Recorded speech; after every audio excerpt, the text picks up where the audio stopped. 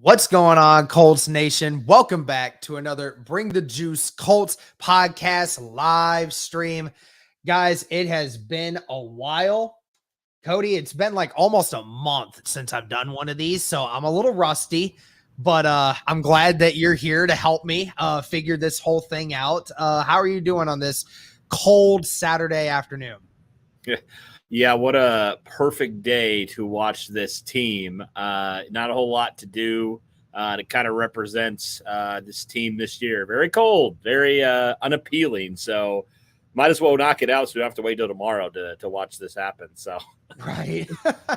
Well, I mean, I got stuff I got to do after this. I actually have a family Christmas thing that we're going to after this game is over, but yeah, we definitely have some interesting things to talk about today. Let's go ahead, start with the inactives. We always start the show with that. So a decent list here of guys.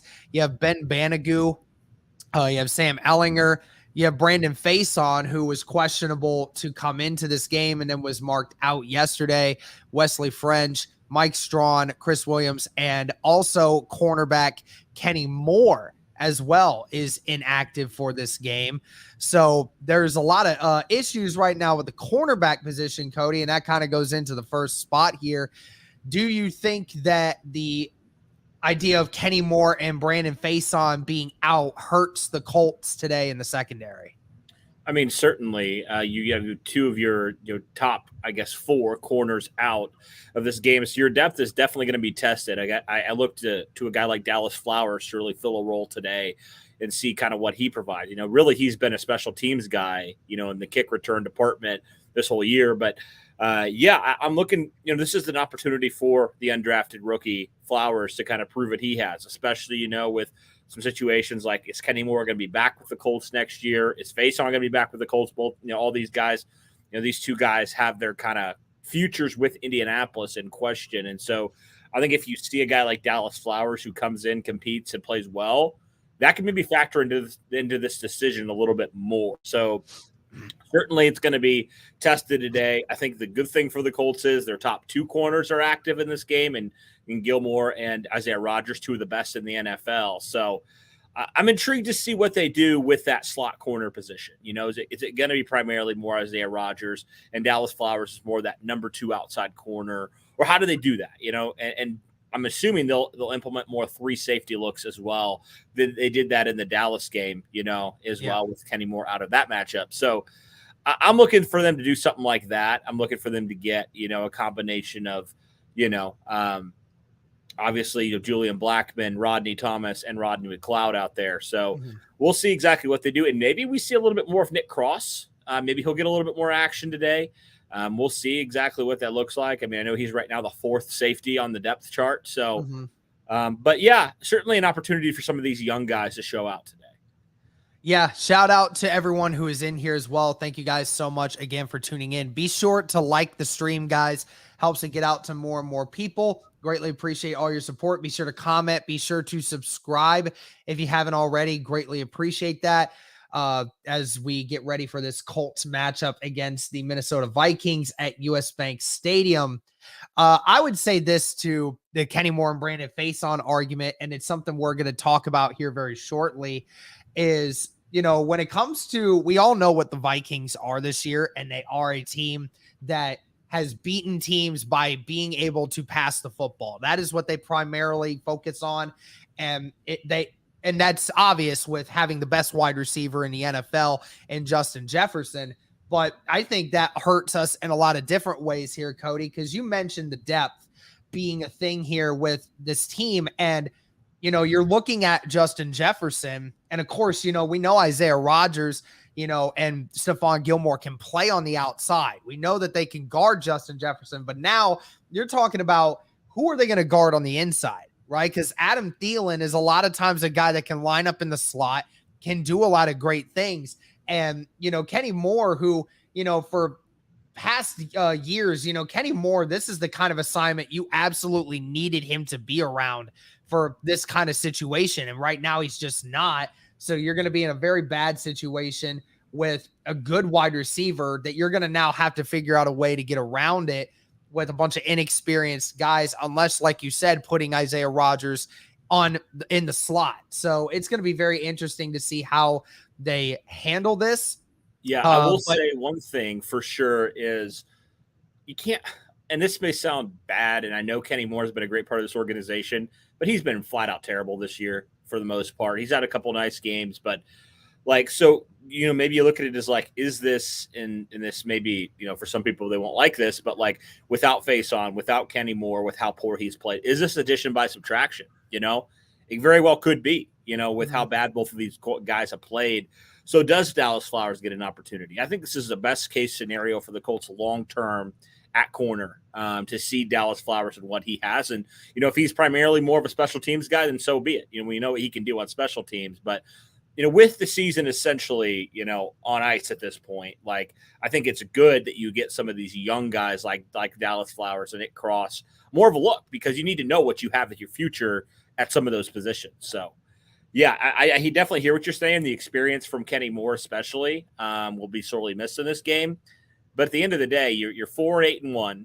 And at this point, I mean, if you lose this game, I think you're pretty much eliminated at this point. I know there's a slimmer, just a barely like a sliver of hope still. But if you lose this game, it's pretty much over. So, yeah, I'm intrigued to see what Dallas Flowers puts on the field today.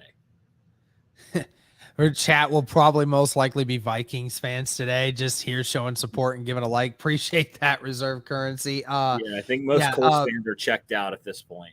Yeah, I understand. But hey, we always want people in here, whoever it is, to hang out with us. But we got the next one. It's Coach Saturday, coaching on a Saturday today, Cody. So the memes are out, but in all seriousness, Jeff Saturday is coaching today on his first Saturday game, prime time, and, looking for that second win for the Indianapolis Colts with him. So it's going to be interesting. How do you think he approaches this game coming off the bye week? Because, we've seen Frank Reich come off of bye weeks, and there's one thing we always knew is that the Indianapolis Colts almost always won after a bye week, because they almost always had that extra preparation, and we always gave Frank Reich the benefit of the doubt on that. How do you think that Jeff Saturday is going to handle with everything that's been going on? How do you think he'll handle this going after the bye week? Yeah, that's a good question. And I think this is really the first time that Saturday, as the interim coach, has had an opportunity to actually have more than a week to prepare for a team, So that's a good question. I don't know. We've never seen Jeff Saturday off of a bye. We've never seen him.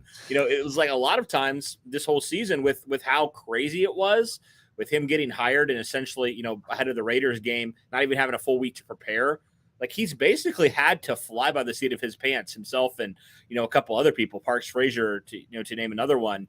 So I am interested to see. I think this team will come out prepared. I definitely think they will compete in the game for sure. I could see them, honestly, Derek, jumping out to a lead early. I could see them doing that because they have the advantage on the Vikings in that. Like, they've had a week, more than a week to prepare for them. They've had 2 weeks to prepare for them. And I think we'll see some good things. But again, we know what this team is at this point. So I do wonder, is it too much to overcome who you've been and who you probably will be, the rest of the season? Yeah, I mean, there's definitely some really good things about the Vikings. There's definitely some bad things about the Vikings, which actually could go in the Colts' favor, which we're going to talk about here very shortly. But we got to talk about the big one here, Cody. I mean, this is the most pressing question going into this game. How do the Indianapolis Colts slow down the best wide receiver in the NFL at the moment?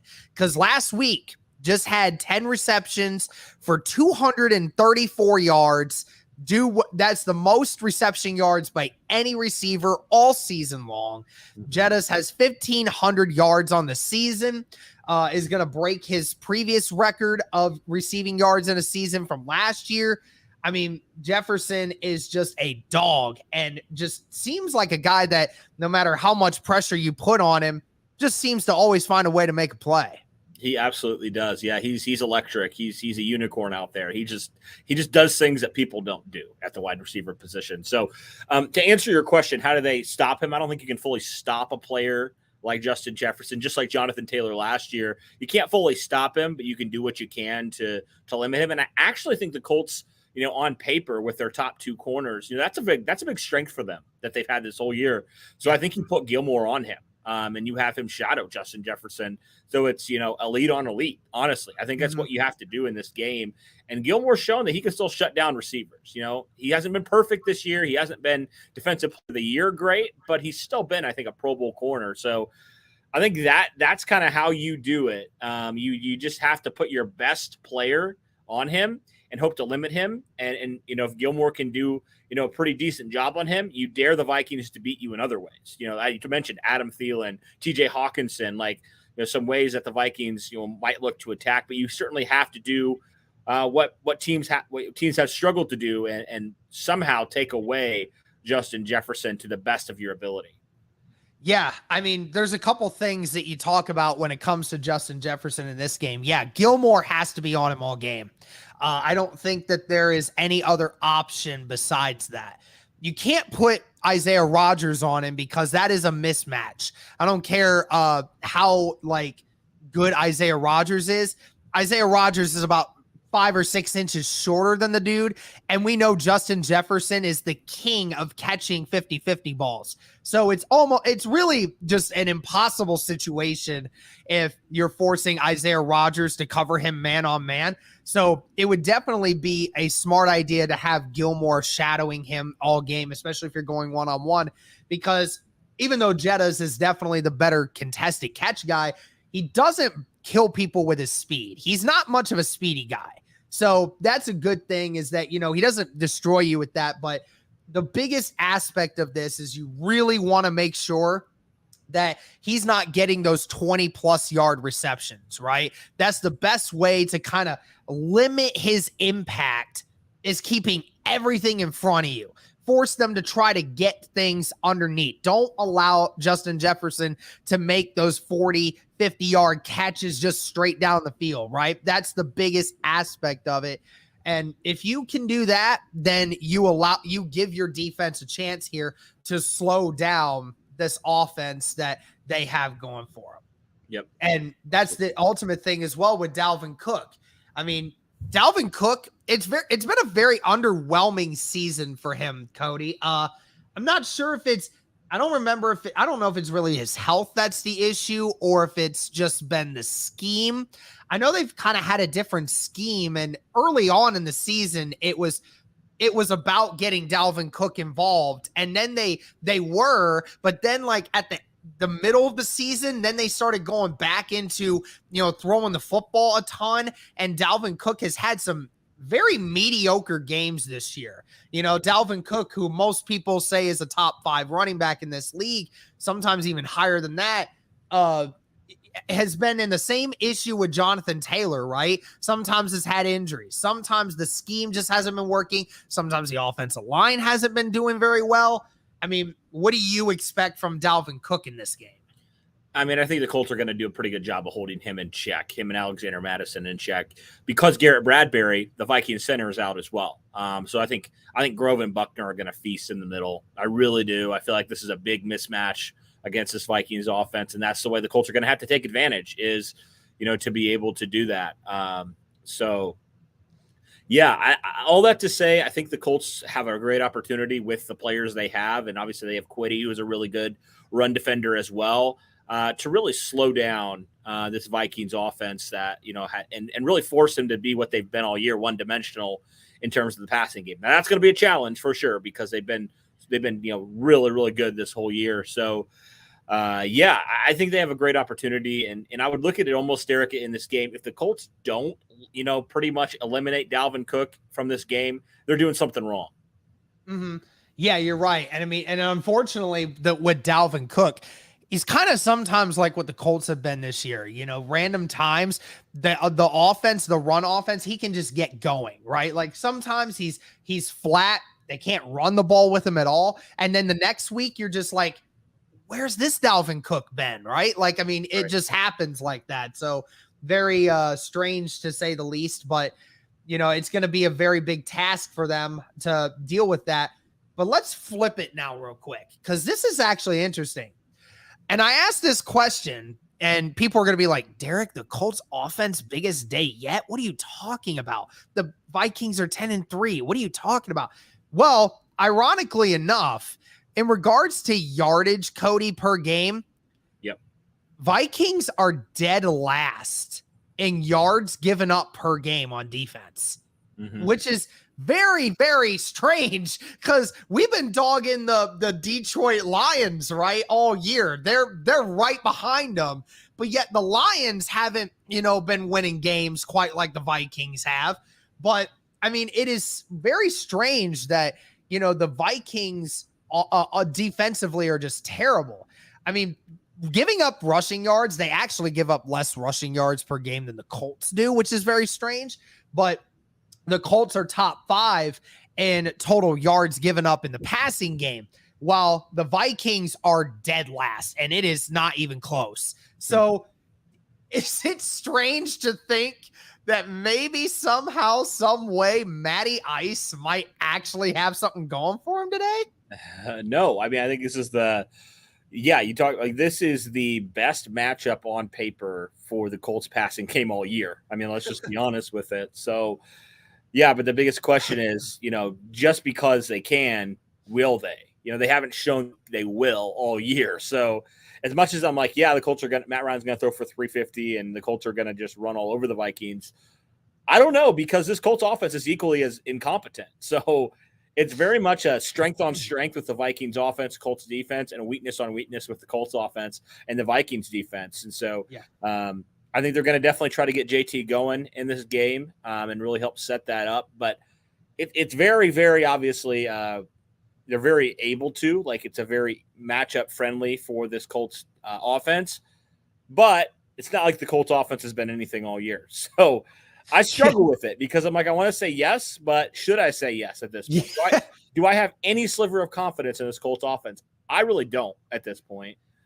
Yeah, it sucks because it's like if we were talking about last year's offense, even at this time, I think we would have agreed that we probably have a pretty good shot of doing something here because, their defense is not good. And this Colts offense could at least be, semi-competent with, the way that Jonathan Taylor was playing throughout last year. I mean, it definitely felt like it, but you're right. Just with how careless the Colts offense has been this year with taking care of the football, they lead the NFL in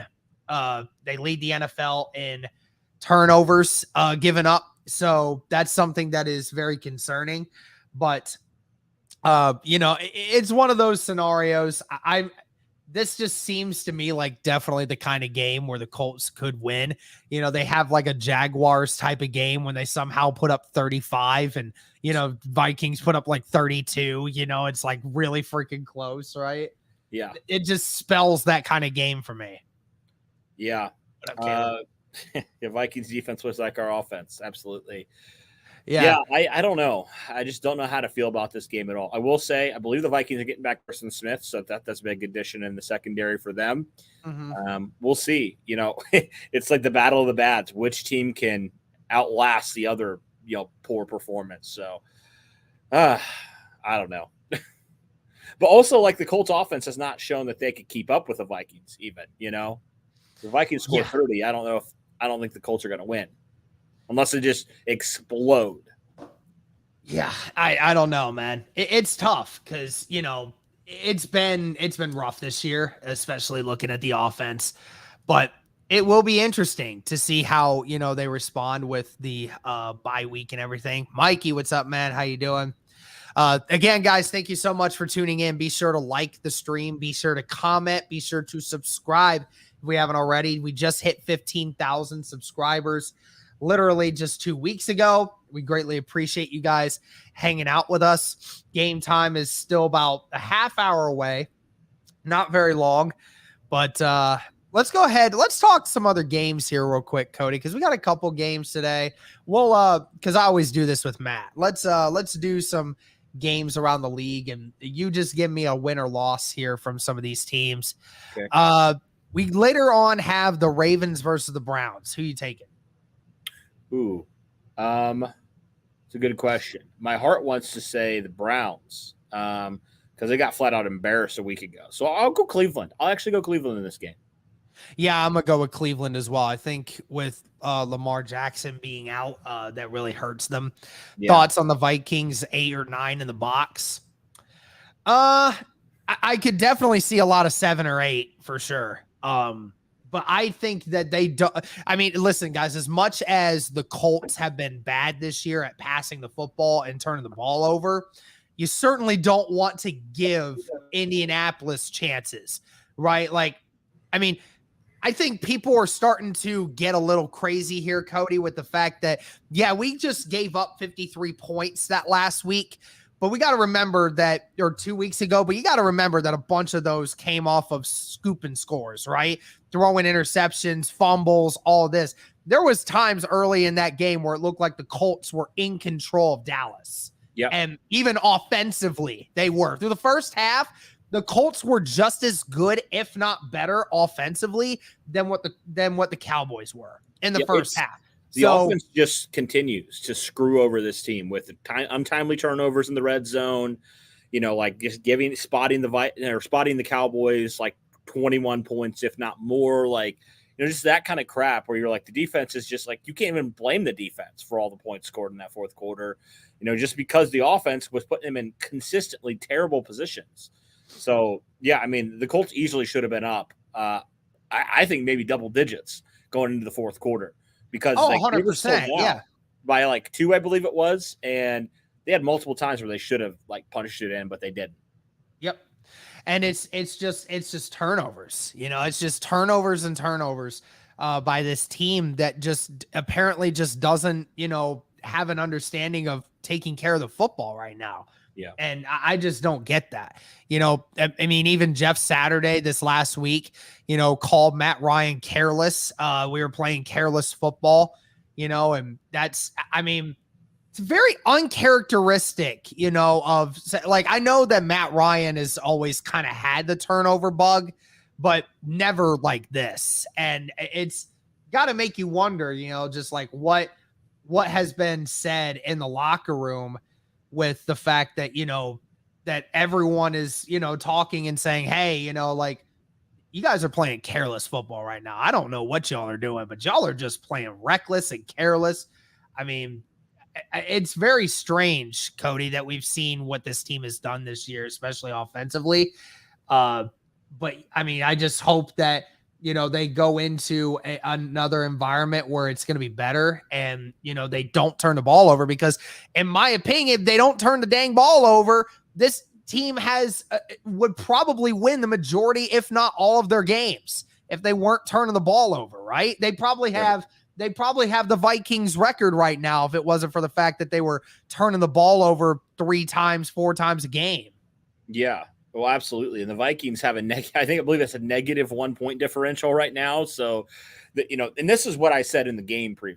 The reason why I feel like the Vikings are going to win, even if it's a close game, because the Vikings have shown, well, they haven't been great this year. I do think those 10 wins are overinflated because there's been a lot of close games, but they at least know how to win. The Colts don't know how to win. They know how to lose.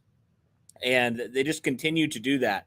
It's like they play not to win, but they play to not lose, and they lose, and that's just the difference, I think, in mindset of these two teams. Is like the Vikings, like, yes, they're in a lot of these games. Maybe if they were a great team, they probably should not even be in these games, but they're winning these games, and that's what matters. So, yeah, that's what I would say about the Vikings. That's been the crazy part about the Vikings all year, is that the Vikings, despite their record, man, I mean, their point differential is terrible.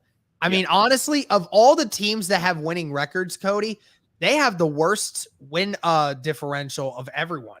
Yeah. You know that they actually have a negative, I think. Yeah, -1. Yep. They have a negative point differential, but yet they have a 10-3 record because they win every game by 1 score, and the 3 losses that they had, they get blown out. So, so that lets you know what kind of game we're about to get today, Cody, right? We're either going to see the Colts win the game by blowing them out, or we're going to see the Colts end up making it close, but not enough.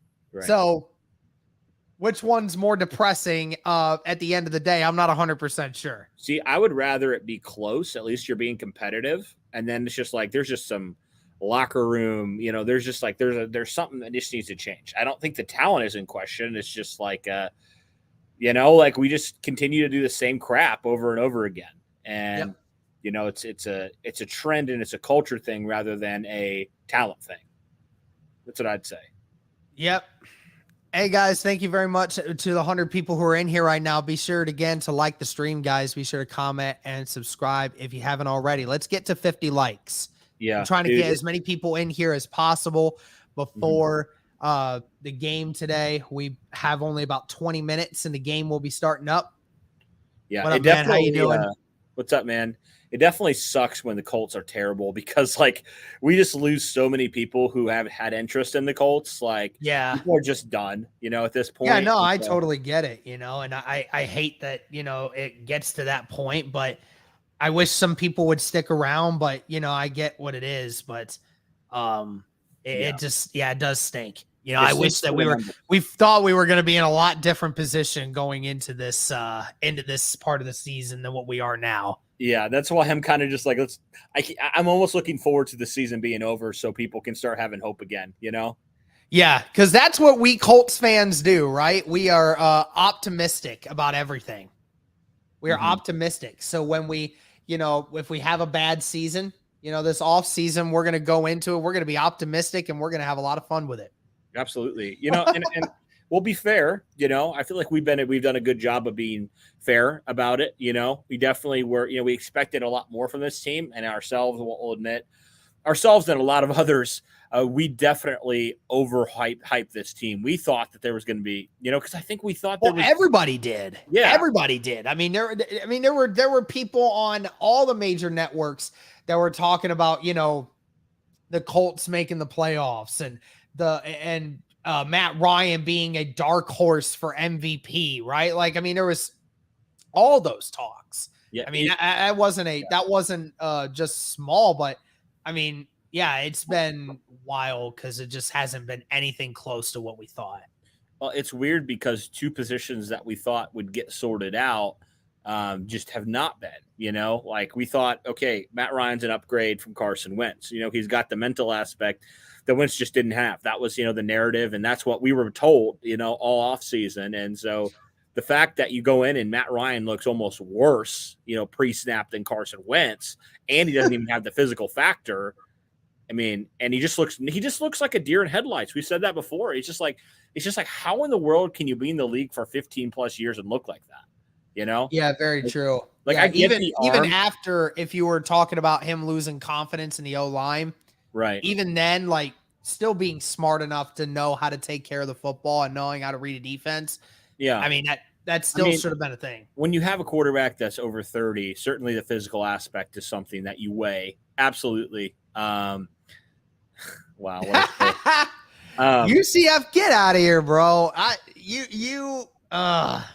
least they've got their quarterback situation figured out. But UCF anyway. Jaguar, he's living life right now, man. His team has a better record than the Colts. They've got their franchise quarterback. They haven't had their best wide receiver all season in Calvin Ridley.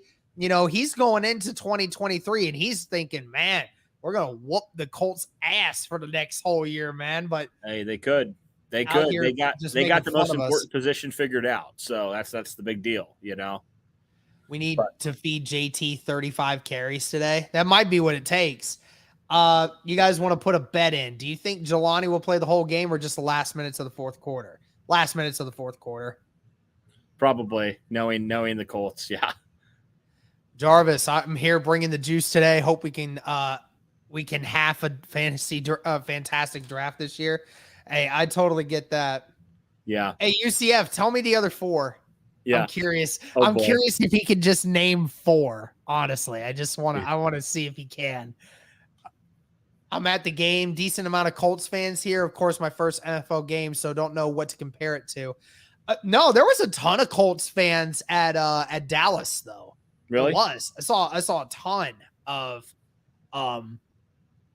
I saw a ton of them at Dallas, so that doesn't surprise me at all. That's cool.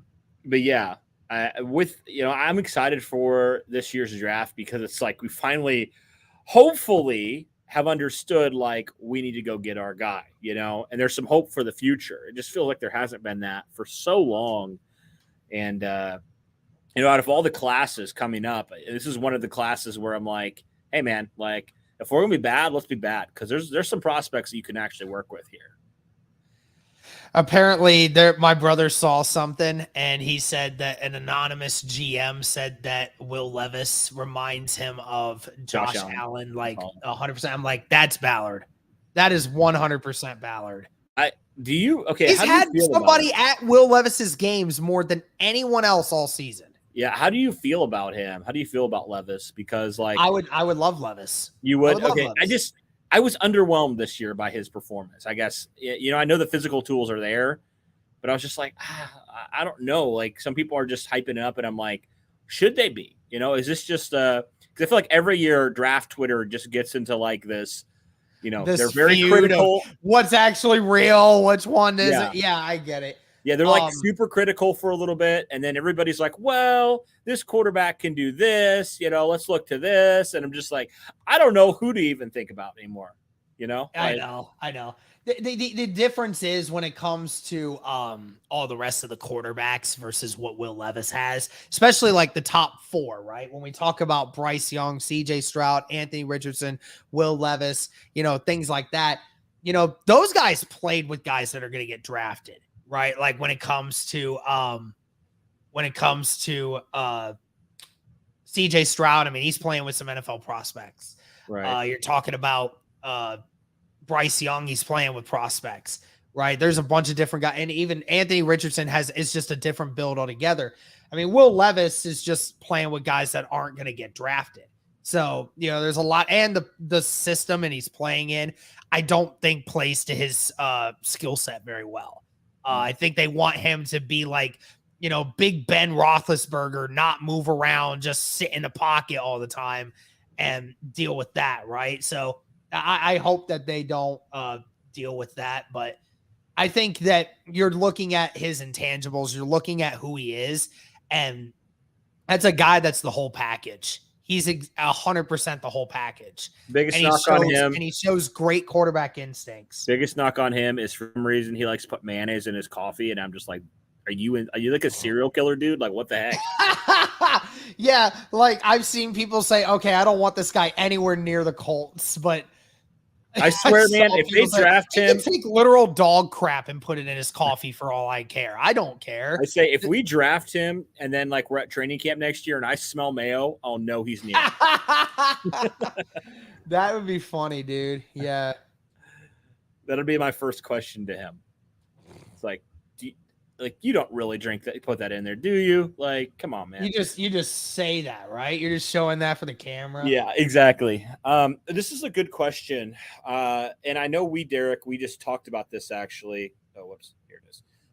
D'Amico Ryan's possible candidate for the Colts head coach position. So I've been seeing a lot of content creators recently giving some of their head coach, options. Like there's a ton of them. I think next week we are going to kind of dive into that together. We're going to look at a bunch of coaches from the college, from the pros, some coordinators, just everywhere. We're going to do our research. We're going to look into a lot of these guys, and we're probably going to bring 15 to 20 guys that we can realistically talk about and just give our thoughts on them. So keep an eye out for that one, guys. It's going to be coming out next week. I'm excited for that one, Derek, because that's going to be a super in-depth one. I think that's going to be a longer episode for sure. Yeah, absolutely. It's going to be a really fun project for sure. Saying any chance Jeff Saturday stays as head coach? I would say there's a chance. There's a chance. I wouldn't give it much of a chance, but I give it a chance. Yeah, I would say so. Just because, we know how highly Jim Irsay feels about Jeff Saturday. So wouldn't say it's out of the realm of possibility at all, but I think it'd almost be foolish to just bring Saturday back and not go through the process. You know what I mean? And also, Mikey Mendez, Harbaugh can say whatever he wants, but when that check starts coming in, there's a difference. Okay, there's some real connection with Indy. Like there actually is some traction there. You think about, when Jim Harbaugh came here as a Colt, like him and Jim Irsay know each other very, very well. It would be kind of a cool reunion to have. My question would be, Derek, would he want personnel control? would he want to be the GM as well? Or would he want some say in that?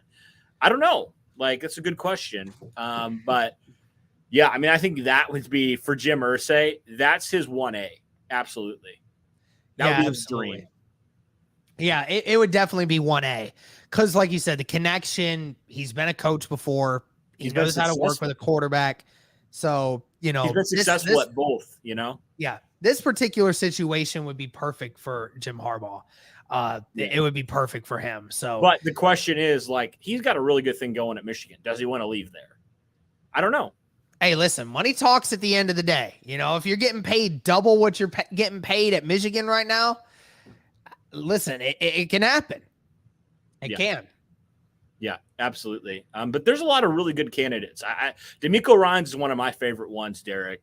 I also would be interested in, I believe his name is Waldron. Last name is Waldron, the OC at Seattle. What he's done with Geno Smith this year, that is enticing. But I don't know if the Colts would go for another offensive guy. You know what I mean? Like, I feel like they would. They now understand because Frank Reich was the head coach and also the play caller.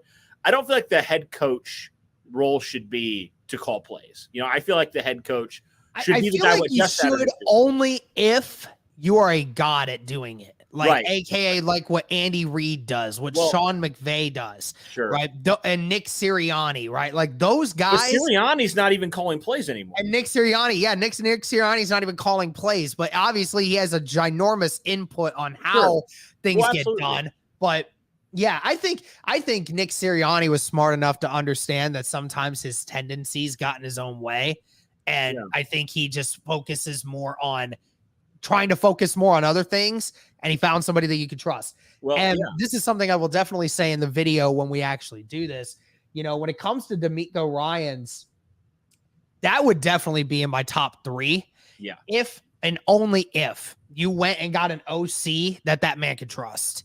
Yeah. And somebody that's going to know what is going on, right? Because Ryans is not an offensive coach. He doesn't understand the offense very much. But he does understand it from an understanding of the defense, which, like we said, he's unbelievable about how he's transformed the San Francisco defense for sure. Yeah, and one thing I would say is I feel like the Colts need a motivator kind of guy. Like they need. He's a hype man for sure. D'Amico Ryans is certainly that guy. He is not a he is a very animated person. Yeah, but I feel like what the Colts are going to do is they're almost going to probably go the opposite direction in terms of what they're looking for. So I think it'd be great. Like, that's what Tony Dungy did. Obviously, he had input on the defensive side of things, but he was just like, he understood what his role was. His role wasn't to basically just be on one side of the ball and the other, side of the ball is like, I don't even know who this guy really is. Like he's only hanging out with the offense or the defense. He understood what his role was. So I think they'll try to find a guy who understands that, who gets good people around him, like you talked about, like Sirianni's doing, like some of these other guys are doing that understand that. And I think that's a big deal. And that's kind of why, those guys are successful, because they're able to get the most out of their guys and they're not so consumed, with calling plays or whatever, that almost takes away from, the motivation side of things. Absolutely. Shout out to the 125 people who are in here right now, guys. Be sure to like the stream. Be sure to comment. Be sure to subscribe. I hope we don't bring some rando from outside the organization. Keep Saturday. Well, I mean, you're going to have to bring some rando from outside the organization, most likely. I mean, who that rando is, I have no idea, but we're going to find out. Yeah. All right, guys, got to go. Just wanted to show my respects to the podcast. Happy holidays to everyone. Michigan Wolverines, thank you, man. Appreciate you. Yeah. Well, the Colts have 3-4 guys on the offensive coaching staff. You're going to have to bring guys from the outside. It's just a fact. That you can't run with 4 guys running the entire offense. You just lost your tight ends coach. So you just can't. So you lost your OC, you lost your head coach, you lost your tight ends coach. You may not have your offensive line coach at the end of this year. Not. I mean, your offensive coaching staff is just going to be an insane overhaul, you know. And this is another video. I'll be interested to see when they bring in whoever they bring in. If it's an outside guy, what happens to Gus Bradley? Because that side of the ball has been fantastic this year. Yeah, Gus Bradley needs to stay. I mean, but he's done a very good job. Even though Yeah. Even though from a turnover standpoint, this team's been very underwhelming. Again, being one of the better pass defenses has been fantastic. It's kept us in games a lot of times. So yeah, I just wonder, is that staff going to be a casualty of if the new guy wants to bring in a whole new defensive staff, Be very interesting. So we'll have to do a video as well, Cody, on Jim Irsay was talking about some guys he was going to bring in. Yeah. And we should ask ourselves, like, should Jim Irsay have a say in this, or should, it just be Chris Ballard's job? Right. We definitely need to talk about that this next week. I just thought about that. Absolutely. Cool. Well, looks like the game's about to start, man. So I'll hop out, let you get to it. All right. Sounds good. Yeah. All right. Cool, see you later, my dude. Yep. See you guys. Well, guys, it is just me now.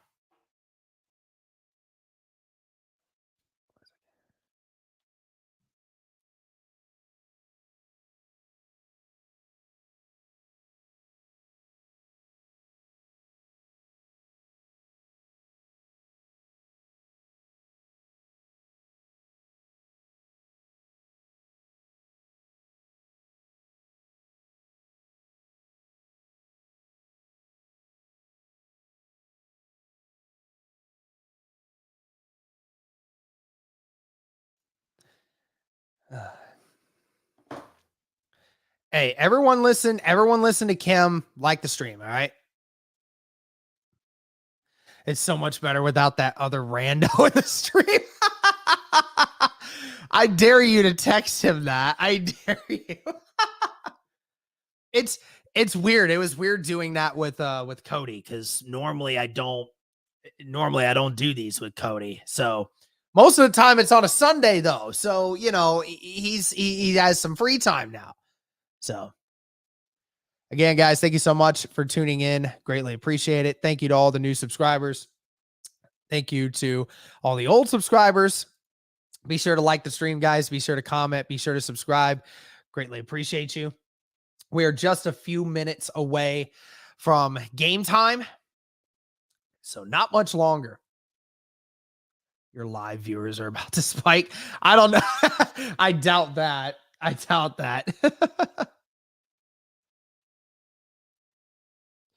about a QB coach? Why no talk on what we need before a QB? How about getting Jeff some coaching help?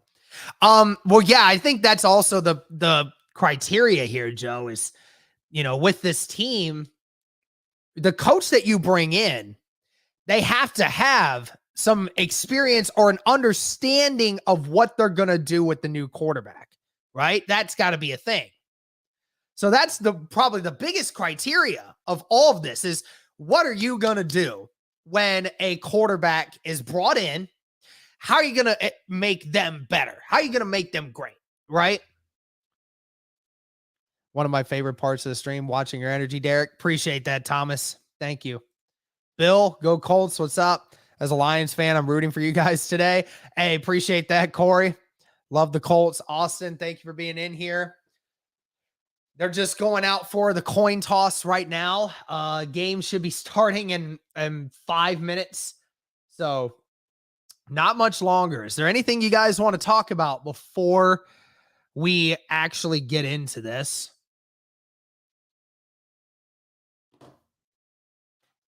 Just making sure I have everything set up here.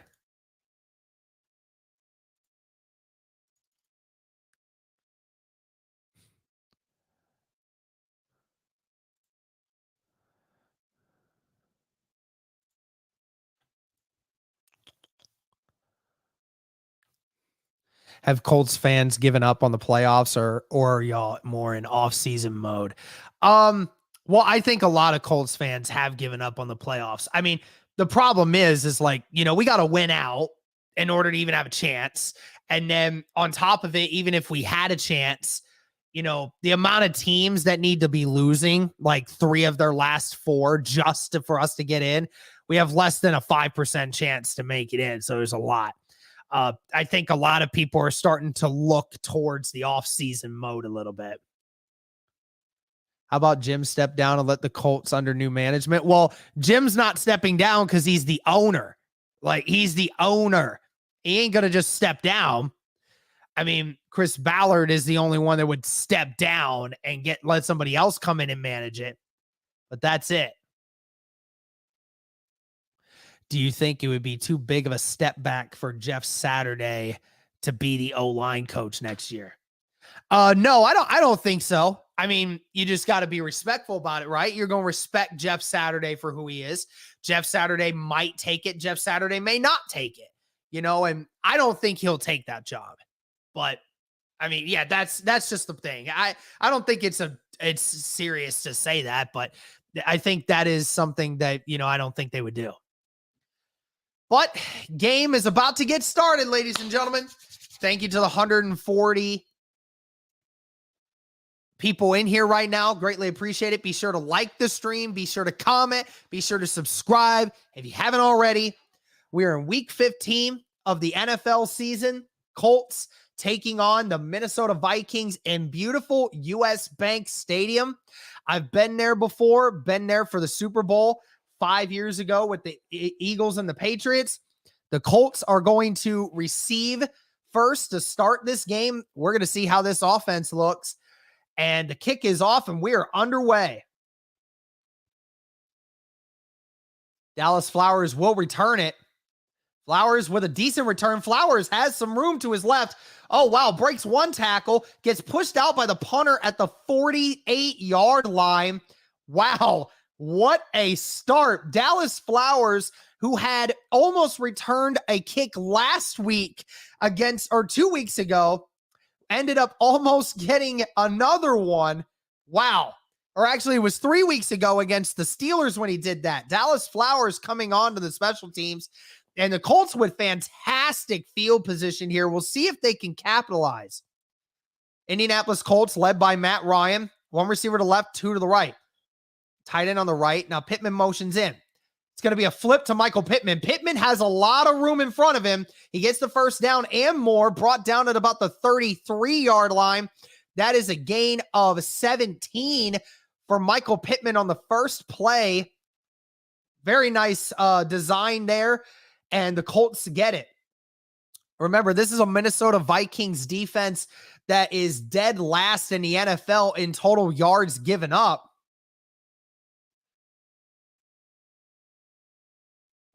You have two receivers to the left, three to the right. Matt Ryan in the empty shotgun all by himself. You got Deion Jackson out there on the left. Matt Ryan gets sacked off the left side. Matt Ryan held on to the ball too long, and Bernard Ryman couldn't hold off Danielle Hunter. Matt Ryan didn't throw the football away, and Danielle Hunter sacks him down at about the 37. So that's a loss of about 4 yards there. A pass rush for the Minnesota Vikings, which hasn't been great this year. Three receivers to the right, one to the left. Jonathan Taylor in the shotgun. It's going to be a slip screen. Jonathan Taylor has room. He's broke one tackle. He gets pushed out right at about the 25, 24 actually. So it's going to be third and short. Colts running a successful slip screen. Wow, that's awesome. But now it's going to be third and short coming up for Indy. Third and about one, actually. Yeah, ball at the 24. They need to get to the 23.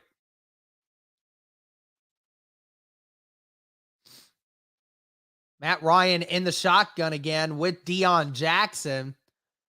One receiver to the right, one to the left. Two receivers to the right. Colts are just going to hand it off to Doolin. Doolin gets it. It's a first down. He's pushed out at about the 20, maybe the 19, but it is a first down. The Colts going with a lot of tosses and reverses on the opposite side, and they're working so far. The Colts are setting the edges. Receivers blocking well enough to allow these players to keep moving. So that ball is going to be at the 19. Colts inside the red zone already, just 2.5 minutes into this first quarter. One receiver to the right and left. Two to the right, actually. It's going to be a handoff to Zach Moss here. Zach Moss brings it to the 14-yard line, so that's a gain of 5. Zach Moss, who was acquired in that trade with Buffalo before the trade deadline. Colts shipped out Nyheim Hines and acquired a 6th-round draft pick as well. Vikings with a 59% touchdown percentage, 22nd in the NFL, so prime position here. One receiver to the right and left, 2 tight ends on the right. They're going to hand it off to Moss again. Moss gets nowhere, loses a yard, and just like that, it's going to be 3rd and 6 coming up for the Indianapolis Colts. Ayo, JDW, what up, my guy? How you doing, bro? It's good to see your name pop up in the chat. Zach Moss has had nowhere to go. Jordan Hicks with a great fill in there.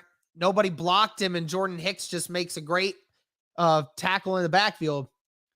11.5 minutes left in the first. 3.5 minutes have gone by. Matt Ryan in the shotgun with Deion Jackson. 3 receivers bunched up on the right, 1 to the left. Campbell in motion. Ryan is going to step up in the pocket. He's going to throw it to Michael Pittman. Pittman caught down at the 4.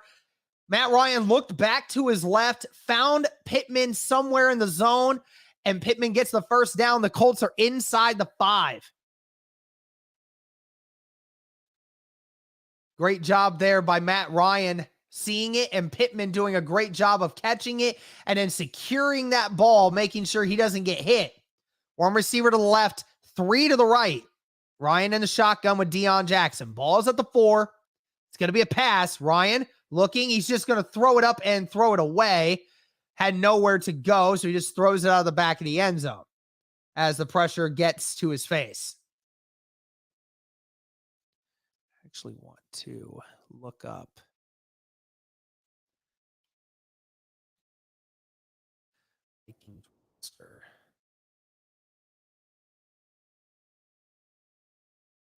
There we go. 1 receiver to the left, 2 to the right. Granson on the right as well. Looks like it's going to be a run. They do. They're going to run it with Zach Moss. He's down at the 1. They're still pushing. Do they let him still go? No, they're saying he's down at the 1. They stopped it. It would have been a touchdown had they not blown the play dead. But Zach Moss got 3 behind the blocking of Quentin Nelson. And Quentin Nelson and Ryan Kelly pushed Zach Moss at the end there, and he might have gotten a touchdown had they let that kept going.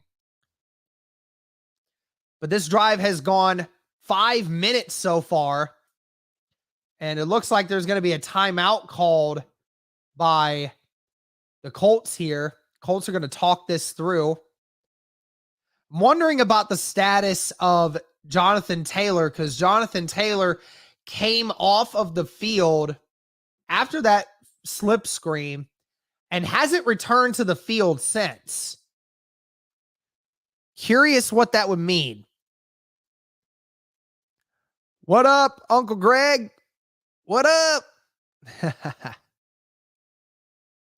How you doing today? Can't wait to see you guys later tonight. Thank you to the 220 people who are in here right now. Greatly appreciate it. So it's 9 minutes and 59 seconds left in the first quarter. 5 minutes have gone by. The Colts have gone 48 yards so far. Hurrying up to the line. He's going to hand it off. Nowhere to go, but Zach Moss makes one guy miss, but he's going to lose a lot of yardage. Brought down at the 7. The Vikings were not fooled by any stretch, and there's just nowhere to go, and they couldn't score, and now they're going to kick a field goal. The Colts hurried up to the line. They ran it to the weak side, but there was one missed block that wasn't accounted for, and Zach Moss couldn't make the run out to the outside and couldn't get there, and the Colts are going to have to kick a field goal. Chase McLaughlin with the 26-yard attempt. And the kick is up, and it is good. So the Colts do score first. Colts take the lead. The story of this season. 1 yard line, can't punch it in. Yep, 100%.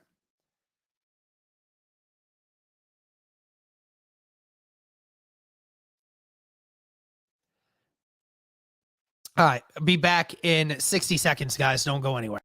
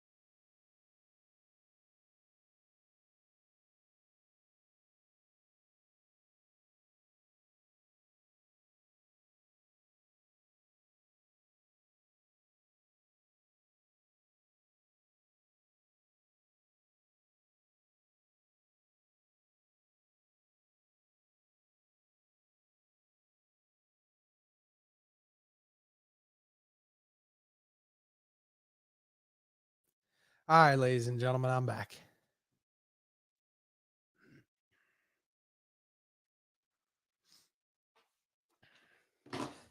So, good first drive for Indianapolis. Now we get to see how their defense responds. Again, shout out to the 252 of you in here right now. Greatly appreciated. Are we at 100 likes on the stream yet? No, we're not. Guys, hit the like button. Everybody hit the like button in here. We can easily get over 200 likes right here, right now on the stream. Thank you to everybody who's tuning in right now. Greatly appreciated. But the Colts do score first.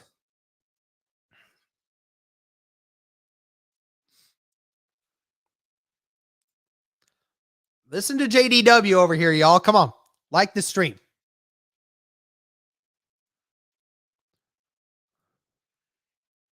Now we're over 100. Chase McLaughlin back to kick. And that is way. And that is not going to be returnable inside of the back of the end zone. So the Vikings will take over. Just over 9 minutes. Kirk Cousins this year. Fantastic.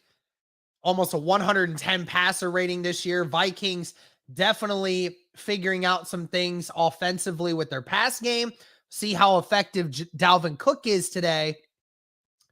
See how this Colts defense responds. One receiver to left and right, tight end on the right, I formation, ball to 25. It's going to be play action right off the bat. Kirk just dumps it to Dalvin Cook, and Cook gets to the 30, maybe the 31. There is a flag on the play, though. See what that holding on the defense. So this is going to be a free 5 yards or 10 yards and an automatic first down for the Minnesota Vikings.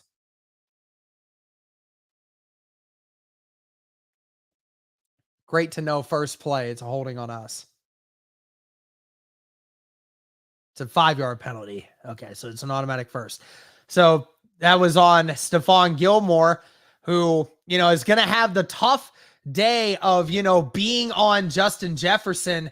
That is going to be a tough challenge all day for Stephon Gilmore, but, you have to do it with him.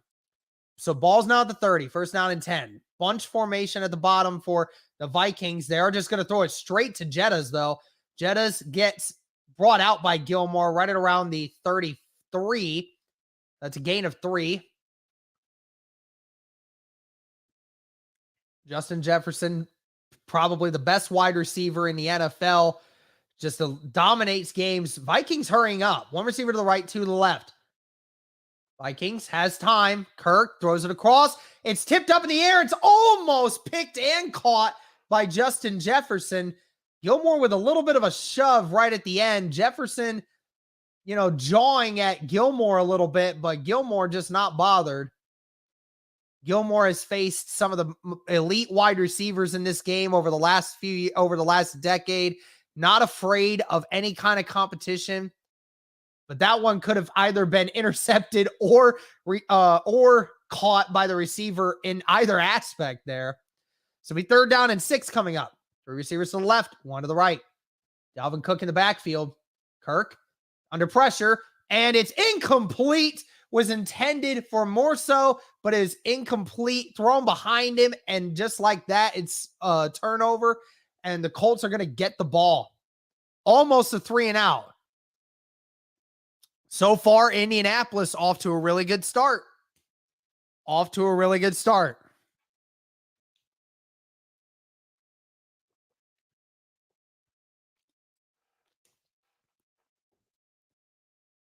Thank you to the 250 people in here right now, still. I appreciate it. Colts coming after it.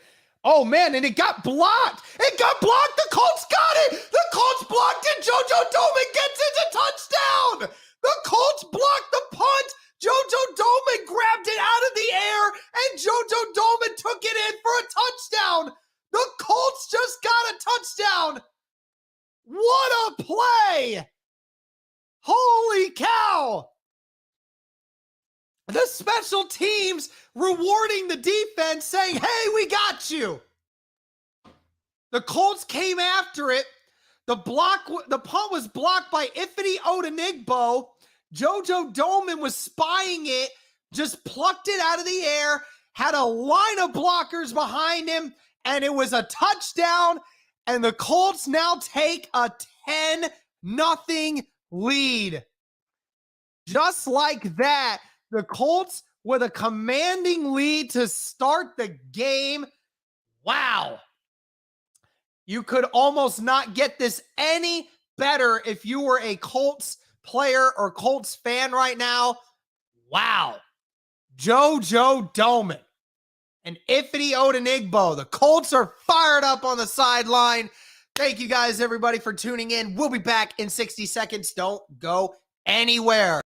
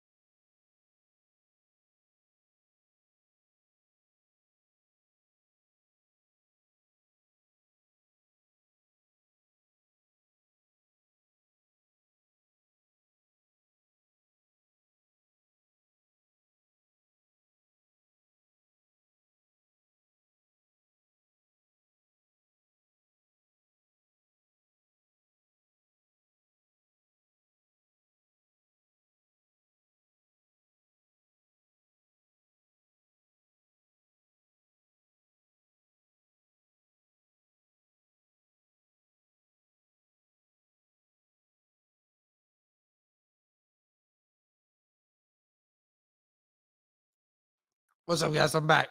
Sorry. Mom went and brought me food.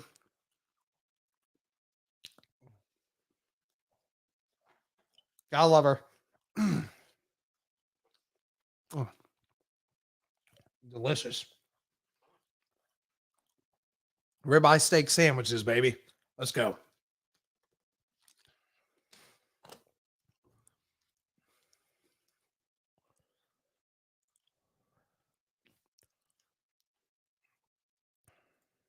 Meatloaf. Yeah, thanks, Mom. Yeah, hell yeah, man. Gotta love moms.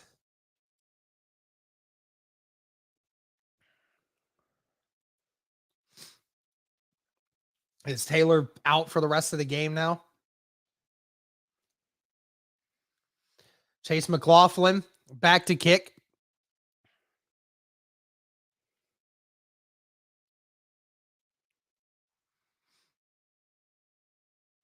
And that one is also out of the back of the end zone. Can anyone confirm or not confirm that Taylor is out, has an ankle issue? Yeah, I figured that. I just didn't know if it was actually like going to keep him out or not. But yeah, guys, this is the best the Colts have started a game all season. But the Vikings are going to come back out now. 8 minutes left in the first quarter. First down and 10. Jetta's in motion. It's going to be handed off to Dalvin Cook. Cook with a lot of room. Cook has all the room in the world on the left side. He's down to the 30, 45, and he's brought down at the 35-yard line. A ginormous run there for Dalvin Cook, who seems to be limping as he's getting up. That play almost got blown up by Grover Stewart, but the Vikings did a fantastic job of setting the edge. Dalvin Cook had nothing. One receiver to the left, two to the right. Tight end on the right. They're all bunched. The 35-yard line of Indy. Hand off to Dalvin Cook again. Dalvin. Oh, and the ball's free. Isaiah Rodgers picks it up. Isaiah Rodgers brought down at the 34-yard line, and the Colts got it again. Dalvin Cook fumbled it.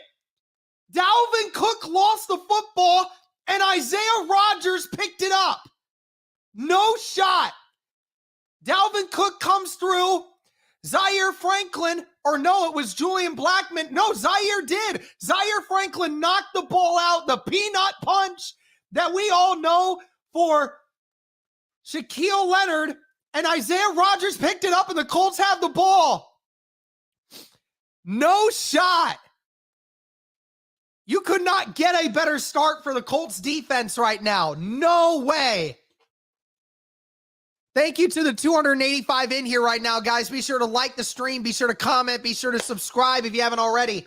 But the Colts are working right now. And after the fumble recovery, the Colts now have the ball again. Halfway through the first quarter, the Colts have the ball for the third time. Wow.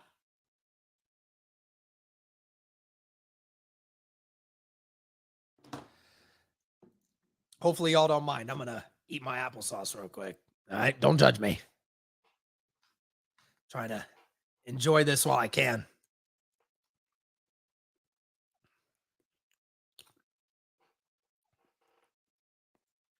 Let's go, y'all.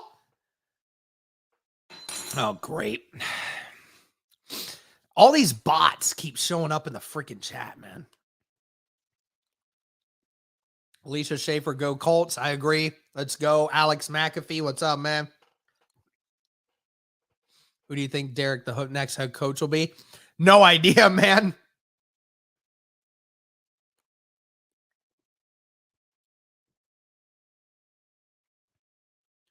In case is just in disbelief right now.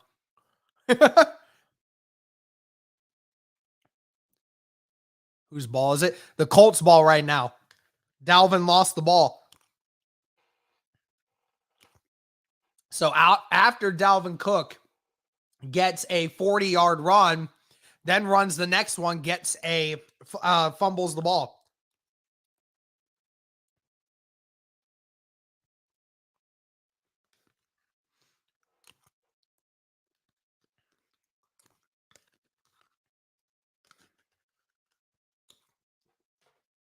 I'm all set now. Awesome. I'm smacking myself in the face right now. Kaysen, don't do that, man. Don't do that. This is the hypest we have seen Derek all season. Yeah, except for like week one. Week one, I was lit, bro. But this one, nah. Yeah, this has got me wired, bro. Wow.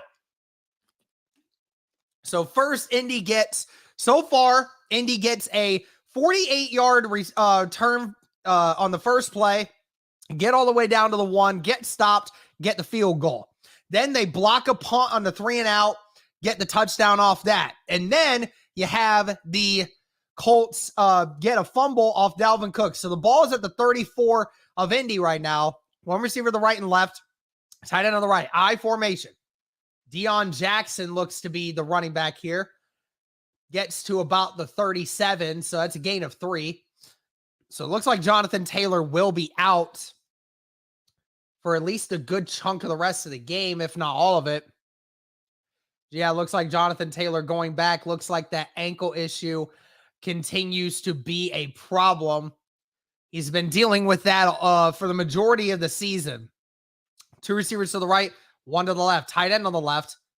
Ryan in the shotgun. They're going to hand it off to Deion Jackson. Jackson gets a good head of steam, brought down at the 43-yard line. So that's a gain of 6. 3rd down and 1 coming up. Colts hurrying up. 2 receivers to the left, 1 to the right, tight end on the right.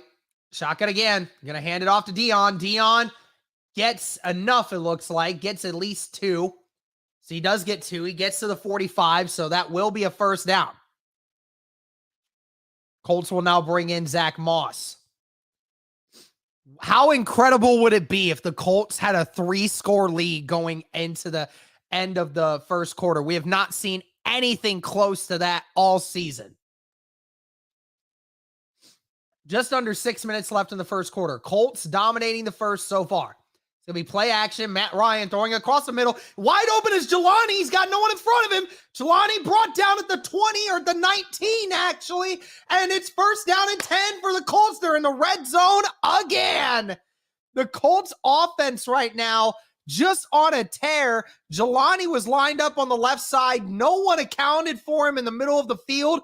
And Jelani, the 6'7" freak that he is, just brought it down, had a fantastic play. Great to see the young kid making plays early. 2 receivers to the left, 1 to the right. Tight end on the right as well. They are going to hand it off to Zach Moss. Moss bullies forward to about the 14, so he gets a gain of 5 on the play. Good run there by Indianapolis.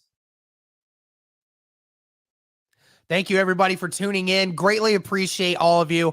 350 people in here right now. Greatly appreciate it, guys. I didn't know how many people we were going to have in this stream today, but I greatly appreciate you guys tuning in and joining us. Be sure to like, comment, subscribe. Matt Ryan doing audibles now. 4.5 minutes left in the first. Ball at the 14 of Minnesota. 2 tight ends on the right, 2 receivers on the left. Matt Ryan going to pass. He's going to throw it. It's caught by Ashton Doolin. He's down at the 2. 1st down and goal at the 2. What a throw by Matt Ryan. Doolin just ran a basic in route, and Matt Ryan delivered it at a great time. 1st down and goal at the 2. 4 minutes left. The Colts knocking on the door of making it a 3-score game before we even get out of the opening quarter. We haven't seen anything like this all season from Indy. 3 receivers to the left, bunched, 1 to the right. It's going to be a pass. They are going to do it quick. Deion Jackson's open, touchdown. Just dumps it off to Deion Jackson really quickly. He's too quick, and the Colts are loving it. It is now going to be a 17-0 ball game. Look at this, Indianapolis Colts fans. What is happening? I don't know. I'm wondering the same thing, bro. Where has this been all season? It's just looked like something Phillip Rivers and Nyheim Hines used to do every single game. Just dump it off.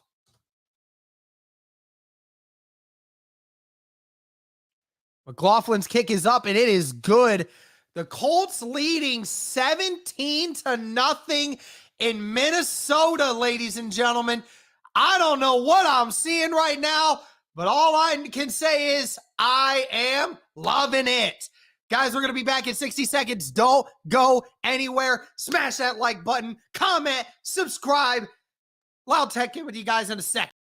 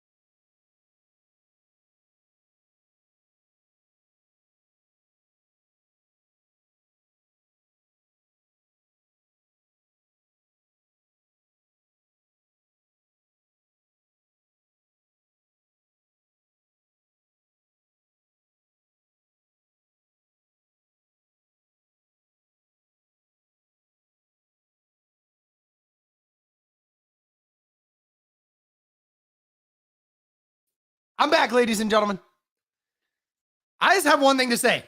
What is happening? What is happening right now? I don't know what this team is. I don't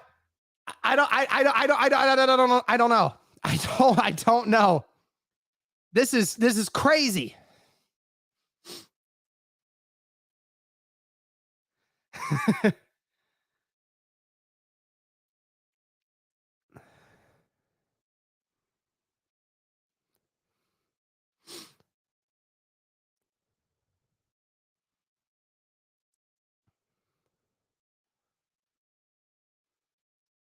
Sorry, guys. I'm talking to my girl real quick.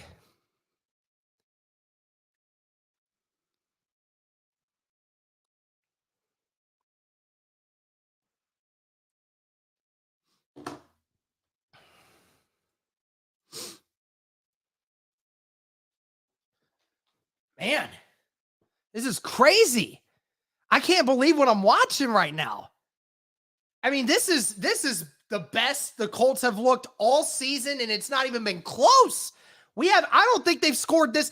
To be honest, guys, I don't know if I've seen them score this many points in the first half all year. I mean, this is wild. And there's still 4 minutes left in this first quarter.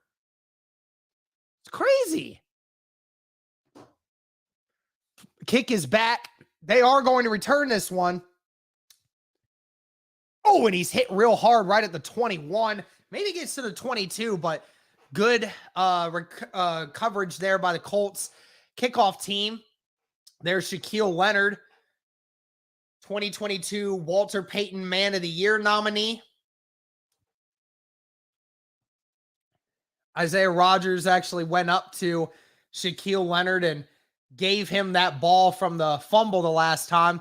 Shaquille Leonard, one of the best, if not the best linebacker in the NFL, has been dealing with a back and ankle injury all year, still recovering. I formation here for the Vikings. They're going to run it. Flag comes out, brought down at the 25 by Okereke and Ifeadi Odenigbo. There was a flag that was thrown immediately, might be an illegal formation on the Vikings. Well, we'll see. Offside on the defense, actually. Okay, fantastic. So 5-yard penalty, and it's still first down.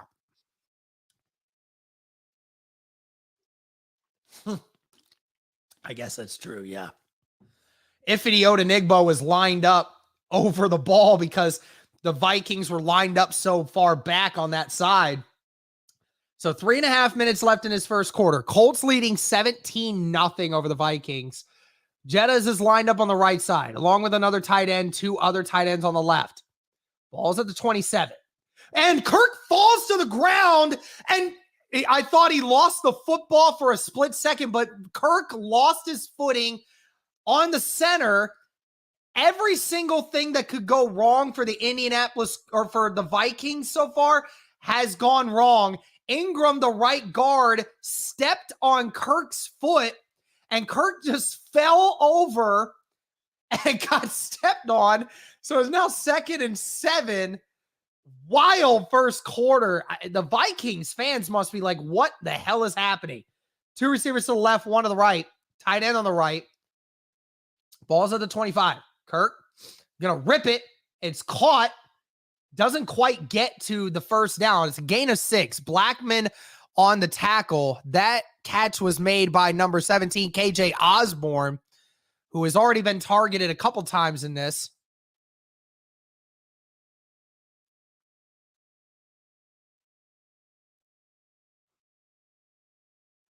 They're down in 1. 2 minutes left in the first quarter. Can the Colts get one more stop? 2 receivers to the right, tight end on the left and right. Dalvin lined like 6 yards back, and they try to get it, and he doesn't get it. EJ Speed and Franklin stopped him. He got half a yard, but he didn't get it. It's 4th and inches. Franklin and EJ Speed read it. The tight end tried to run. They were doing a jet sweep to that side. The runner was number 30, CJ Ham, the fullback. But Franklin came in there and stuffed him, and he couldn't quite get to where he needed to go before he fell. So what do they decide to do? They're going to go for it. It's 4th and inches. I formation here. They're going to hand it off, and he doesn't get it. The Colts stuff him. The Colts stuff him. He did not get it. He lost a yard. Franklin hit him with he's too small, man. He's too small. He's down here. You're not on our level. Jeff Saturday saw everything is going on. This defense said, we are that defense. Wow. The Indianapolis Colts put them on a 3-and-out, then do the punt block for a touchdown. The next drive, they get a 40-yard run that they give up, but then force a fumble. And then the next time that they're up, they stop them on a turnover on downs, right outside of the 30-yard line. The Colts might have a chance to make this either a 20 or a 24-point game. There is still 1 minute and 10 seconds left in this first quarter. Matt Ryan's going to pass. Matt Ryan just stepping up, and he's going to go down at about the 30. Maybe gets a yard or two. I'm not sure. Yeah, it's about a yard, but that's okay. Not taking the sack. This is the most points the Colts have scored in the first quarter all season, and it's the largest lead for the Colts all season. Everything hitting right so far for Indianapolis. Hopefully they can continue this. 3 receivers to the left, 2 to the right. Matt Ryan in the shotgun all by himself. Matt Ryan looking, throws it. It's caught by Michael Pittman. He's brought down at the 16. Pittman pissed that he couldn't break that tackle. If he did, he might have had a touchdown. But that might take us into the second quarter. I think the Indianapolis Colts are just going to allow this to run out. Matt Ryan, 6 of 7 for 87 yards and a touchdown so far. Best first quarter, and the Colts are going to do that. They're going to allow it to go into the second quarter. Guys, let's go Colts. Let's go, baby. What is this? I love it, man. I don't care. Y'all can take your tank BS somewhere else, bro. I'll take this. Holy cow. My friend said that too. He's like, I don't know what's happening. He's like, what the hell is going on? Wow. Wow, wow, wow.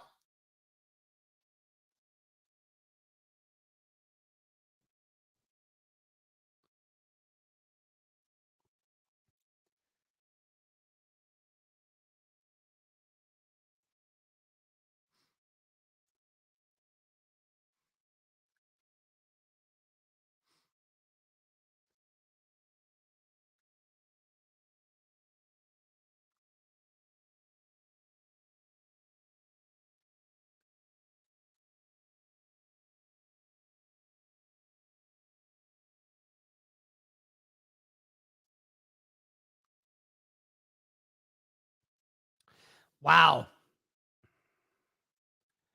Crazy. I can't believe what I'm watching right now, y'all. This is insane.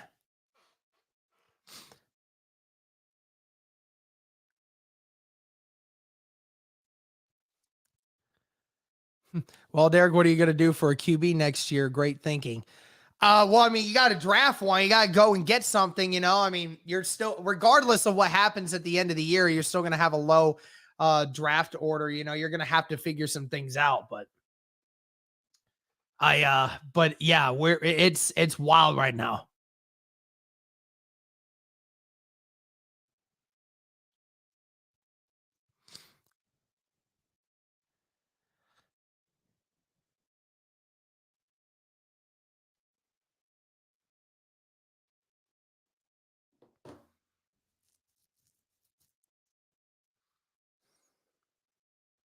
You going to get Zach Wilson from the Jets?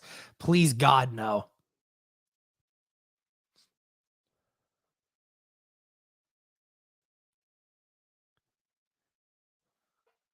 All right, here we go.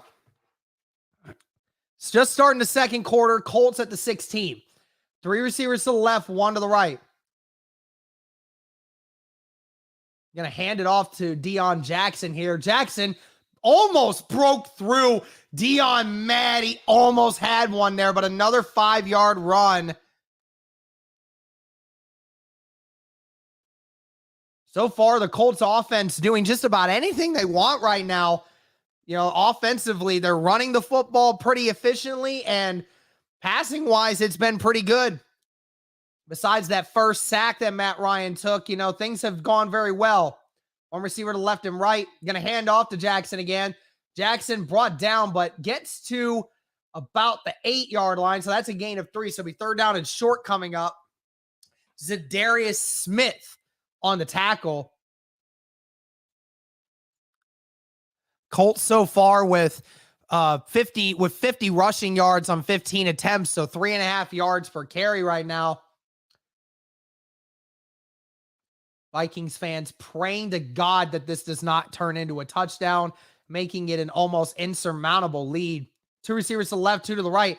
They're going to hand it off to Moss. Moss has nowhere to go. Brought down at the 10, loses 2 yards, and the Colts are going to have to kick a field goal here and make it a 20-point game rather than a 24-point game if they get this field goal. Just not a lot of great seal blocks there on that. And Zach Moss just had nowhere to go.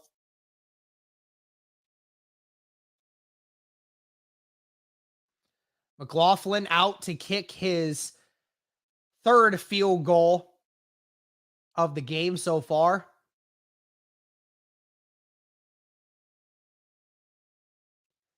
And the kick is up. Actually, it's his 2nd field goal, and it is good.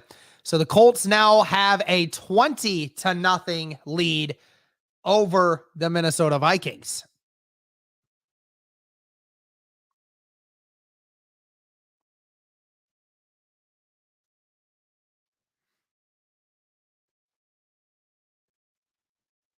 Insane. Truly insane.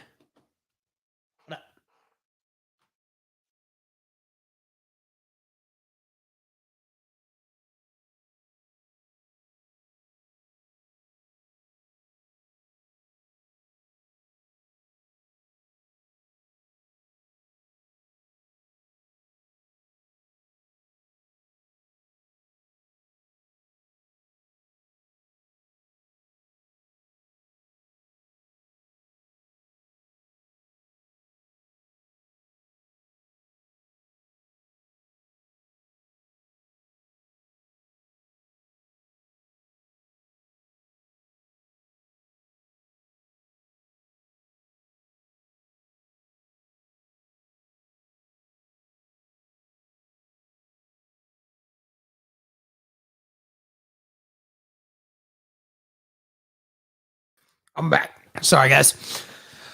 This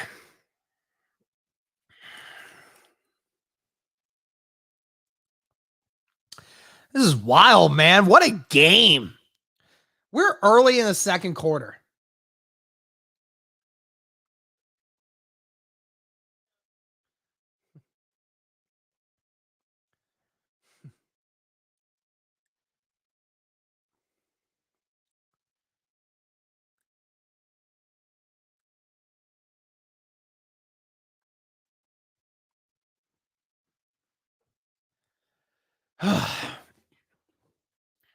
You were right, Derek. I told you, bro. This is how it is. This is how it works. Wait. Cody's saying I was right.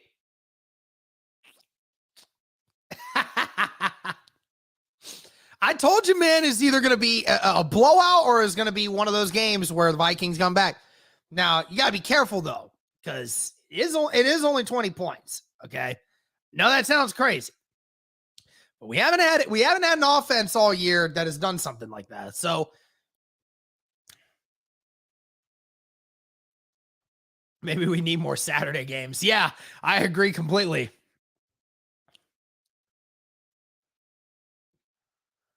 Lions fan, but loving this. Hey, love it. McLaughlin's kick is underway. He's going to return this one. And nowhere to go. Brought down at the 22. Tackled by Rodney McLeod. Still 13 minutes left in the second quarter. And the Colts, who were massive underdogs going into this game, now hold a 20-0 lead almost just with less than 17 minutes into the game. Kevin O'Connell, talking about it. I mean, he definitely cannot be happy with the way his team is playing right now. One receiver to the right, tight end on the left and right, I formation.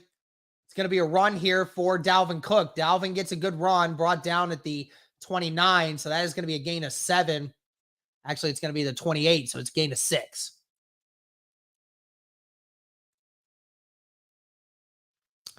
The Vikings desperately need to get Dalvin Cook into this game and start allowing him to start opening up some things for them. Second down and 3. One receiver to the right. 2 tight ends on the right, 2 on the left. Colts covering it. Vikings get set. Dayo Odangbo and Yannick Ngakoue combined for the sack. Or they didn't combine, but Yannick slowed Kirk Cousins down. Dayo came off the backside edge and finished the job.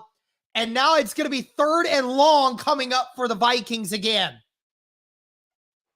This Colts defense has just been on fire. Let's see if they can get one more stop here. 3 receivers to the right.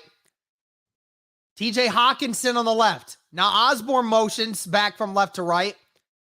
Cook's still in the shotgun. And Kirk is just going to look. He's going to dump it. Hawkinson is short. He's short.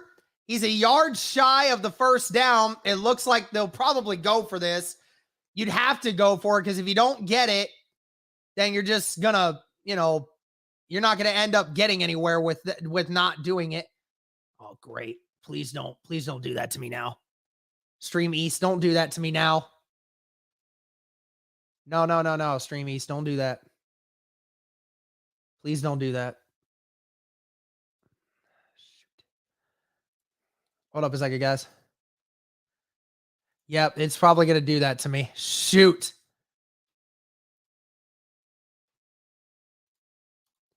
I really hope it doesn't do that to me right now. Should have just gotten a TV and plugged it in over here, but shoot. Y'all let me know real quick what's going on because I can't. Hey, let me know real quick what's going on, guys. I don't know if it's I don't know my thing. Oh, did they go for it? Fake punt? Did they get it? Oh, he overthrew him. They overthrew him. They threw a fake punt. That's crazy because that would have worked. That would have worked if he just threw it a little lower. Ball's at the 30 now. All right, I'm back. I'm good now, guys. 2 receivers to the right, 1 to the left, tight end on the left. Matt Ryan looking, surveying. He's just going to dump it down to Cox, but it's incomplete. Vikings read it really well.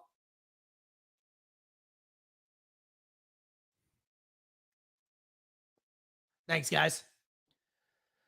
My thing just stopped for about 30 seconds, and I was struggling.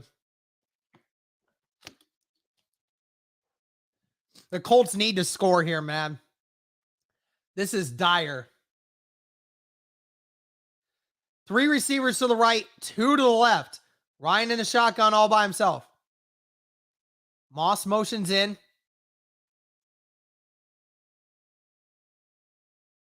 Ryan just has to dump it, and there's nowhere to go with it. They brought in a delayed blitz. Hicks was the one that was on pressure. This is starting to look like the Indianapolis Colts offense that we knew. Incapable of moving once the defense puts them in a great position. Just thankfully, our defense is doing such an amazing job that our offense really doesn't have to do much. 3rd down and 10 coming up. 3 receivers to the right, 1 to the left. They're bringing the pressure. Matt Moss picks it up. Matt Ryan throws it, and it's incomplete. But Pierce was just being bullied all the way, but there's no flag. And 3 straight passes, 3 straight incompletions for the Colts offense, and they're going to have to kick another field goal.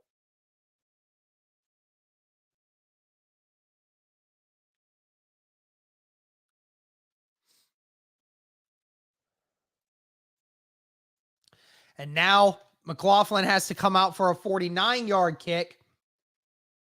Offense. If he actually makes this, McLaughlin, his kick is up. It looks good, and it is good. So the Colts now take a 23-0 lead over the Minnesota Vikings. We'll be back in 60 seconds, guys. Don't go anywhere.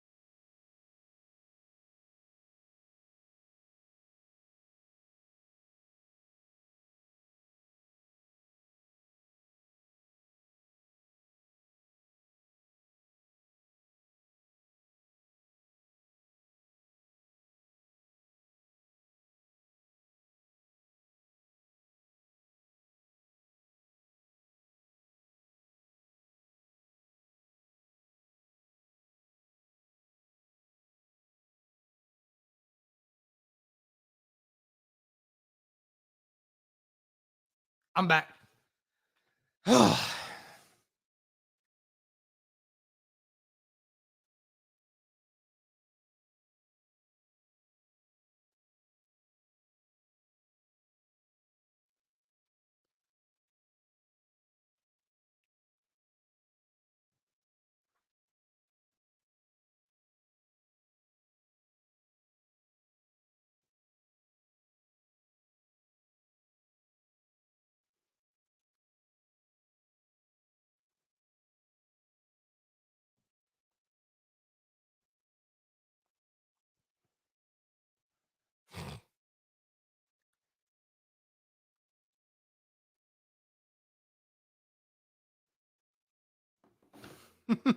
Everyone's losing their minds right now. Like, what is going on with the Vikings right now? This Christmas feels like the very first Christmas to me.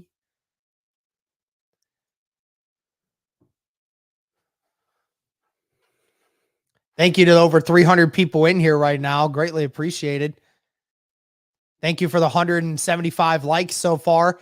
Be sure to keep liking the stream, guys. Helps it get out to more and more people. Thank you for all the new subscribers. Thank you for everybody tuning in. McLaughlin's kick is away. 10.5 minutes left in the second quarter. Vikings going to take it. And he gets nowhere, brought down to the 22 or 23. So again, another great play here for this. The miscues for the Vikings have been adding up, folks. They got a blocked punt early in the first quarter.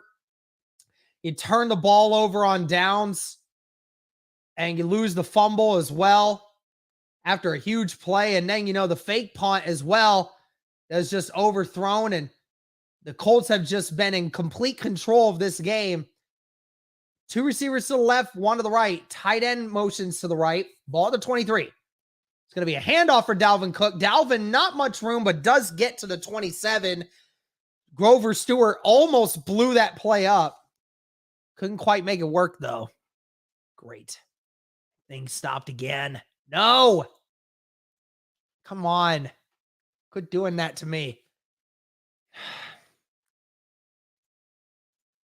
I should just get my brother to set up a TV, but I don't have another TV here.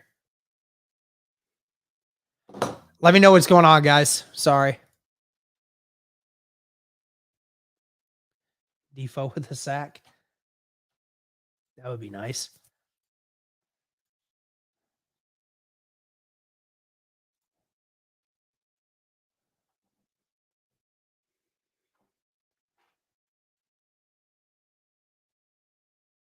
There we go.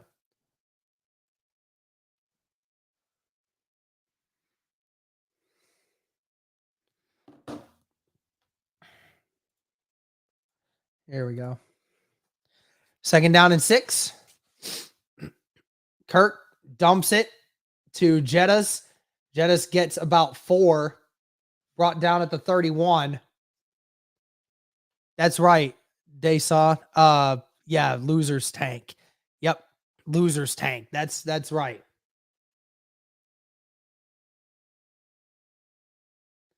Two receivers to the left, 2 to the right. Kirk still looking. Kirk is brought down. He's sacked again. Defoe, Big Grove, Yannick Ngakoue, and everybody was in on that sack, and Defoe hits the gritty. Defoe breaks through on the left side, almost with the double team, getting held, and just holds on to Kirk, and Grove and Yannick come in and finish it up. Awesome.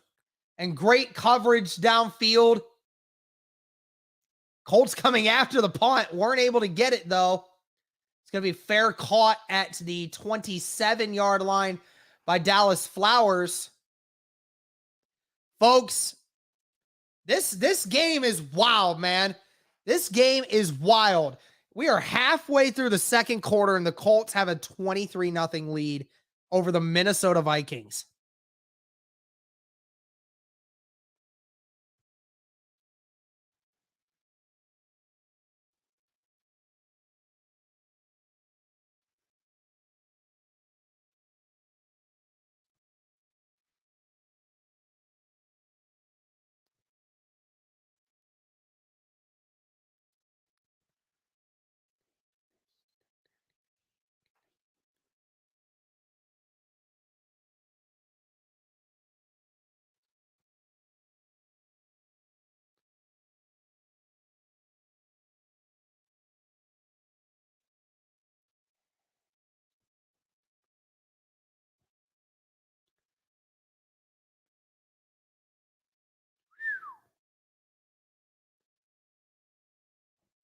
It's almost like I've said my piece now. I don't even know what to say anymore.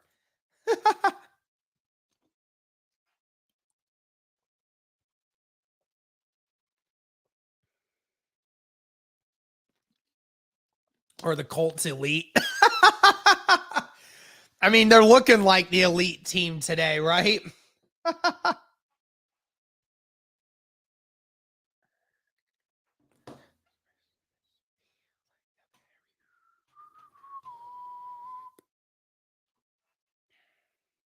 Can the Colts play the rest of the season on a Saturday, please?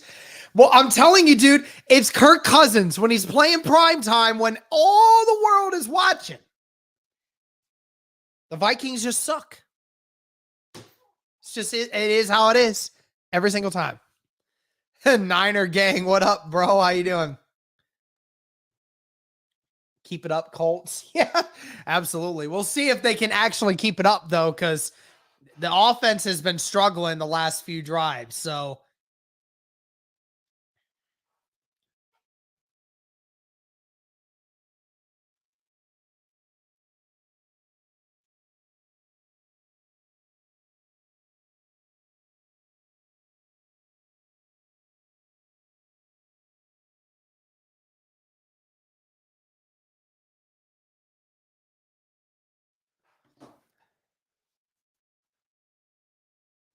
great. Doing it again.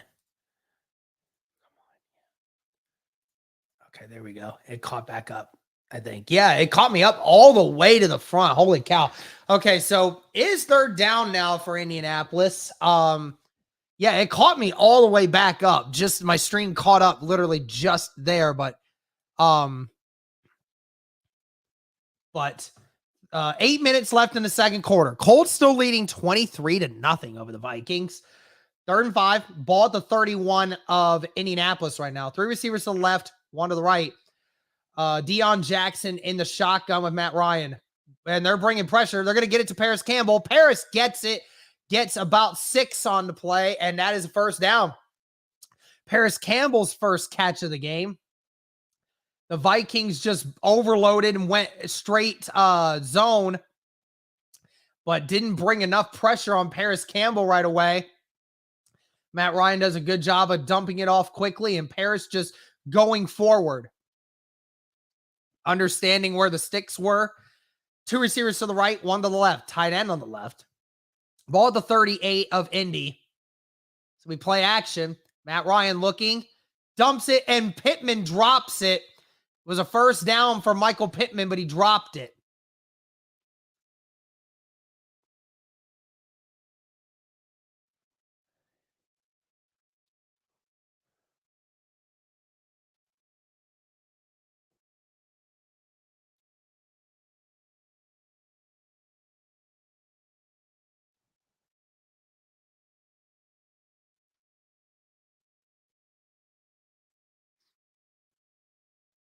Three receivers to the right, 2 to the left. Ryan looking. Ryan dumps it, and it's incomplete, intended for Alec Pierce.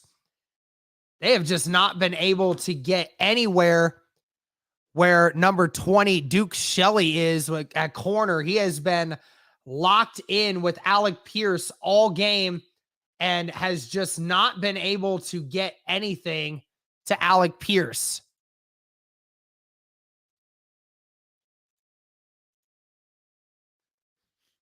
Third down and 10 coming up. Colts already 4 of 7 today, converting on third down. 3 receivers bunched to the right, 1 to the left. Matt Ryan with time just dumps it to Michael Pittman, but Pittman's not going to get the first down. Hey, he loses the ball. He loses the ball, and the corner is going to take it all the way back, and that is a touchdown. Michael Pittman loses the football, and now the Vikings score. Sullivan just got it. Michael Pittman fumbles this football away. They haven't given him the score yet, but are they debating if forward progress stopped or not? Because he's still got it right here. Then it's right there and then there. I don't know if they blew the play dead or not, but it was a clear fumble one way or the other. Just unsure on if they gave him forward progress or not. No, they didn't. They gave him forward progress, so it's going to be 4th down. Michael Pittman almost blew that one. Whew. So Michael Pittman has a dropped first down and almost fumbled away a touchdown on that play.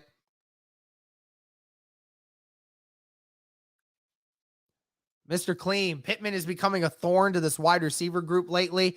Yeah, man, he really has. It's been rough to see over the last 6 weeks of him just struggling. But thank you again for the $5 super chat. Greatly appreciated.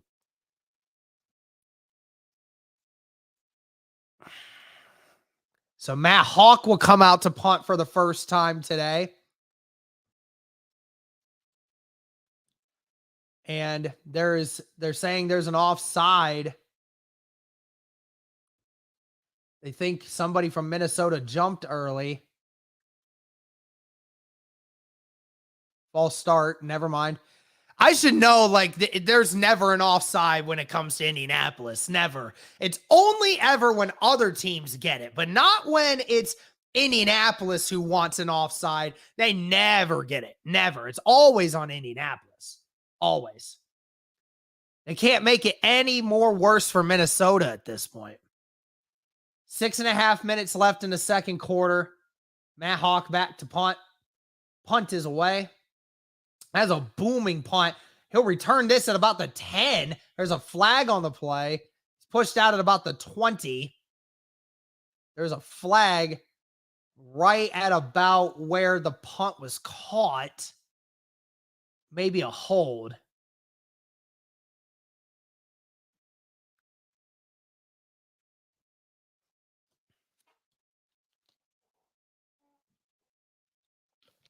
Holding on the return team.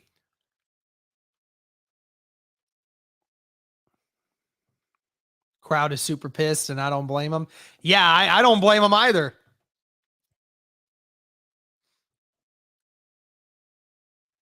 Crazy.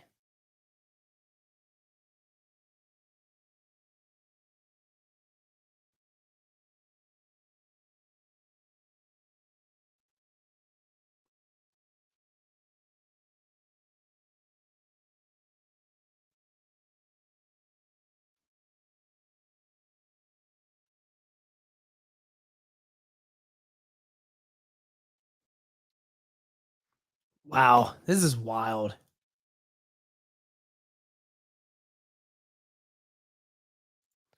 Hey, listen to Kim. Like the stream, everybody. It's happened to us with dead balls. Yeah. Vikings fans are booing. Yeah, they gotta be pissed, bro. They gotta be so mad. Hopefully the Vikings don't pull a Dallas. Bro, I swear.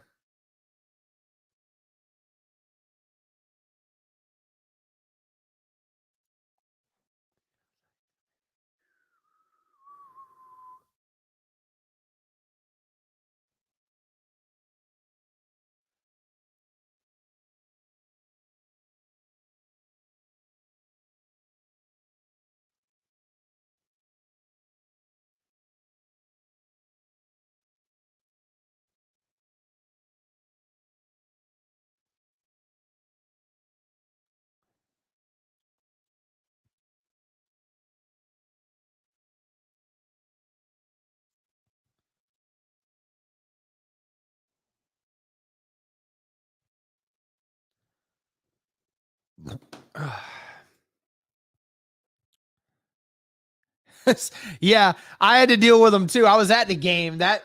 Yeah, Sarah, those freaking Dallas fans are crazy, man.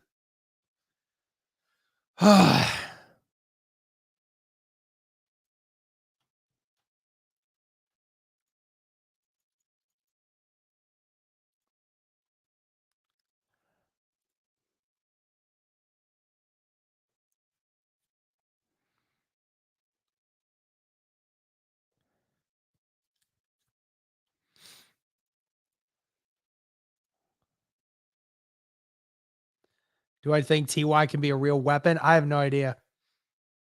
And maybe. 2 receivers to the right, 1 to the left. Tight end on the right. Ball's at the 5-yard line. And there's a false start, so they're going to knock him back 2.5 yards. Minnesota backing themselves up into a corner right now. This is wild. Can't believe what's going on.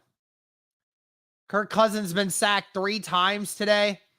37% QB pressure rate this year, second highest in the NFL. 3 receivers to the left, 2 to the left, 3 to the right. Kirk Cousins all by himself.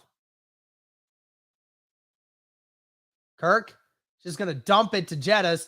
Jettas gets some free room. He's down at the 11 or at the 12. So that's going to give him about 10 yards. So second and short. 6 minutes left in the second quarter. Still going to be 5 wide. Same formation.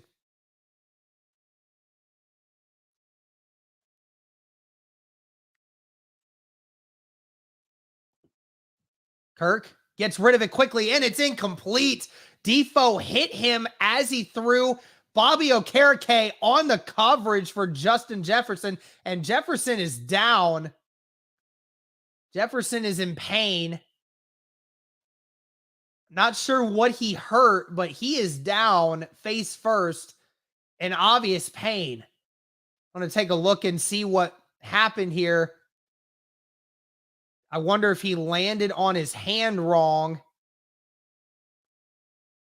The ball was knocked away pretty good, but wonder also if it might be his elbow where he tried to keep himself upright. He is still down face first on the ground.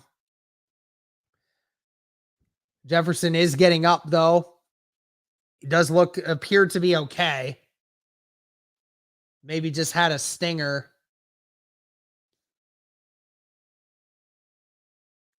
Definitely looking like some pain and discomfort, but doesn't look like it is anything too terrible. So that's good to see.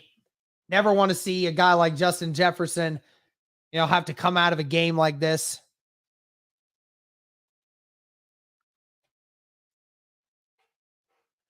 They're down in 3 coming up. Thank you to the 350 people watching still. Be sure to like, comment, subscribe. 3 receivers to the right, tight end on the left. Ball at the 12 of Minnesota. Osborne now motions to the left. Kirk is going to dump it, and it's intercepted. That's Julian Blackmon, touchdown. Julian Blackmon with the pick 6. Kirk Cousins just threw it straight to him, and he's intercepted, and it is a touchdown. The Colts now have a 30-point lead over the Vikings. Ladies and gentlemen, the Vikings fans might be heading out of the stadium right now. What is happening? What is happening in this first half? The Colts defense and special teams has scored just as many touchdowns as the offense for the Colts has in this game. What is this game? Kirk Cousins.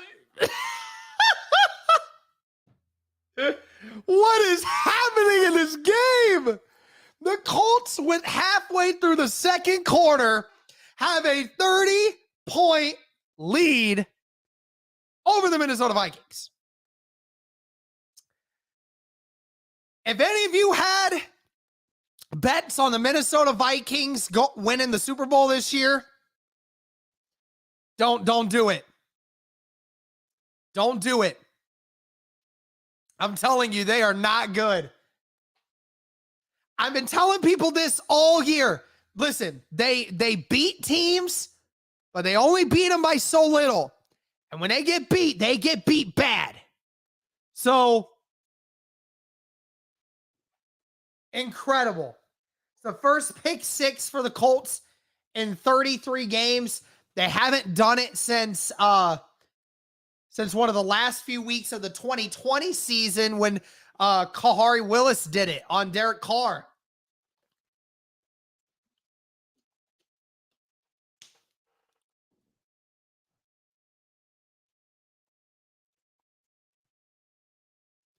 That kick is away. They are not going to return this.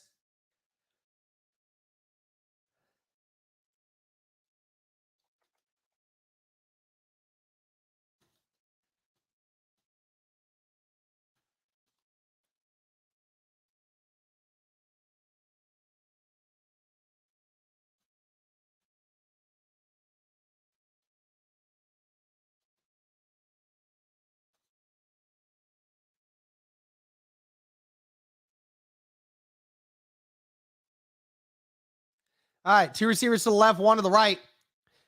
And Dalvin nowhere to go for Morrison. That's a gain of maybe 1.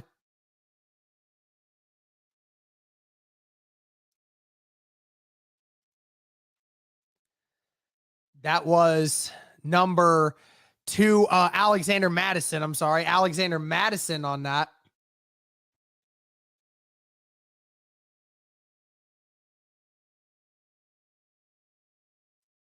Two receivers to the left, 1 to the right. Hawkinson on the right. Ball's at the 26.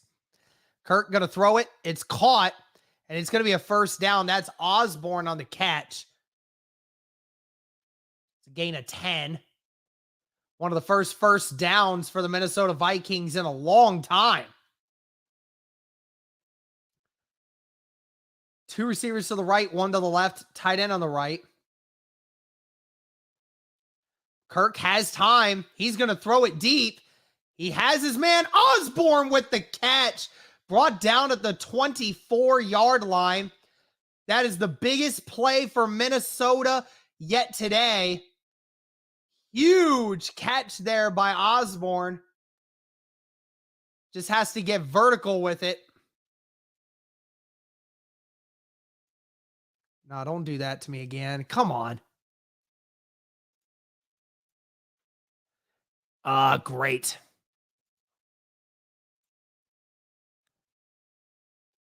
Yeah, Austin, for real, though.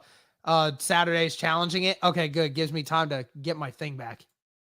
I'm trying to get the link back. It's just, it's frozen for me.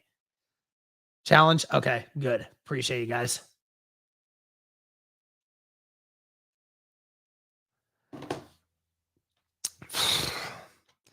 I'll be honest, I'm probably going to have to make sure I do get a TV down here so that I can start watching these games or finding a better way to watch them right now.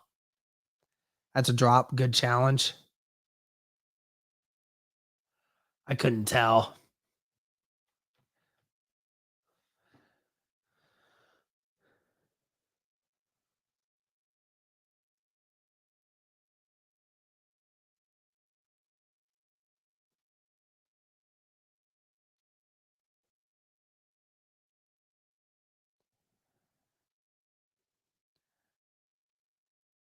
Yeah, they're challenging it. Okay.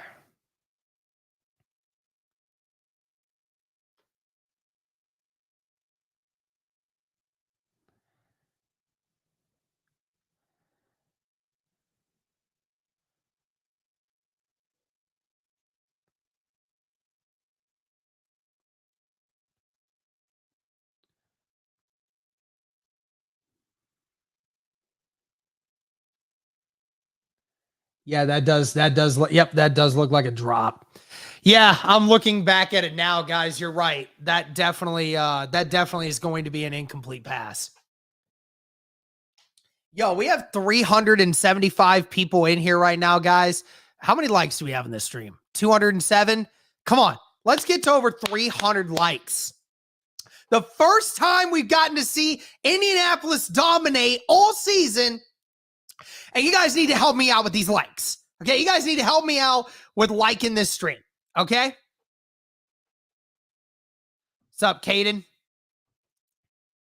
What's going on, everybody? This is fantastic.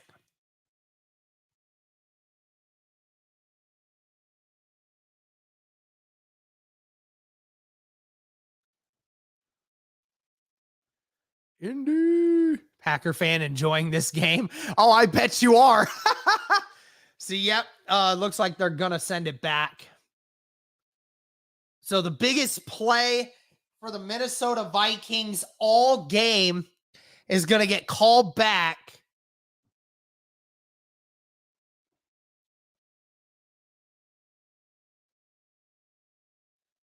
Okay, so Justin Jefferson is probable to return. So yeah, I think they said he might have just got the wind knocked out of him and things of that nature. So that's cool. Good. I'm glad Justin Jefferson's okay.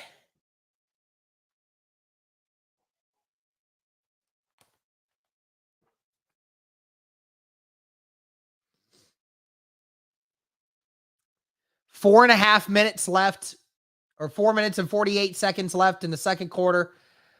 Justin Jefferson is back out there. Second down and 10 coming up.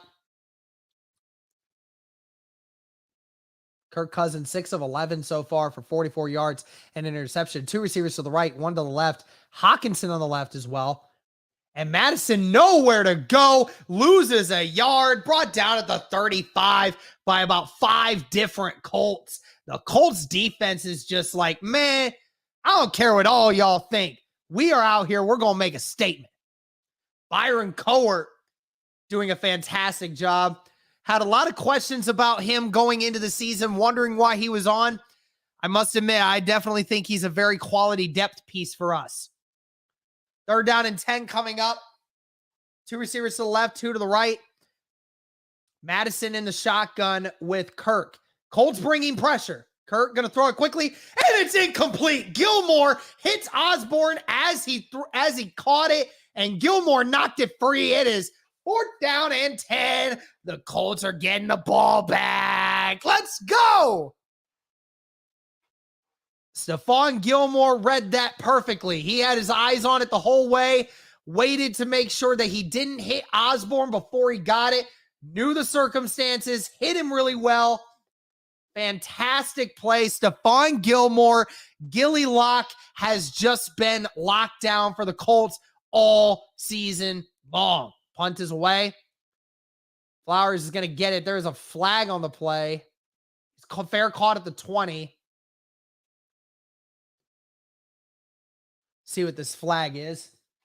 Most likely a hold on the Colts, if I had to guess. Or no, they're going to ask Jeff Saturday what he wants to do. So it's obvious it's something on the Vikings. Not sure what they want to do here. Queuing into a bunch of the Minnesota players right now. Nobody happy. Everybody all very anxious and upset.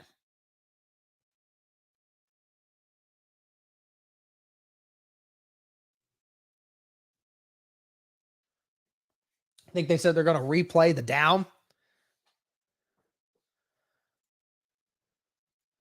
Out of bounds on the kicking team. Yeah, I kind of figured.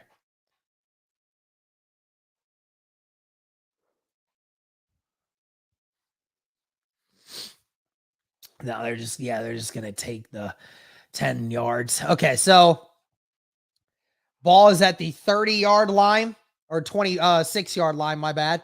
One receiver to the left, one to the right, tight end on the left, 2 running backs in there right now. They're going to ditch it out to Deion Jackson, a split screen, and Deion Jackson with a good run, brought down. He's still going. Deion Jackson not stopping, brought down, and they say they stopped his forward progress at the 42, but he made it to the 44. That's a 16-yard run. Deion Jackson with his best run of the game. Fantastic. The Colts have been averaging 16 points a game this year, which is second to last. Today they have 30, and we haven't even hit halftime yet. 2 receivers to the left, 1 to the right. Tight end on the right. They're going to hand it off to Jackson again. Or no, that's Moss this time. Moss gets to about the marker. We'll see where they spot him. Should be close to a first down, if not the first down here. That is 2 great runs by the Indianapolis Colts. So it's going to be second and short here.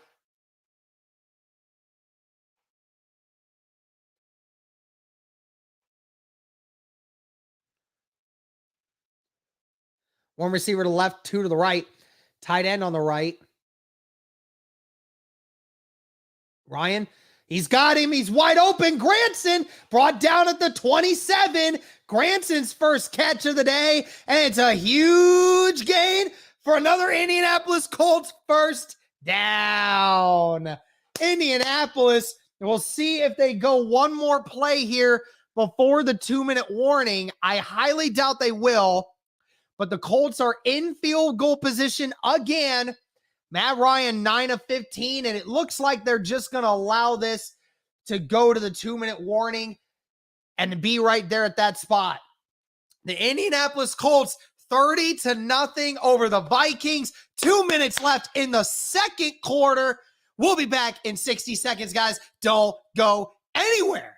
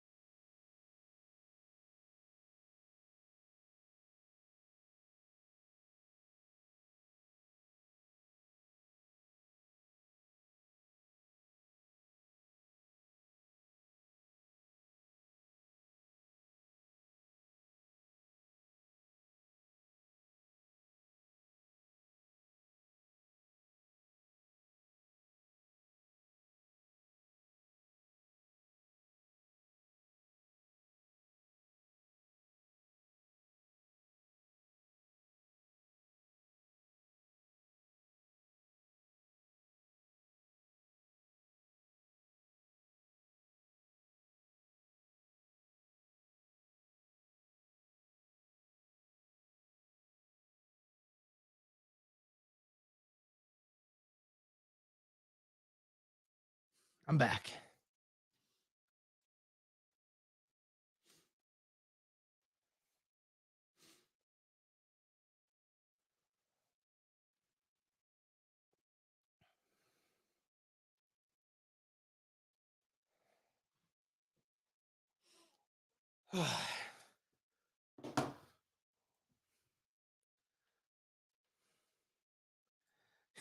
I look forward to all the crying when we draft a bum like Tanner McKee because we won a meaningless game.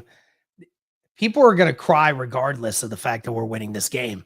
People are going to cry because they're like, oh, we won one game. It's going to destroy our spot. We're going to lose everything we have. It's such a terrible thing. Y'all will drive me crazy. Excuse me.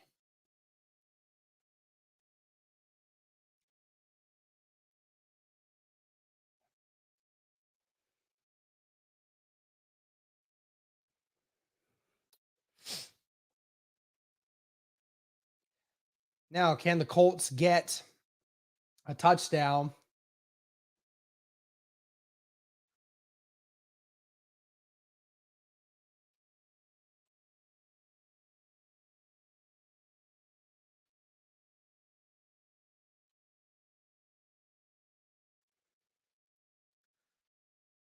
One receiver to the right, one to the left. Tight end on both sides.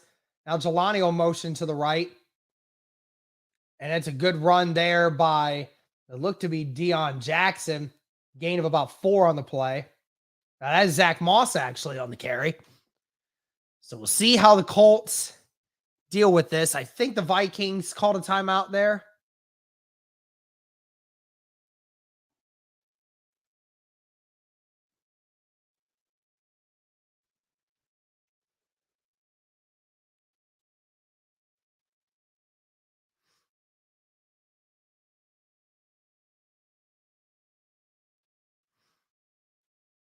Here we go. Minute 55 after the second timeout called, or the first timeout called by Minnesota. Pittman now motions. They're going to hand it off. Zach Moss with a good run here, and that's a first down, brought down at the 16 of Minnesota. Great run there. Great blocking by the Colts. Great job by Zach Moss to cut that back and make that run. Zach Moss really having a fantastic game so far in this. Has 10 carries for about 30 yards. Really has felt like he's done a lot more than that. You know, he's been very hot and cold. He's had either really good runs or really bad runs. So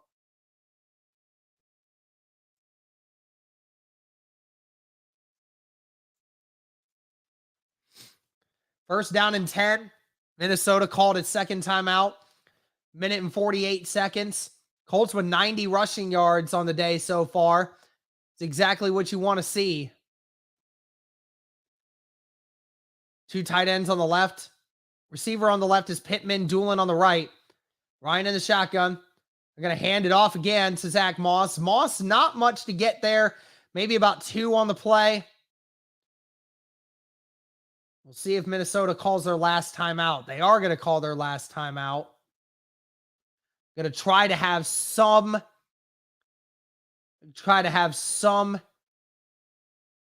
time left on the clock to try and stage something before halftime.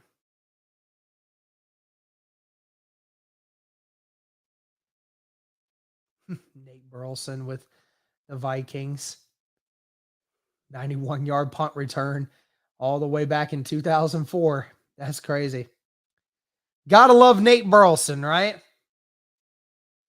3 receivers to the left, 1 to the right. Moss still in the shotgun with Matt Ryan.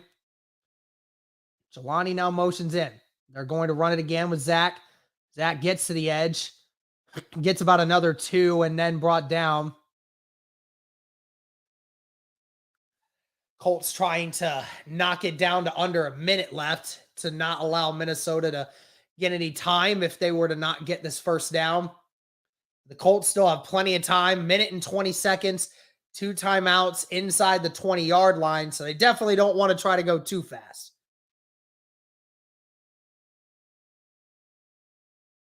Third down and 5. Can the Colts get the first down? Ball is at the 12. 3 receivers to the right, tight end on the left. Now Pittman's motioning to the left.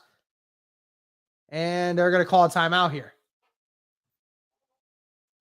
Colts will call a timeout, allow all that time to go down.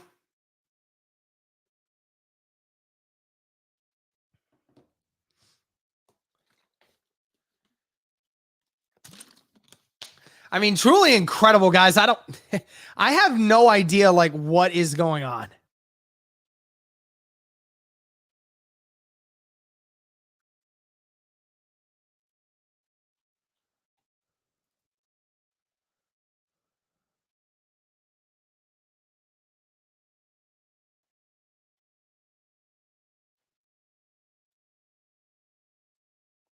Oh, so apparently they didn't get the yards that they want. Yep, bringing all the time down. So it's going to be a 27-yard field goal attempt.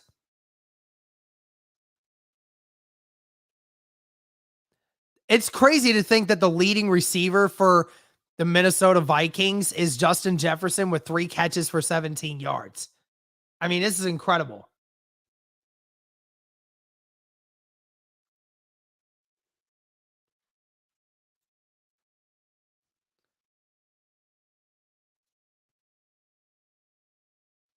So the Colts will bring out the field goal unit. Hopefully Chase McLaughlin will be out to kick for I don't know how many kicks now. McLaughlin's been 4 of 4 today. Matt Hawk has only punted 1 time in this game. McLaughlin's kick is up, and it is good. So the Colts now lead 33-0 over the Vikings. Emily, what's up? What does it take to get a dang shout out? Hey, Emily, shout out to you. Shout out to you in Austin. Thank you guys for tuning in. Greatly appreciate it. Austin and Uncle Greg are rubbing that in that they got shout outs, but here I am with none. I got you, Emily. Thank you. Appreciate that. Appreciate y'all being here, man. 360 people in here right now. This is just insane. Love it. And of course, my thing freezes again. Streamies is just not doing me any favors today. I'm telling you what, they just messing me up. Hopefully, I won't have any issues in the second half. Hopefully, nobody will be watching, and then the traffic will be better.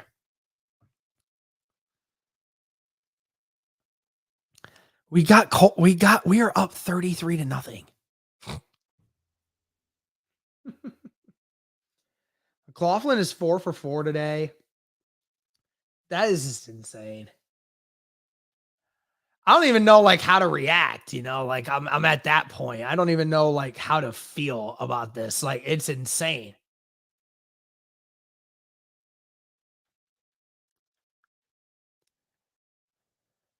I don't care what y'all say about the freaking tanking. Okay. We can always still trade up. Okay. Y'all act like as if winning a few games is like gonna mean we can't go get a quarterback. So I won't listen to anything you guys have to say about tanking.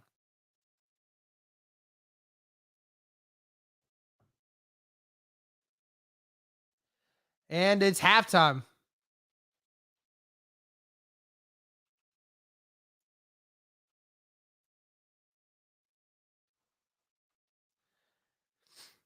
Trade up with what? What do you mean? There's first round draft picks. You all act like as if there is not a single thing the Colts can do to trade up. You act like as if it's a fallacy that we can't still trade up. Y'all act like as if it's nothing.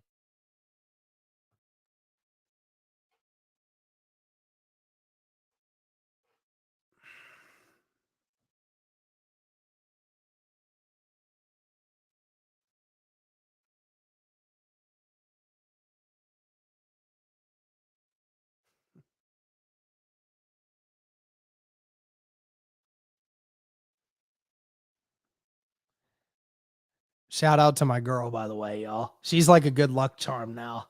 She definitely is. The first time she's ever watching me, and then sure enough, she is a good luck charm for me. You got Vikings fans literally sleeping in the stadium right now.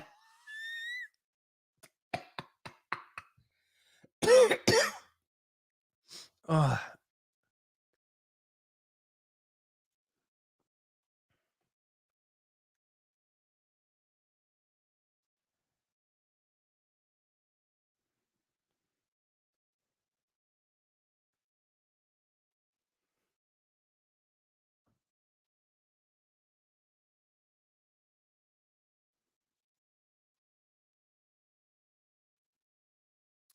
This is incredible, y'all. I don't even know what to say about this.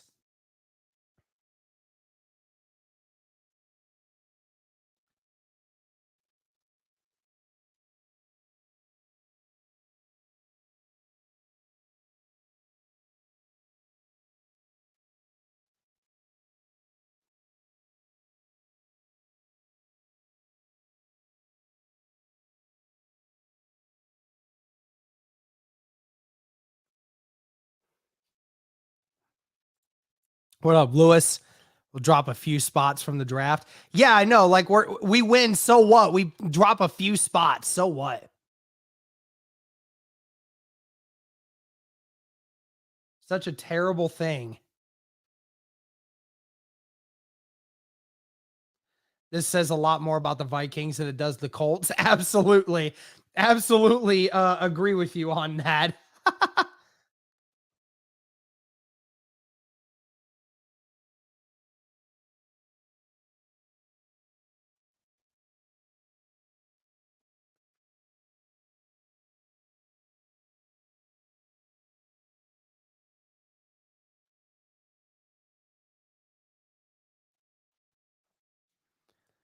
Hey, Playboy Kari, $2 super chat. I want Titans to lose out and win us win out F a pick. Hey, I can get with that, man. I appreciate you.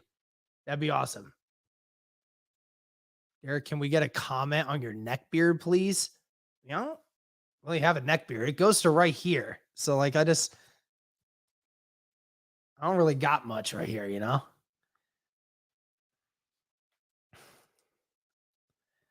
Props to Gus Bradley, 100%. They're definitely pretenders. Yep, definitely. Oh, hey Carly. What's up?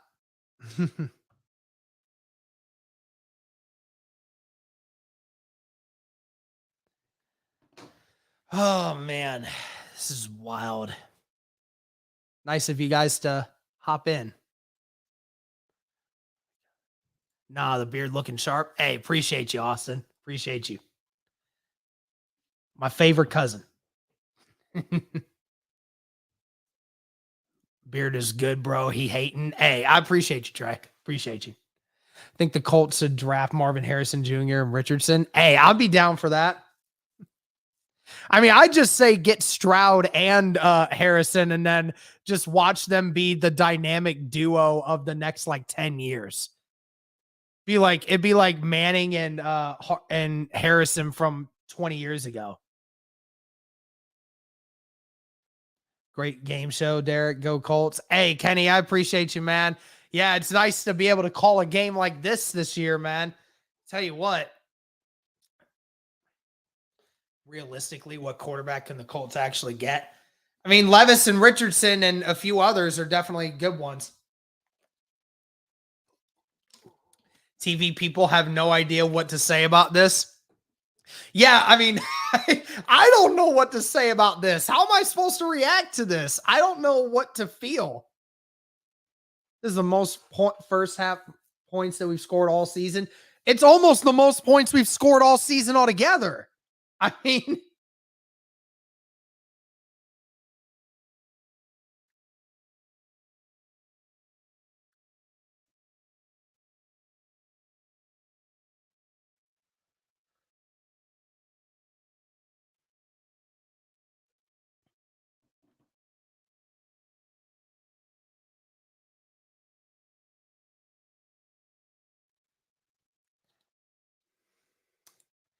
man, oh man, oh man. They might have to just do they might have to do a mercy rule thing. I would say this, if the Colts did lose this game, this would be the greatest comeback in the history of football. So, just saying.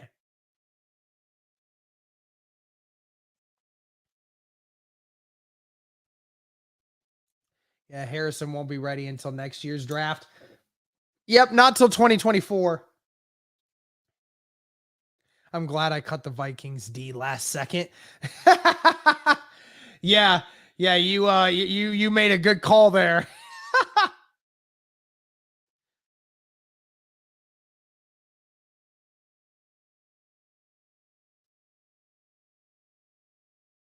There's I wonder how many people are going to be left in Minnesota when they come back from half. Love to see the Colts D finally getting some respect. Yeah.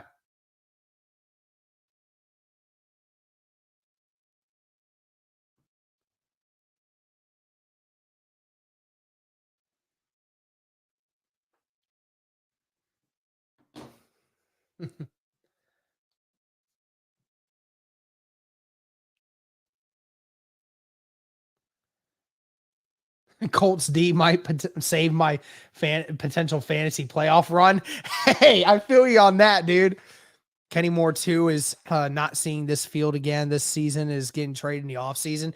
Well, I don't think he can I don't know if he can get traded or not. I don't remember what it is, but you are very happy today, my friend. Larry, yeah, bro, I'm feeling great. This is awesome.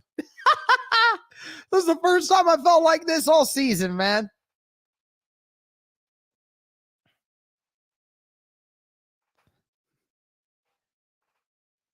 I'm here and we beaten the Vikings. What the heck? Yeah, absolutely.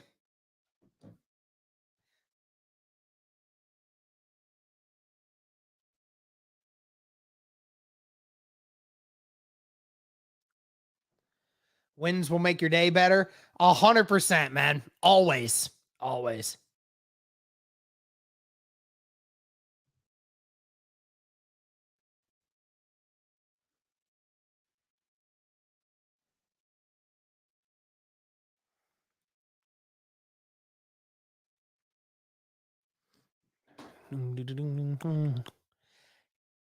Guys, just don't listen to Guitar Man. Okay. He's just always spamming tank for no reason. He just always is like that. Can't do anything about it.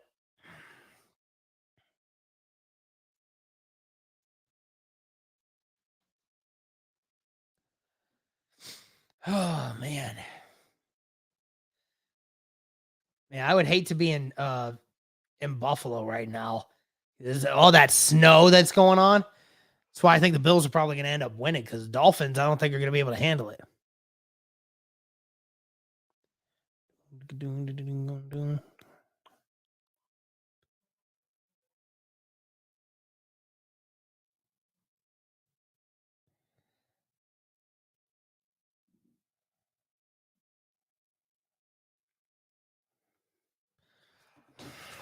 Classic Bills game with all that snow. Yeah, absolutely. Absolutely agree. Big shout out to the Colts defense. Yeah, and the special teams too. I mean, Chase McLaughlin, I mean, you just look at it, right? Like Chase McLaughlin, 4 for 4 on all his kicks. So he's done really well there. Matt Hawks only had to punt one time, but that was a 55-yarder. So that's really good. You know, kick return, we've only had the kick return one time. Dallas Flowers, 49 yards. Julian Blackman, the 1 interception, that's a touchdown. You talk about the fumbles, right? You get the fumble recovery from Zaire Franklin that forced one out. Isaiah Rogers gets it, does a fantastic job. Reception wise, I mean, Matt Ryan's 9 of 15 for 118 yards and a touchdown. I mean, he's been doing fantastic. That's been really good. Really the only guy who has more than 1 reception in this game is Michael Pittman. Fantastic work from spreading the ball around everywhere in this game.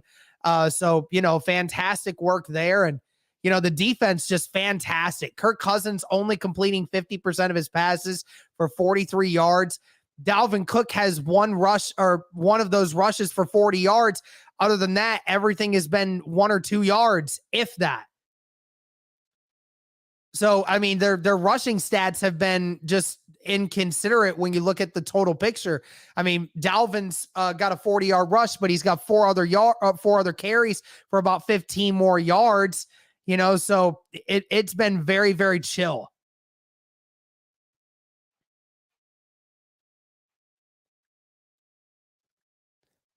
Busy tattooing while listening. You got my client laughing. Go Colts. Hey, Steve, appreciate you, man. Appreciate you listening, man. And I'm glad that your client is finding some enjoyment out of me losing my mind today. But shout out to you, man. Hope you're doing well.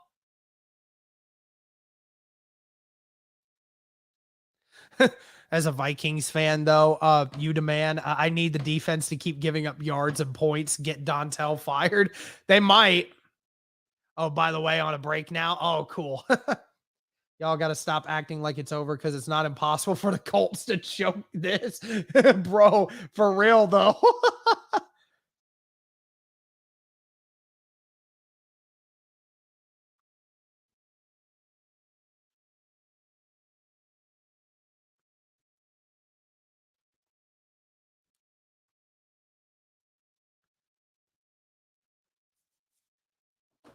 I just noticed the new background.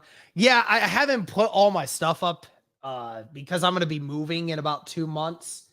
I'm going to be moving in 2 months. So, uh, I don't really need to put anything up just yet, but I'll work on that. I'll try to have a better background when I move to my new place. So.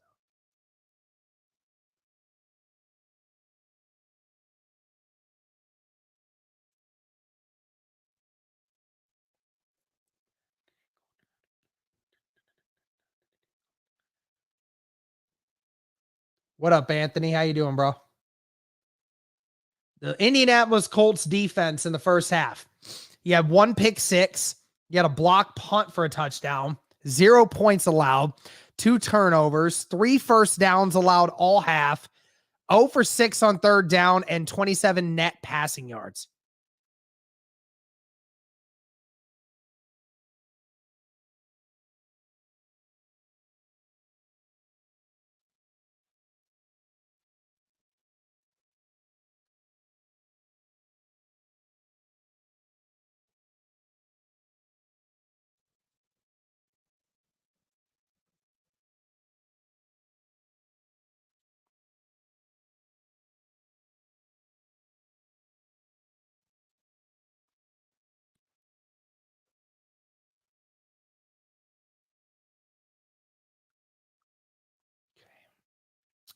Looks like the second half is about to get started.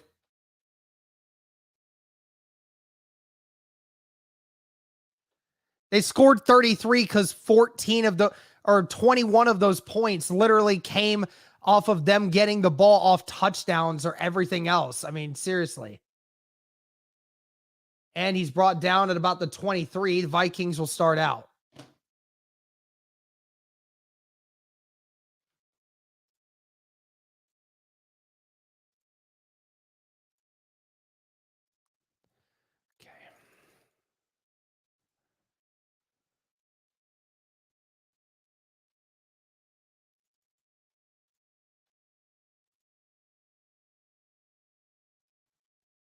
Two receivers to the left, one to the right. Tight end to the right. Going to hand it off. And he's brought down after a loss of 1 by Kwity Paye.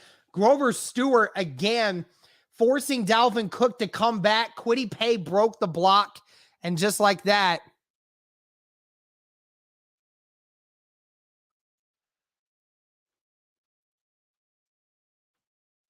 and Yannick Ngakoue sacks Kirk Cousins at the 15. That's sack number 4 on the game. The Colts defense just continues to just pile on more and more and more and more.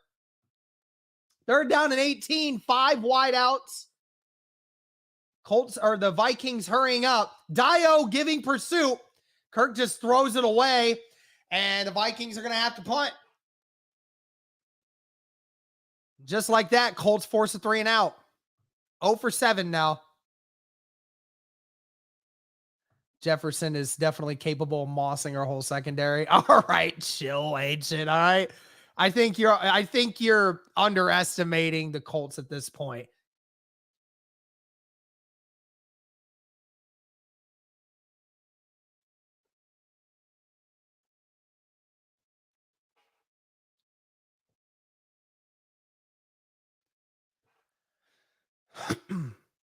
And the punt is away. Flowers. Oh, and Flowers almost fumbles it away, but down at the 35. Whoo. Flowers, you gotta be careful there, man. Don't do that. Don't do that. Jesus is Lord Murphy. Love that. But Lord, I need you to wrap your arms around me. Wrap your arms around with your mercy. Some classic Kanye there.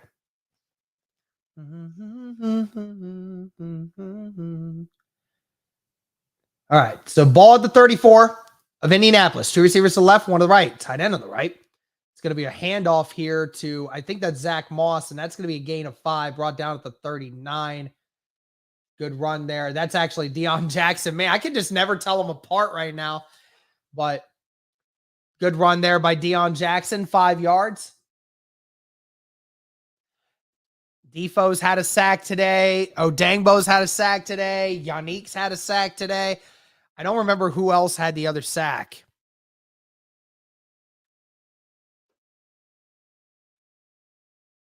Grover Stewart was a part of one. I forgot about that. And there's the Daniel Hunter jumped, or Zadarius Smith jumped. He's saying there should have been a false start, but there was never a whistle blown. And it's going to be an offsides on the Minnesota Vikings. Wow. I take back my initial talk of what I said earlier about how we don't get any. Zadarius Smith wanted to jump on Braden Smith, but wasn't able to get him. So it'll be first down and 10 now for Indianapolis after a free 5 yards. One receiver to the left, 2 to the right, tight end on the left. Deion Jackson trying to get something, gets maybe a yard, maybe 2. Almost got through, but good tackle there by the front of the Vikings. Deion Jackson comes off the field looking a little bit hobbled. He looks to be okay.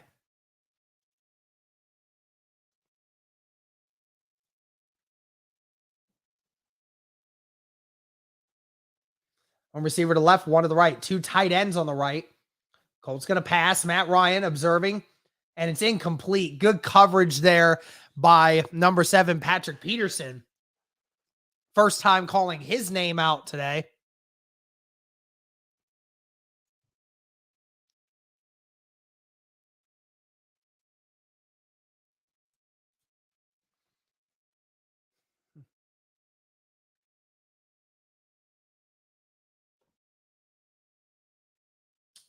Two receivers to the right.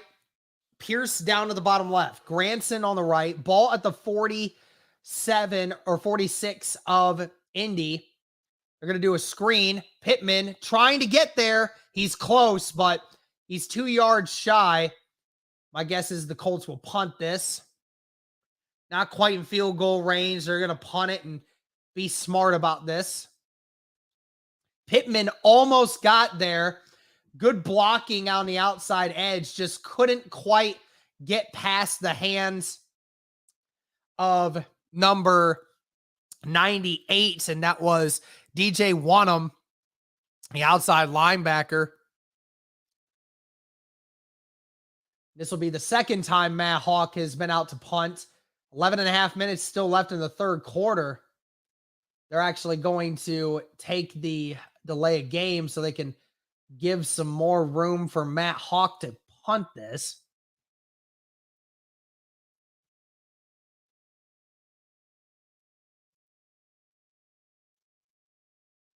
Delay a game there.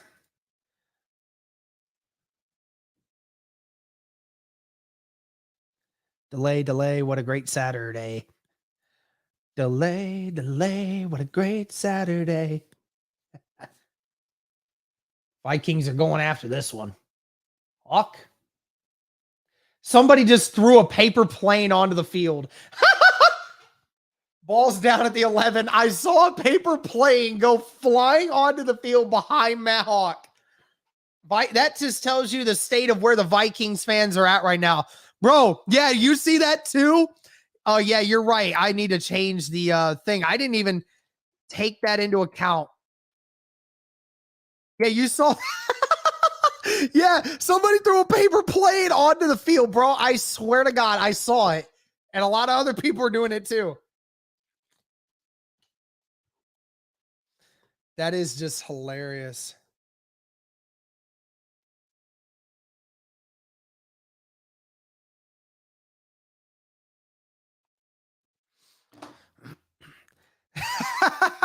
I haven't been like this all season except week 1 against the Texans when Kwity Paye had back-to-back sacks, bro.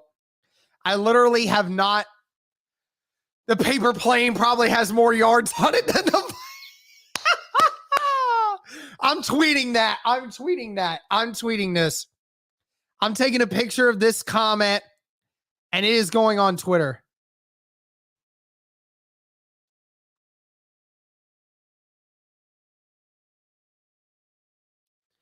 Zombie Flanders, do I have permission to use such things?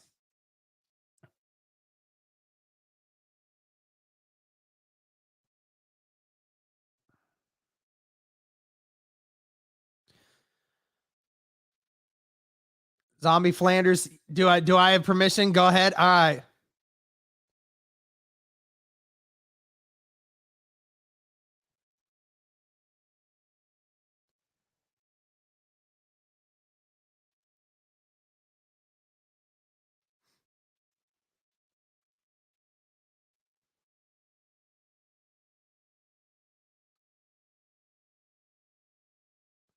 Love it.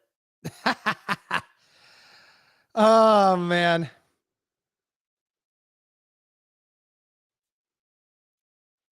This is hilarious. I was like, was that a paper plate? Bro, seriously. Yeah, I thought the same. I was like, wait, what is that going across the screen? I was like, oh, is that a paper plate? I was like, no shot. It looked like something like out of a newspaper. Maybe somebody like took one of the brochures or something, or like one of the pamphlets and just ripped it up. I don't know. Or maybe it was an old man that had a newspaper. One receiver to the right, 2 to the left, tight end on the right. Ball's at the 12. Let me play action for the Vikings.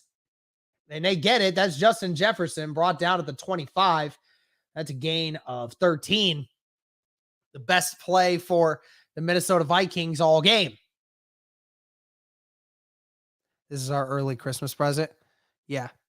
As Pat McAfee said, Jeff Saturday is undefeated after bye weeks.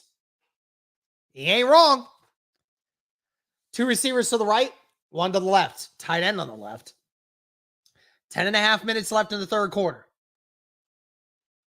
Receiver now will motion, and he almost loses the ball. Oh, my goodness. That was number 5, Jalen Reagor, who was traded earlier.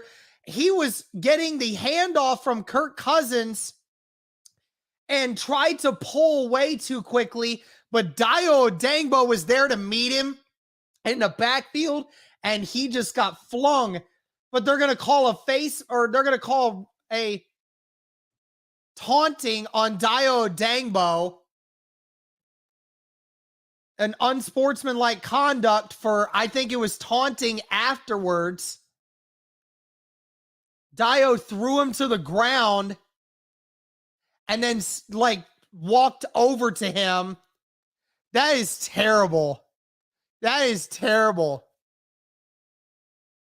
He walked up to him, didn't do anything, and they called a flag on him. They threw a flag on him for walking up to the guy after he just body slammed him, bro. So ball's now at the 35. 2 receivers to the left, 1 to the right, tight end on the right. It's going to be a run here for Dalvin Cook, and he's got nowhere to go. That's Grover, Defoe, and Julian with a 2-yard stop. Dalvin nowhere to go. Man, don't even try, man. Just give up.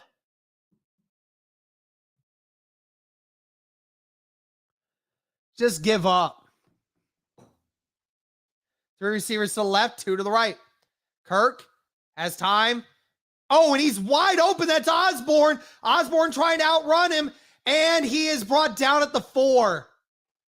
Brought down at the 4-yard line, the biggest play for the Vikings, and there it is.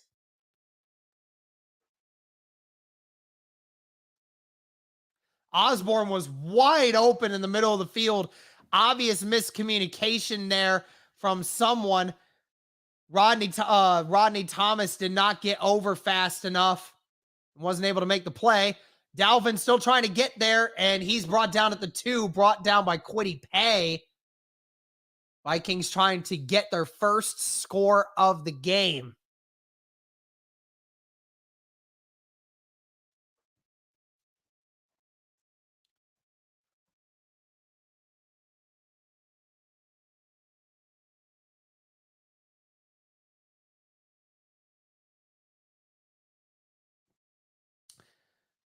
Jettas is in motion. 2 receivers to the right, 1 to the left. Tight end on the right. It's going to be play action.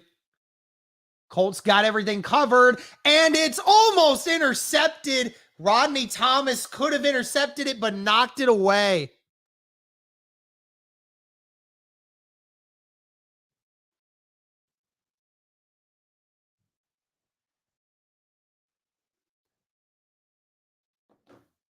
Third down and goal. That was a terrible throw by Kirk Cousins. I don't even know who he was attempting to throw it to, but that should have been intercepted. Third down and goal at the 2. 8.5 minutes left. 2 receivers to the left, 1 to the right. Now Osborne motions to the left. Cook in the shotgun with him. Kirk going to throw it, and it's caught by KJ Osborne. He wasn't able to get over there quick enough, and the Vikings finally get some points on the board.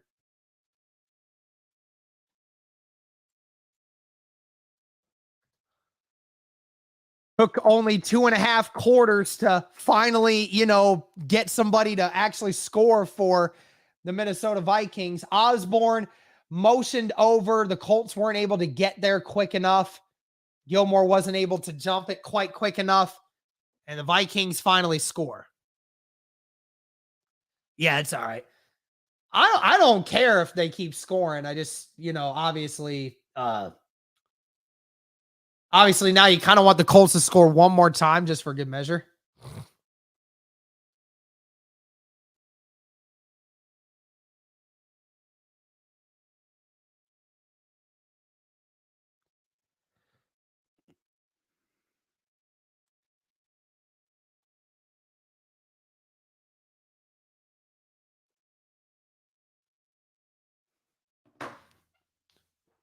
Yeah, if they weren't so soft, then yeah, they probably wouldn't have scored there. You're right.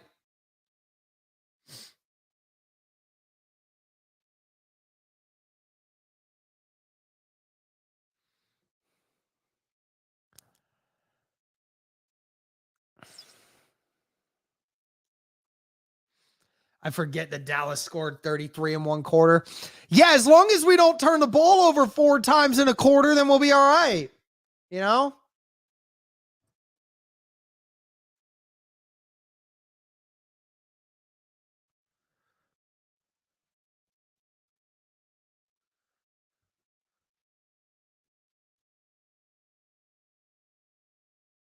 Yeah, Colts need first downs, move the chains. Yep. That's all they need to do right now is just keep moving the chains. And then there's just no shot for the Vikings to keep coming back because they won't be able to score quick enough.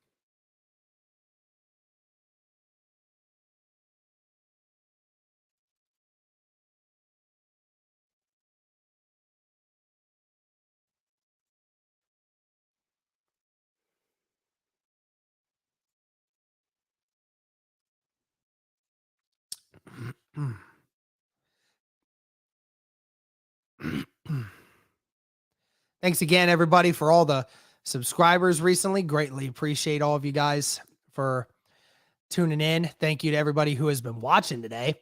Again, thank you guys for liking the stream as well. Greatly appreciate it.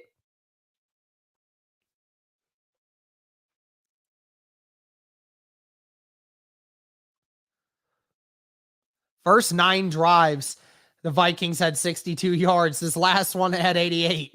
Jeez. All right. Let's see what the Colts can do here. 8.5 minutes. Kick is away. Dallas Flowers looks like he's going to try to return this one way back into the end zone. Dallas Flowers, he makes one guy miss, makes 2 miss. Dallas Flowers finding a way. He gets down to the 41. Dallas Flowers. I think, ladies and gentlemen, we might have found our new kick returner, man. I'll tell you what, I love Isaiah Rodgers, and I think Isaiah Rodgers should be involved in special teams a lot. But Dallas Flowers he needs to be the kick returner going forward, man.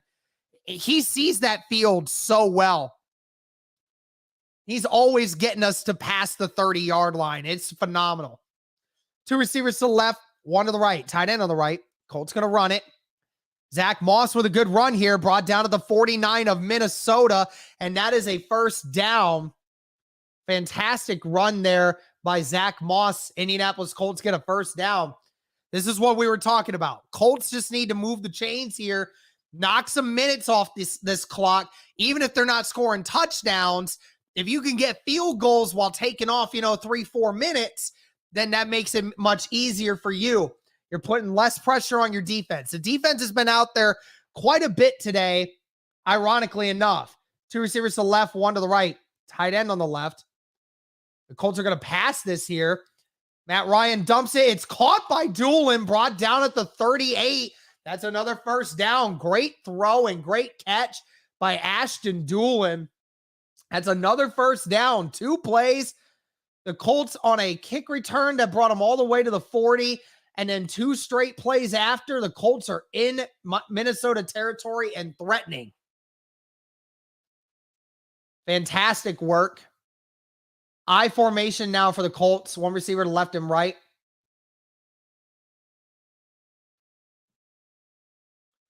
Zach Moss trying to get some ground. He is moving a little bit. Gets about 2 down to the 35.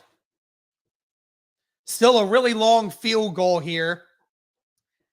But the Colts have definitely done a fantastic job of moving down the field, getting some good yardage here. If they could just keep executing.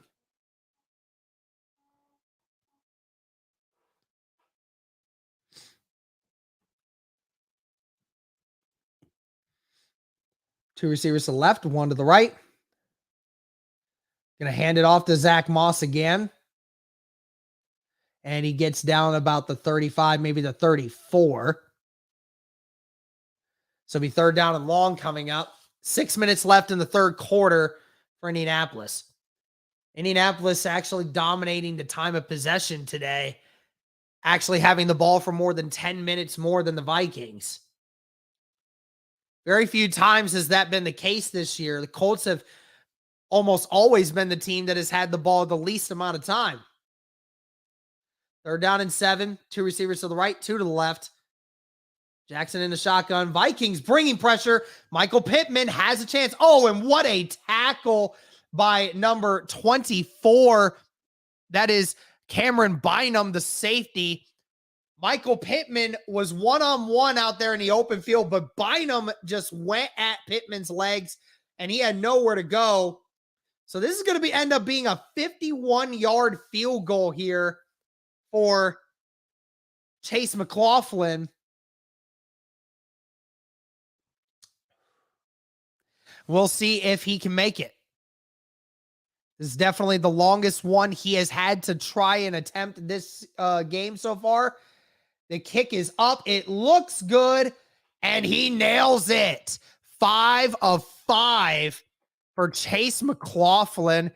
Great job there by the Colts. Good answer. Chase McLaughlin on fire today. 5 of 5, 2 field goals of 49 yards or longer. Fantastic.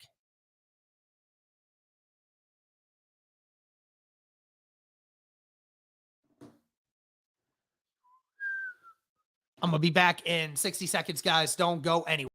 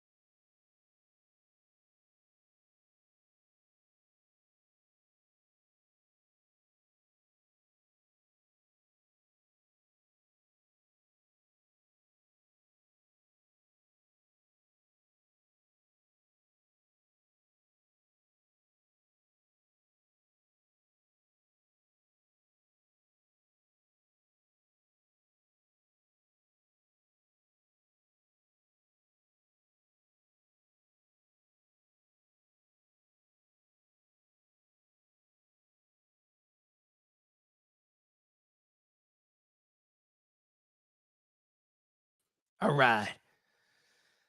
I'm back.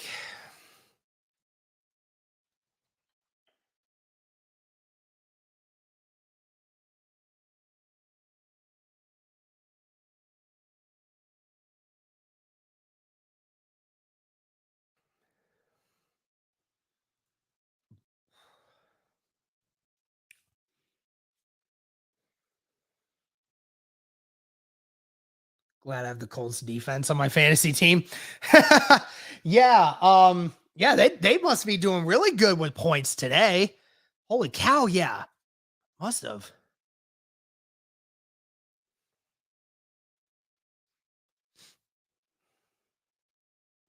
Chase has me 27 fantasy points. Oh my God. Oh man, I wish I had Chase McLaughlin on my team.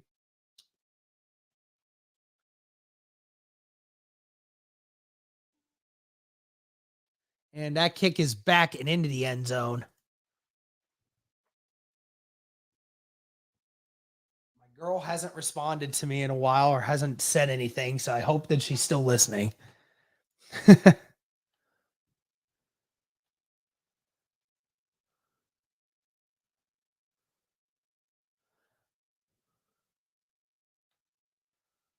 What are y'all talking about in the chat right now? Like, what are y'all talking about? One receiver to the left, two to the right, tight end on the left. Ball to 25. To start this drive, Dalvin with a good run here. Dalvin, some free room brought down at the 44. Big run there by Dalvin Cook. His second biggest run of the game.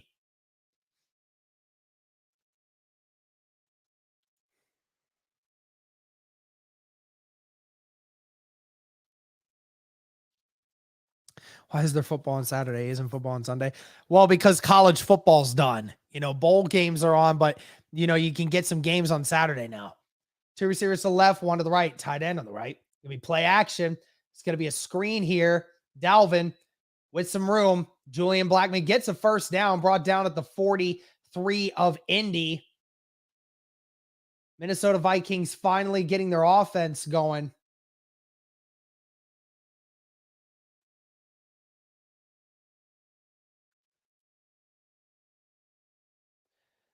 Two receivers to the left, one to the right, tight end on the right.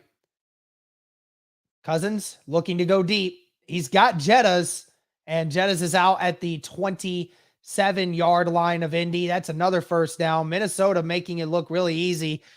Colts definitely playing this safe. What up, CM? What's up? Colts just obviously playing it very, very safe, very safe right now. So I totally get it. Third player in NFL history with 300 plus receptions in his first 3 seasons. That was Christian McCaffrey and Michael Thomas, who are the others. Kirk going deep to the end zone, almost intercepted by Rodney McLeod. Rodney McLeod was on top of Hawkinson the whole way, who that pass was intended for. And Rodney McLeod almost had a better chance at catching that than Hawkinson did. Easy. What's up, man? Thank you.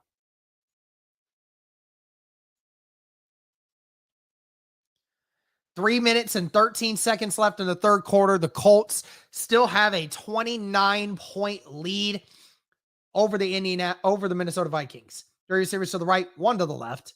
Ball at the 26 of Minnesota, or Indy, actually. Osborne gets the first down, and more brought down at the 11-yard line. Osborne, the best weapon for the Minnesota Vikings all game.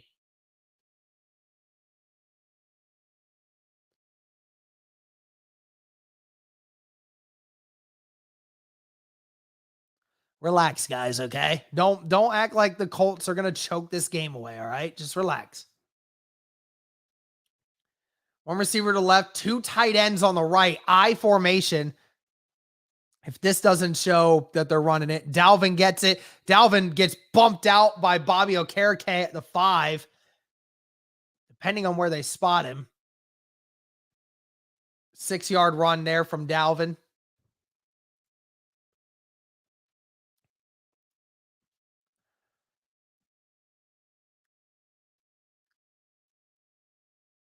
Ball is placed at the 5. 2nd down and 4. Can the Colts defense hold strong here? 1 receiver to the right, 2 tight ends on the left again. It's going to be another pass.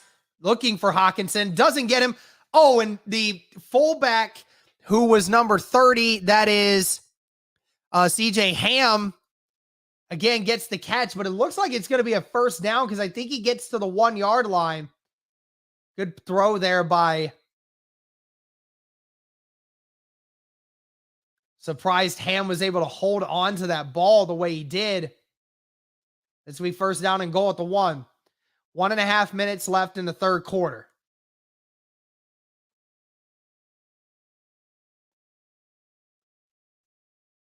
Two receivers to the right. Dalvin's now to the right. Fullback's in at the left as well. They're going to hand it off to Ham. Ham gets in. They're still determining. I think they're saying he got it, but they haven't confirmed yet. They're saying it is a touchdown. So they are going to say that's a touchdown with a minute left in the third quarter.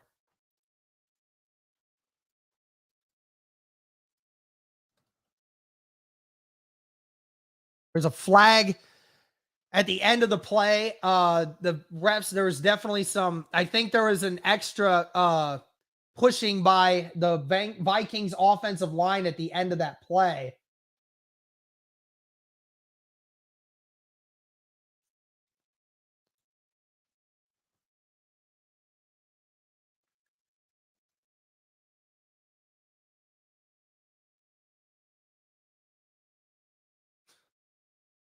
Y'all be trolling.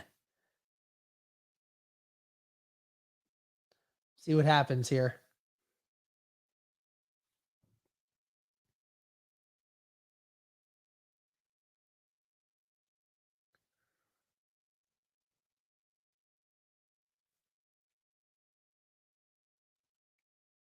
Yeah, there's some extra pushing by the offensive line at the end of that wasn't necessary.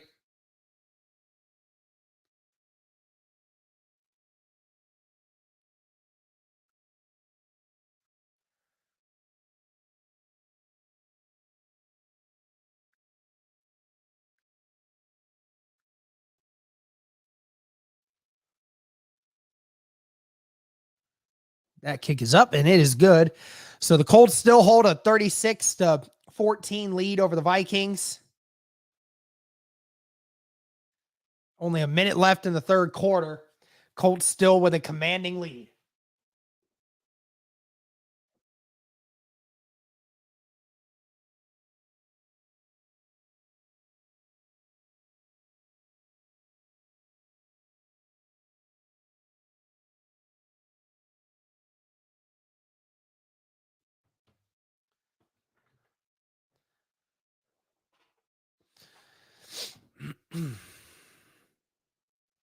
Thank you guys again for tuning in. Greatly appreciate it.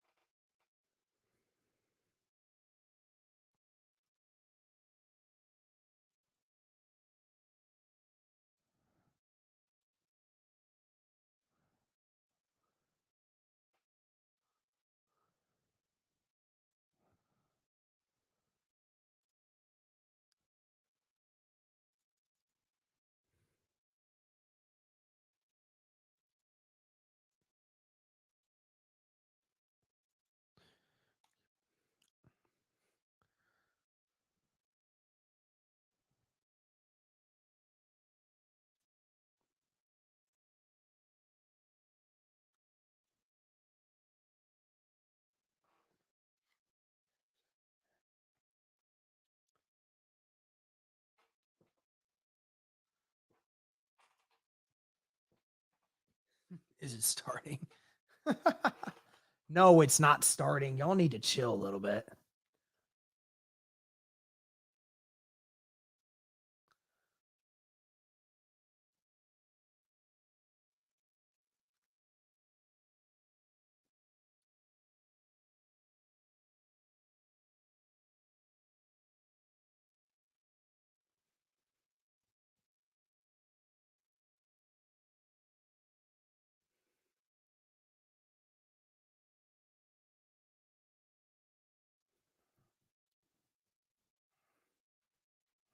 All right, here we go.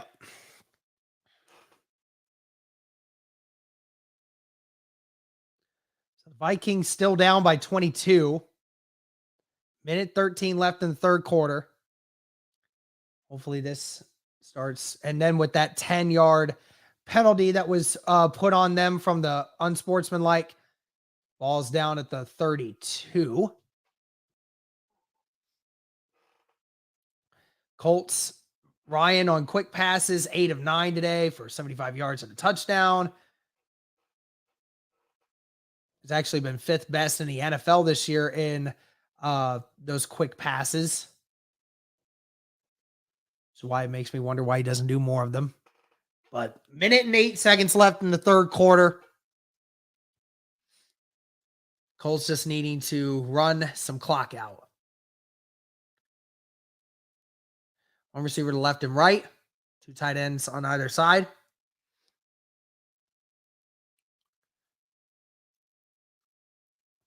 Ball's at the 33. There's just not much push in the middle of the line, but he does get some yardage. Gets maybe about 3 at the end of it all.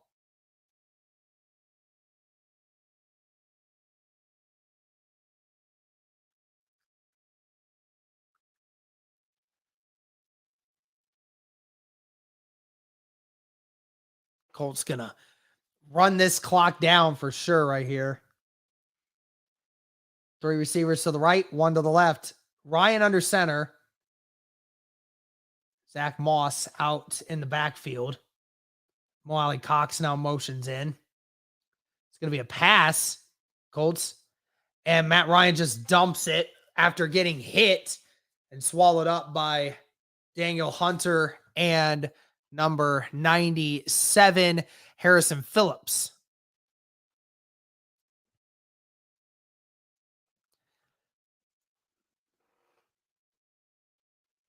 Tried to get it to Mo Alley Cox, but just threw it late and just had nowhere to go. Thankfully, just got rid of it. 20 seconds left in the third quarter. 3rd down and 7. 3 receivers to the right, 1 to the left. Matt Ryan is going to throw it deep. Oh, and it's almost intercepted. Alec Pierce, again, locked up by Patrick Peterson. He wasn't able to get anywhere, and the Colts go 3 and out.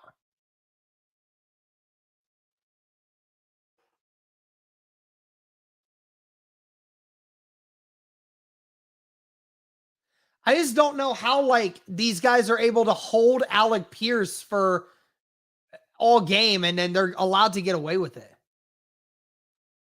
Hawk, back to punt. Oh, and he almost got hit. Oh, boy. Good return there by the return man and brought down at the 40. Not a good punt by Matt Hawk. That was number 5. That was Jalen Ragar.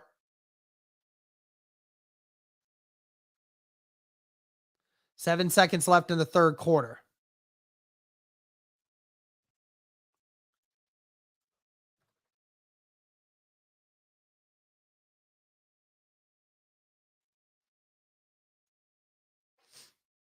Colts defense just needs to hang strong one time. Just need to hang strong.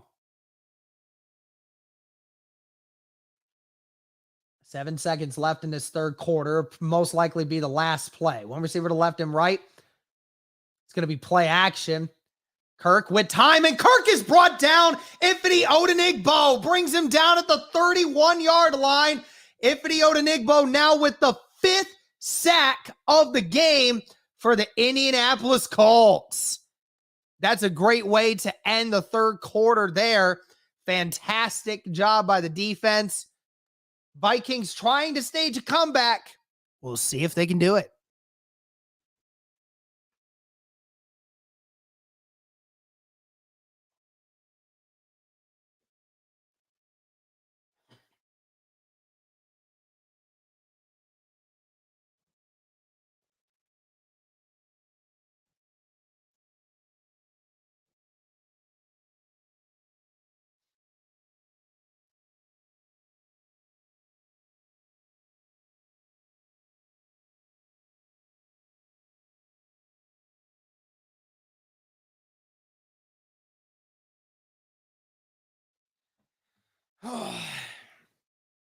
How you feeling, Derek? Sierra, I feel good. I feel great.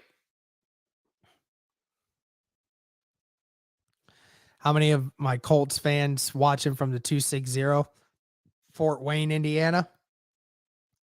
I'm from the Fort. I'm from Fort. Nice. Watching from Houston, Texas. Please win. Nice.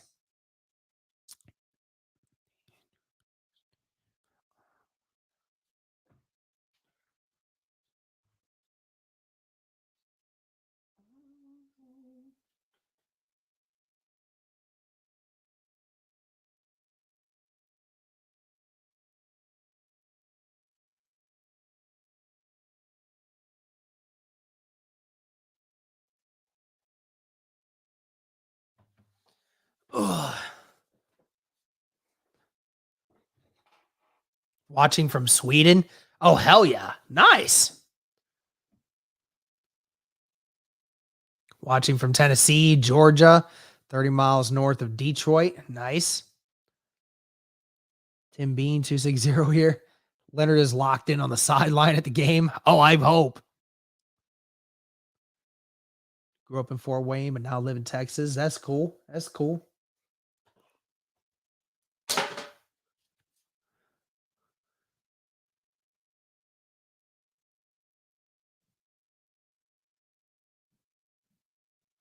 I'm from Florida, from Vikings since I was 13. North Carolina, also Houston. Idaho, sweet. Florida, Kentucky. Love it, guys. All right, here we go. Fourth quarter. After the sack by Ifeadi Odenigbo, who is the fifth person to have a sack in this game. Second down and 17. Ball at the 31. He's going to let it go. Justin Jefferson, a lot of room. Justin Jefferson gets the first down, brought down at the 47. There's a flag thrown. We'll see if there's a unsportsmanlike or if, an unsportsmanlike on the Colts. They threw that flag on that hit. Personal foul on the unnecessary roughness, apparently. Football's just not allowed anymore, folks. Just not allowed. Yeah, sure. Let's not call the hold. What foul? What flag? Are you serious? Bro, they're trying to bring Vikings back into this game, bro. I swear if this game gets blown, it's literally because they're cheating. Two receivers to the right, one to the left. Kirk is throwing it deep. It's caught by Jettas again. Jettas brought down at the 16. Justin Jefferson all of a sudden has the Vikings all the way inside the 20-yard line now. Colts really need to start stepping it up here.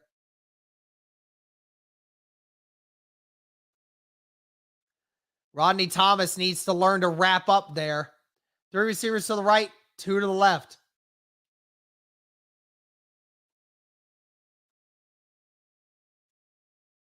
Kirk under pressure. Osborne catches it. He's down at the 10. So that's a gain of 6.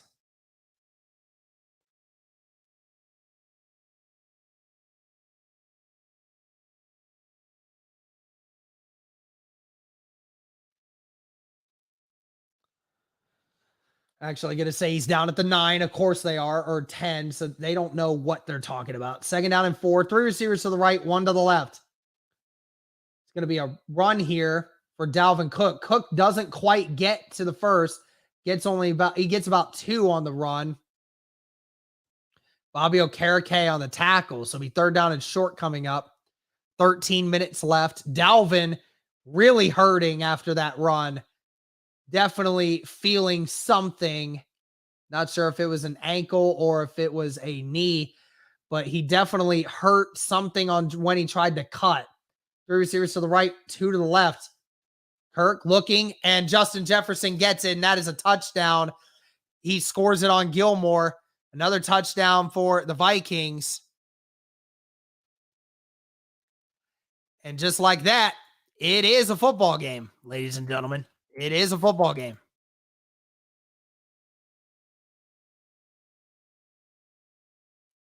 Justin Jefferson here just all alone on an island with Gilmore, just faked the inside run and then busted to the outside, and then Gilmore just couldn't keep up with him. Justin Jefferson can never count him out.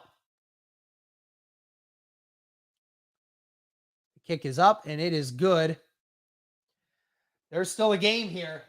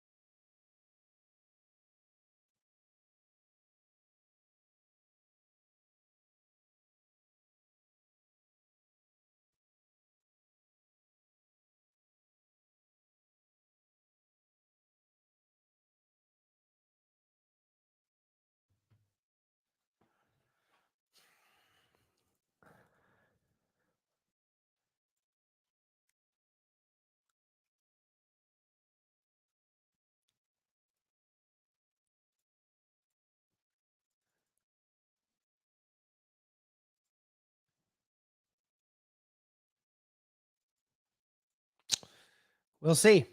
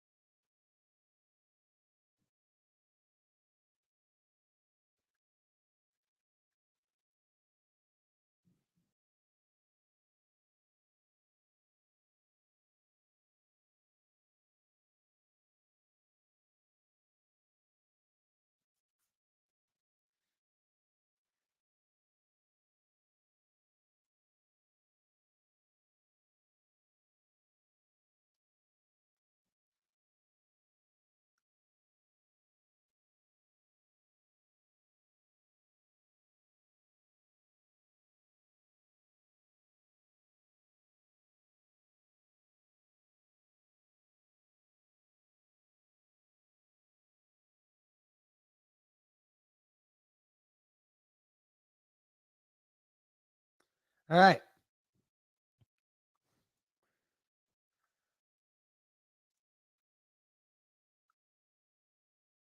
Kick is away. Just under 13 minutes. Dallas Flowers is going to return this one. Flowers, the worst return he's had yet, brought down at the 17. Great play there by the Vikings.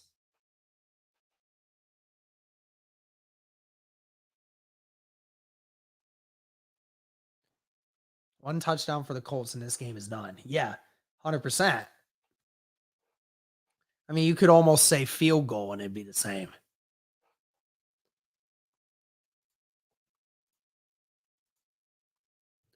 Here we go.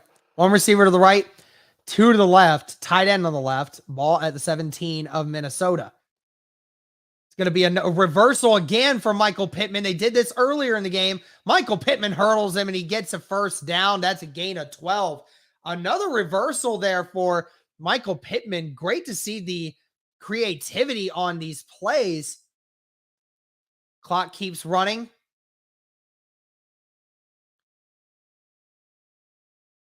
First down and 10 for Indianapolis at the 28-yard line. That's Pittman's second rush. He now has 30 yards on the day. One receiver to the left, one to the right, two tight ends on the left.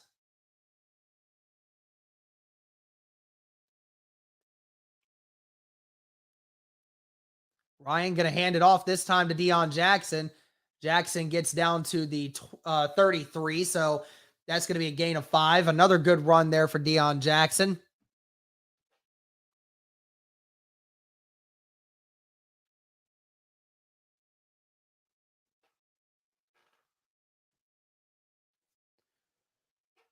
Second down and 5. 11 and a half minutes left in the fourth quarter.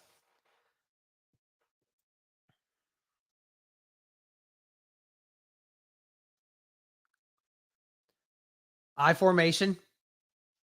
It's going to be play action. Colts looking deep, and it's overthrown. It's too high for Michael Pittman. Second down and 5 coming up.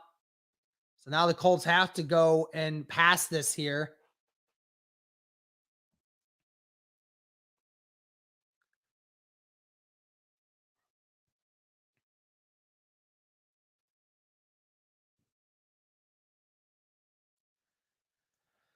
Vikings crowd into it for the first time since the early first quarter.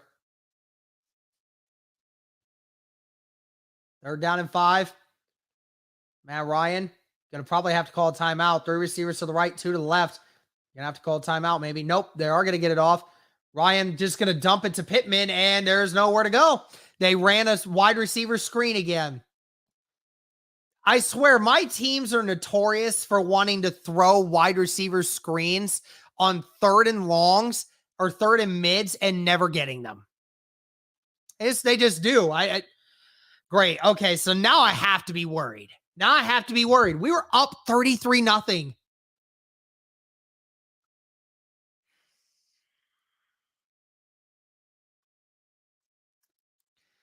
We're up 33-0. Matt Hawk's punt is away. Received at the 25. That's Jalen Reagor. Reagor breaks one. Rhaegar's breaking it. There's a flag on the play, but Rhaegar's brought down at the 23-yard line. But there's a flag on the play. If this comes back, this is huge. But if not, the Vikings might have just opened this game up. Face mask on the Vikings on the return team. So that's coming all the way back. So Rhaegar's punt return, which brought him all the way to the 24-yard line, is coming back.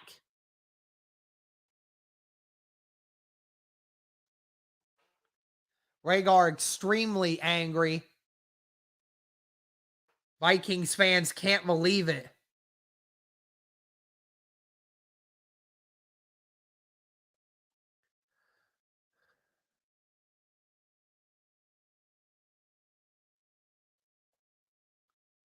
I can't tell what the flag is on, but it is coming back, I believe. We'll see where they spot this.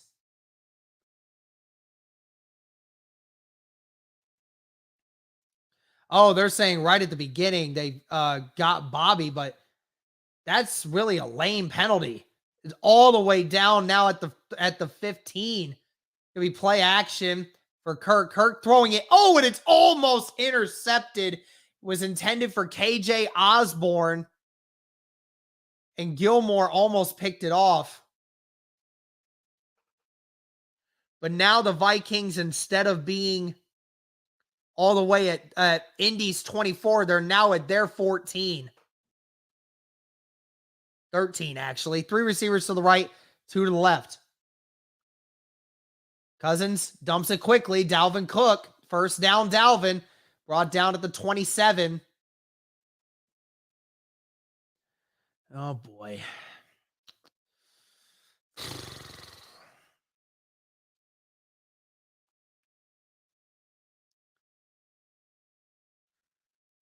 Empty backfield again for the Vikings, down to the 26. First down and 10, just under 10 minutes. Kirk with all the time in the world to throw it, incomplete. It's batted at the line of scrimmage by Grover Stewart. Colts bringing out an entirely new defensive line here to try and generate some more pass rush. Grover Stewart got that big hand up there and nowhere to go for that one. Grover Stewart, who's had a silent but good game. Already 1 sack on the day. The pass rush specialists are coming out now. 3 receivers to the right. Hawkinson on the left. Jetta's now motions to the left. It's going to be a toss to Dalvin. Dalvin nowhere to go. He maybe gets a yard, but I think they're going to mark him down at the line of scrimmage. Be 3rd down and long coming up. Zaire Franklin got there. Dio almost had him in the backfield again.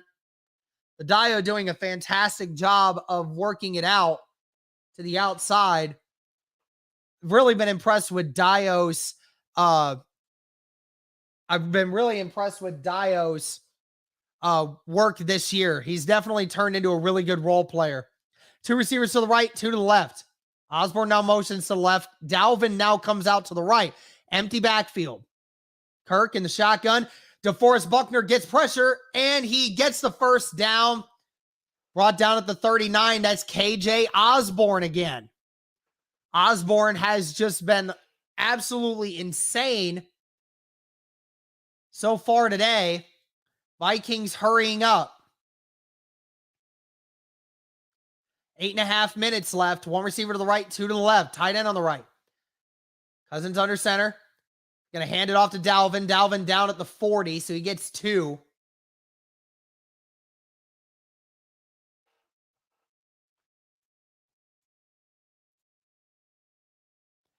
Thank you for everybody for tuning in. Greatly appreciate it. 8 minutes and 17 seconds left. 2nd down and 7. 2 receivers to the left, 1 to the right. Kirk just dumps it to Jettas. Oh, and Jettas gets lit up by Gilmore, and that is going to be a flag for unnecessary roughness on Jettas. Gilmore, who hit a defenseless receiver, is what they're going to say, and they're going to check on Jettas because he might be concussed. Jettas does an out route. Gilmore just hits him square underneath it because Jettas jumped. Gilmore hit him hard, but he never hit him in the helmet, and almost knocked his helmet off.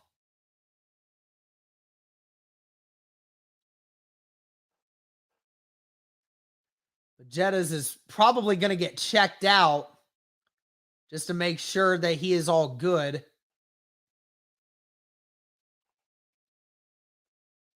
Personal foul on Gilmore. Unfortunately, again, not allowed to play football, defenseless receiver, blah, blah, blah, blah, blah.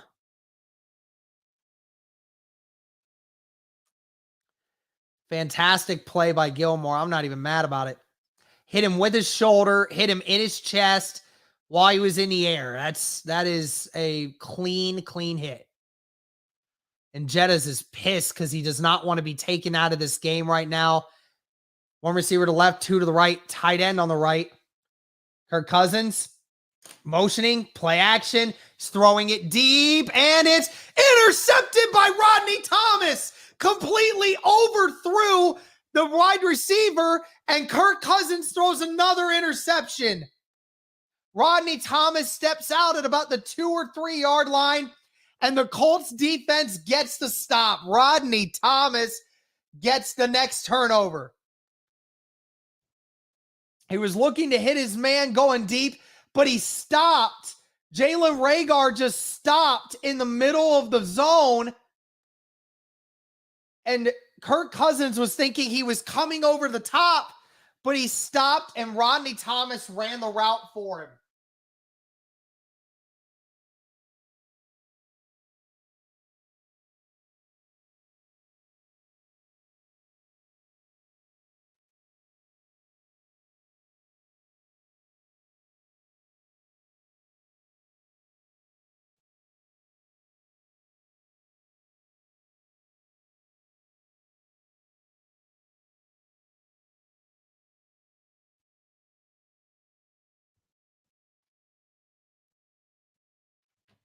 Let's go.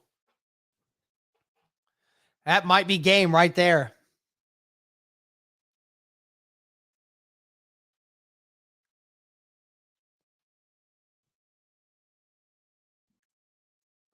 Sarah, I agree. I'm so invested in this game right now. Yeah, Emily. This is crazy. This is a weird game. How much time is left? There's 8 minutes left. But the Colts now have the ball. So don't kiss of death us. This, yeah. Yeah, for real though. Hold on to the ball. Yeah, for real though. Just run it, knock a whole bunch of clock off, and knock like 2 minutes of clock off, and you'll be all right.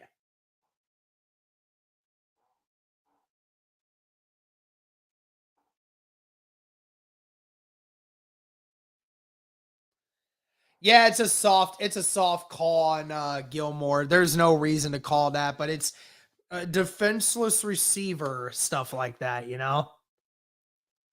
Won't let him play, even though there was nothing illegal about that hit at all.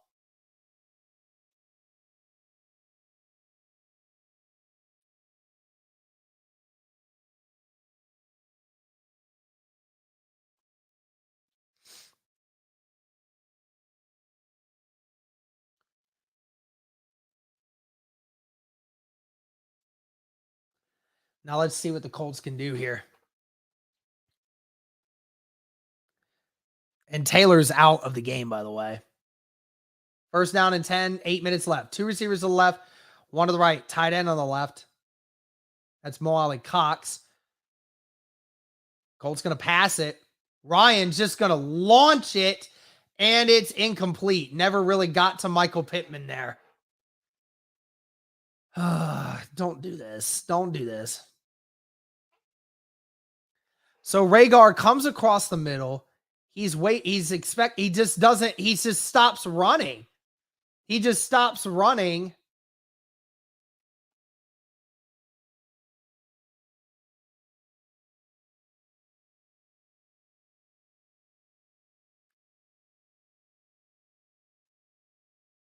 One receiver to left and right.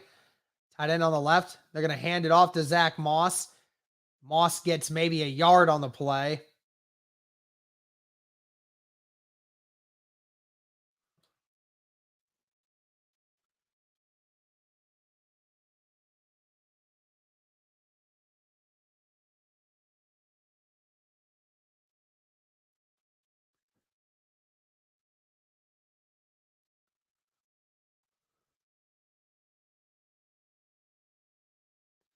Two receivers to the left, 2 to the right. Moss in the backfield with Matt Ryan. Ryan just dumps it, and it's incomplete. Moss does not get it. So there was about 41 seconds taken off the clock, and now the Colts are going to have to punt it inside their own end zone. So this is still not good for the Indianapolis Colts.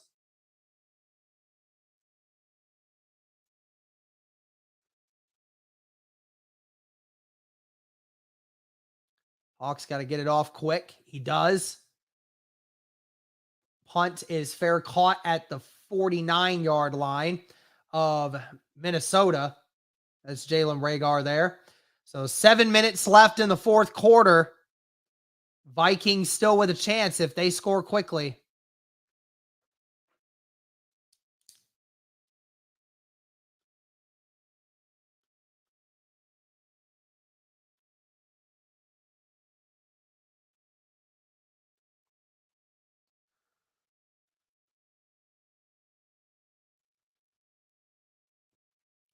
First down and 10. Kirk in the shotgun with Dalvin. 2 receivers to the left, 1 to the right. Tight end on the left. Kirk has time. Throws it across the middle. It's caught by Thielen, brought down at the 31. And just like that, Minnesota's really close already. Just under 7 minutes.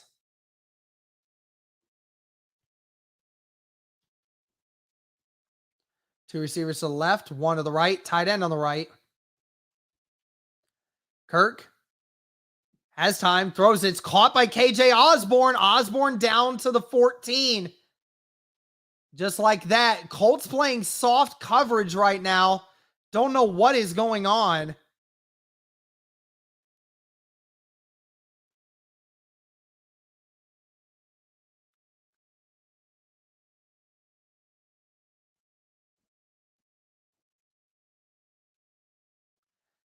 Kirk, back to throw. Across the middle. Incomplete. No, there is a flag in the end zone. And there we go. So the ball is now going to be placed at the 2-yard line. The Vikings are going to score. They're going to be within 1 score, and we're going to lose. Mr. Clean, the beginning of this game has done nothing but prove that without our defense, this current team is nothing. Yeah, for real.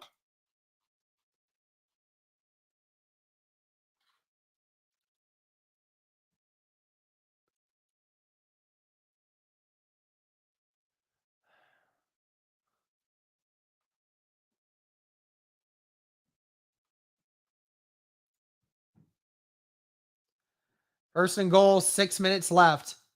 1 receiver to left, tight end on the right, I formation, 2 tight ends on the right. Dalvin doesn't quite get it. He's still at the 1.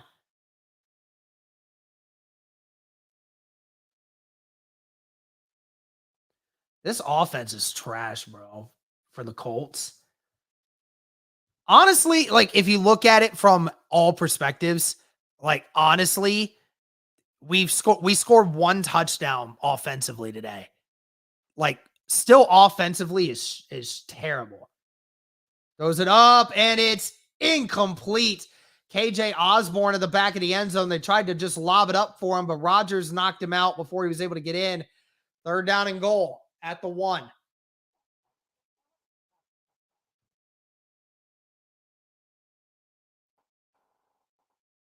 Yeah, Osborne wasn't able to get either foot in. Looks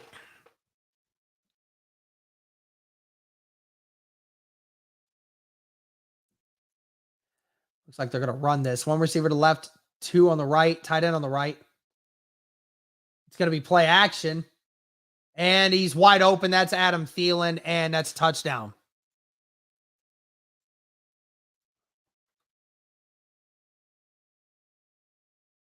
We will see if the Vikings go for it.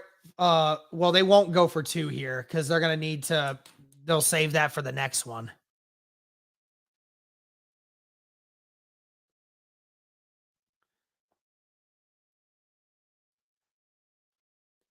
I'm telling y'all, this is all the offense's fault. Offense in the second half hasn't done anything, nothing. And of course, it's putting all the pressure on the defense. All of the pressure on the defense. The defense one time gets to be goes to the end of the end zone, puts the offense in great field position, and we only get a field goal.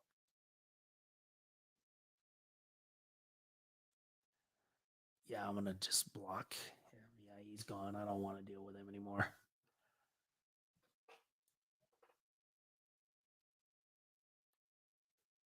And just like that, there's a chance.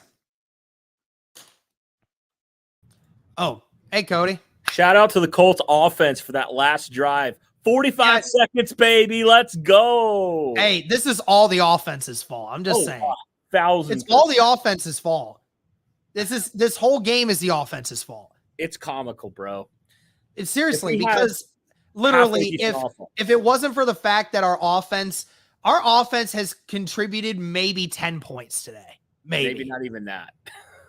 Like our defense and special teams has literally scored 26 of or scored 23 of our 36 points. Yeah.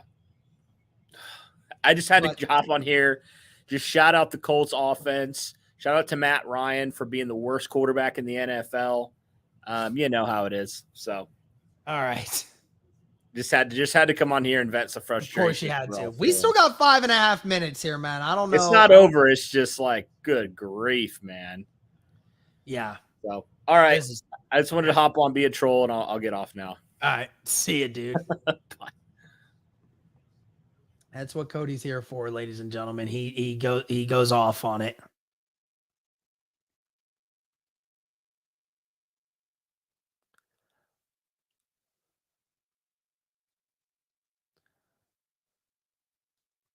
Going to hand this off to Zach Moss. Moss gets to about the 30, so that's a 5-yard run there. Great run there by Indianapolis.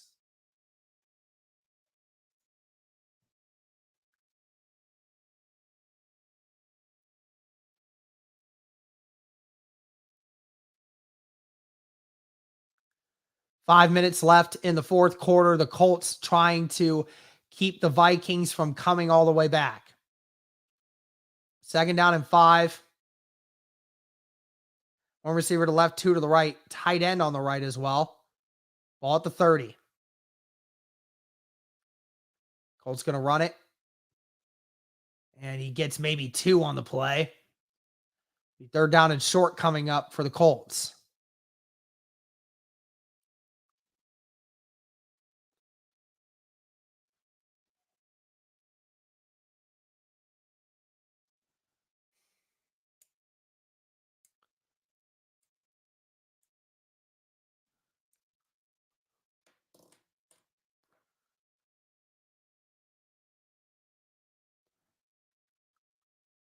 Three receivers to the left, 2 to the right.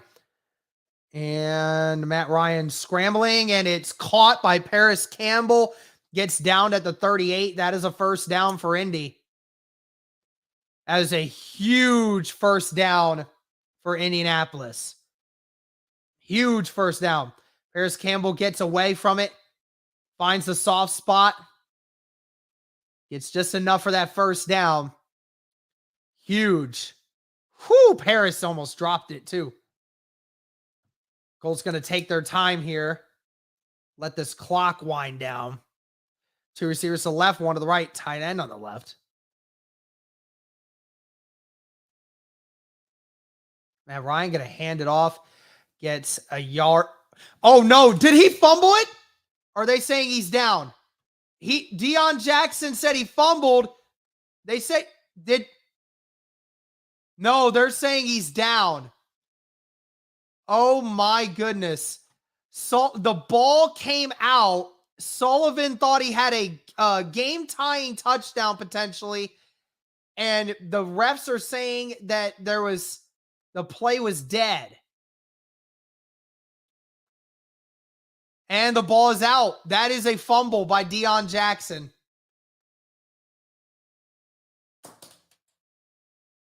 So the Vikings are going to get the ball. The Vikings are going to get it. They're going to challenge this, and they're going to say the Vikings are going to get it. That might have just saved the game, is the refs being stupid.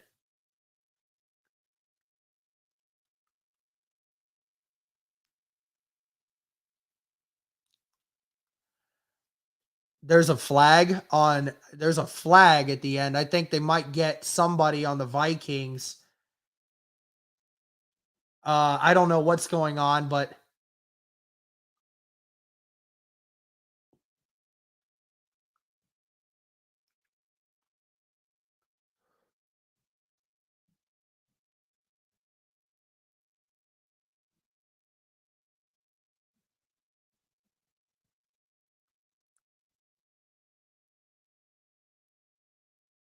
so there's an unsportsmanlike conduct on Minnesota.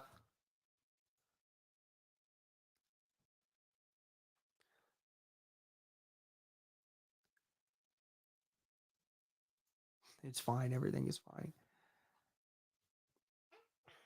That was a really bad call by the refs. That was a really bad call. by the refs. That was a touchdown. That should have been a touchdown for Minnesota.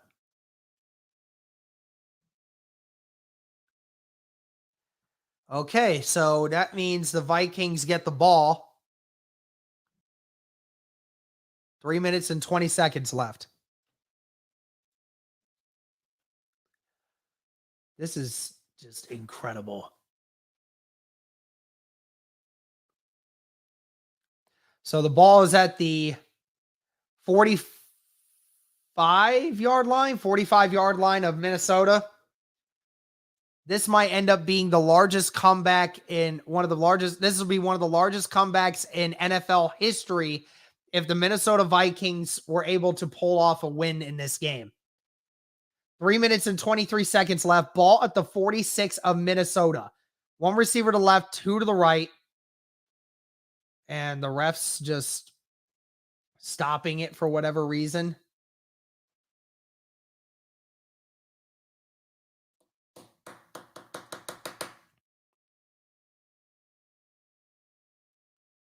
Two receivers to the right, one to the left.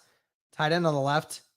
Kirk facing all kinds of pressure, but Jettis gets it, and he's out at the 47 of Indy after only 7 seconds taken off.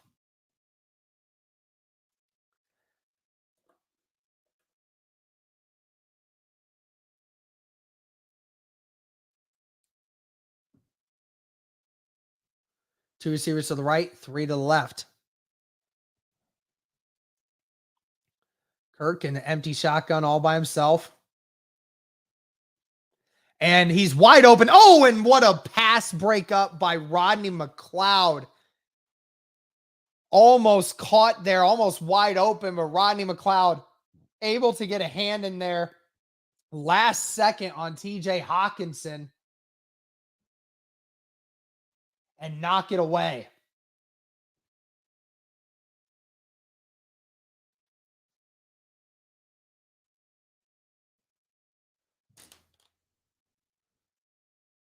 Two receivers to the left, two to the right. 3rd down and 3. One running back on the right. Colts. Kirk gets it to Jettas. He's out at the 40. 1st down, Justin Jefferson.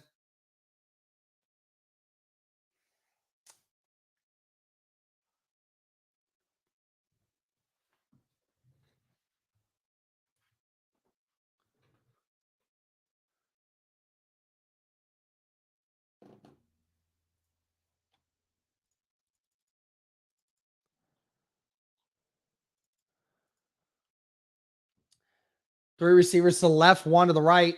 Colts bringing pressure. Kirk throwing it deep. Oh, and it's overthrown. TJ Hawkinson covered by Julian Blackman.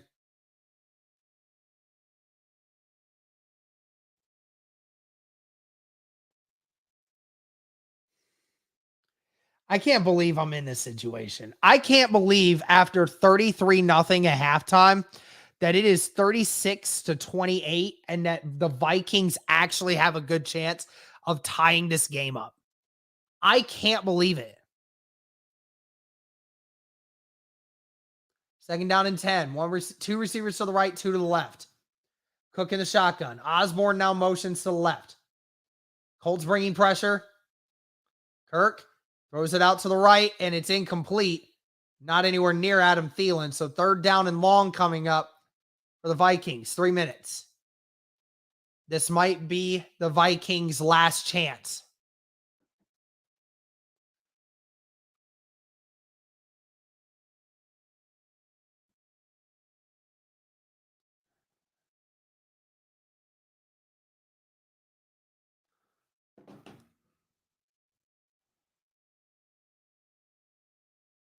They're down in 10. Two receivers to the left, one to the right. Tight end on the right. Kirk under pressure. Throws it. It's off the top. Incomplete. Justin Jefferson was the intended receiver. Gilmore on the coverage. That was overthrown. 4th down and 10. This might be the opportunity that the Colts needed to maybe try and seal this game away. Gilmore getting there right at the right time. Fantastic coverage.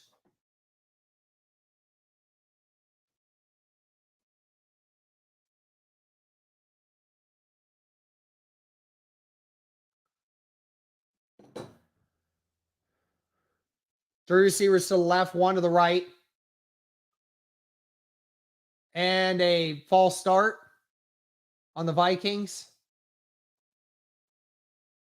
False start on the offense. Let's go. Let's go. Come on, Colts. Come on.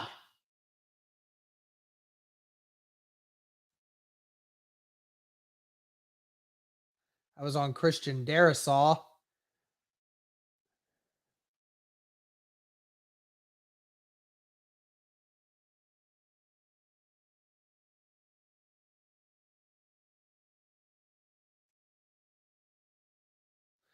Two receivers to the left, one to the right. Tight end on the left. Dalvin Cook off to the right. Empty backfield.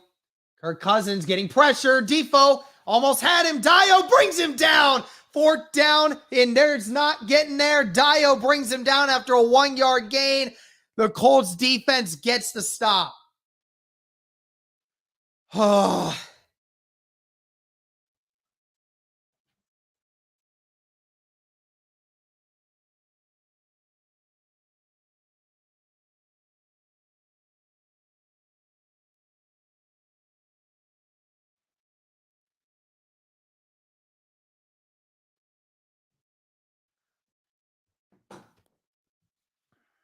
Man.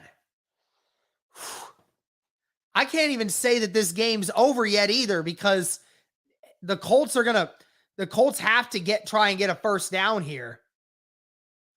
Gonna hand it off to Zach Moss. He's got some room out on the edge. He gets the first down. He tried to stay in bounds. Not sure whether or not the clock stopped or not. It did. He ran out of bounds. He got the first down, but he went out of freaking bounds, man.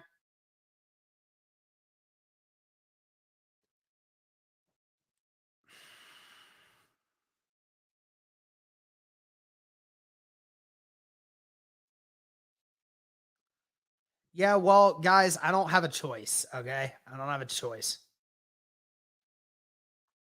Three receivers to the right, one to the left. Ball at the 45 of Minnesota. Zach gets maybe a yard, and Minnesota's going to call a timeout.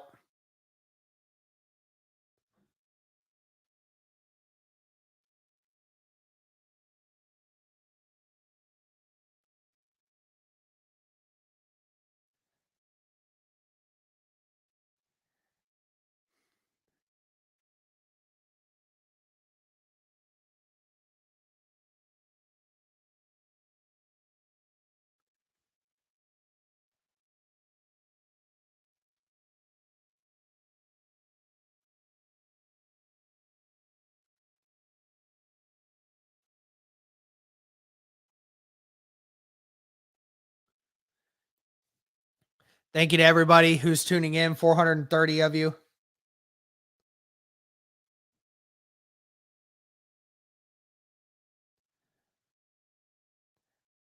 Zach Moss with a decent run, brought down at the 41.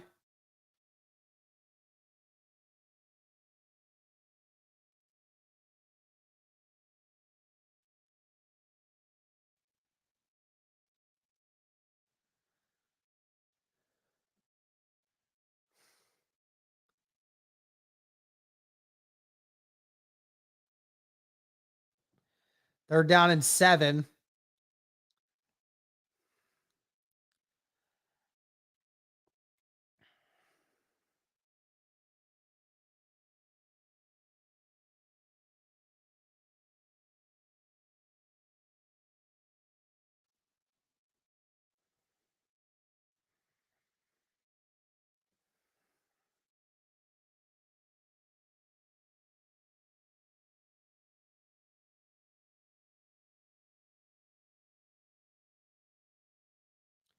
Moss almost gets the first down. And I think Minnesota is going to call their last time out here.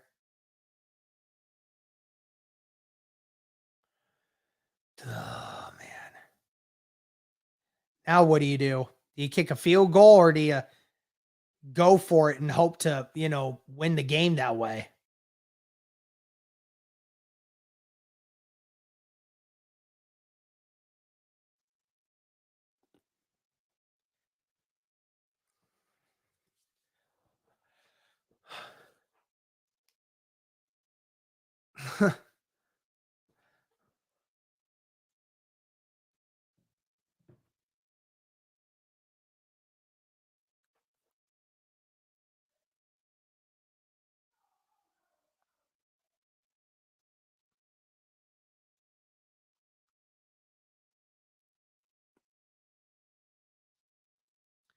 And 4th and 1, 2.5 minutes. They're going to run this.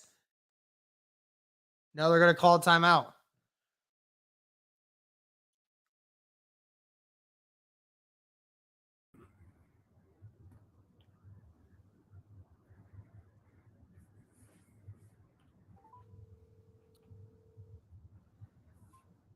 Are you seeing what's going on?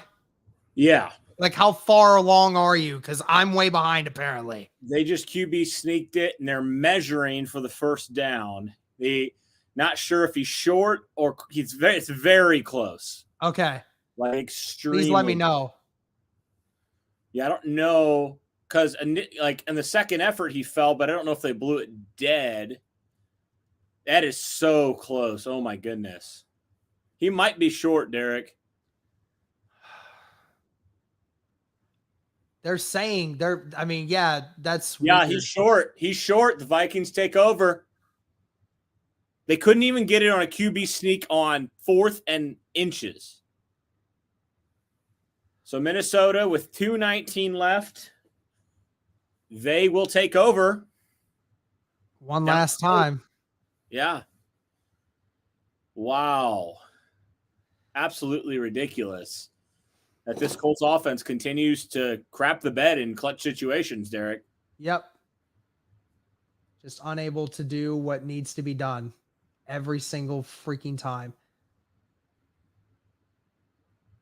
And the Colts are going to challenge this and see.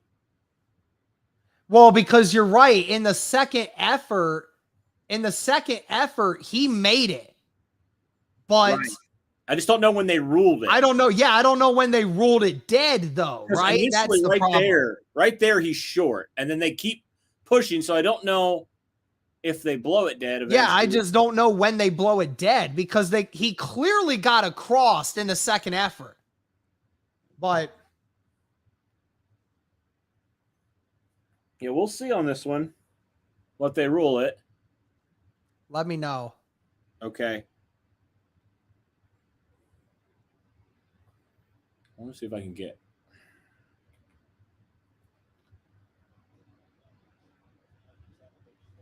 Supposed to be going to a freaking family function right now, and instead this is just taking forever. Yep, sounds about right. The call on the field is short of line to gain. Right. So, I mean, it's clear that he makes it if you just take into account where he falls. Yeah, well, the refs all. And the ball's right there, too. It's passed. It's past the line right there. When they're looking at it, when they're looking at the replay, he is at the line. He is at the line. We'll see what they call here. I think there's plenty evidence to show that ball at least got half a yard. There's no shot that ball did not get to the yard line. Let's see what they rule here. Still looking at it. They're taking their dang time. Yes, they are, because they absolutely need to, right? Yeah.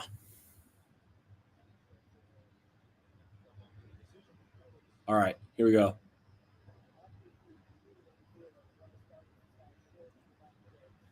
It stands. They give the Vikings ball.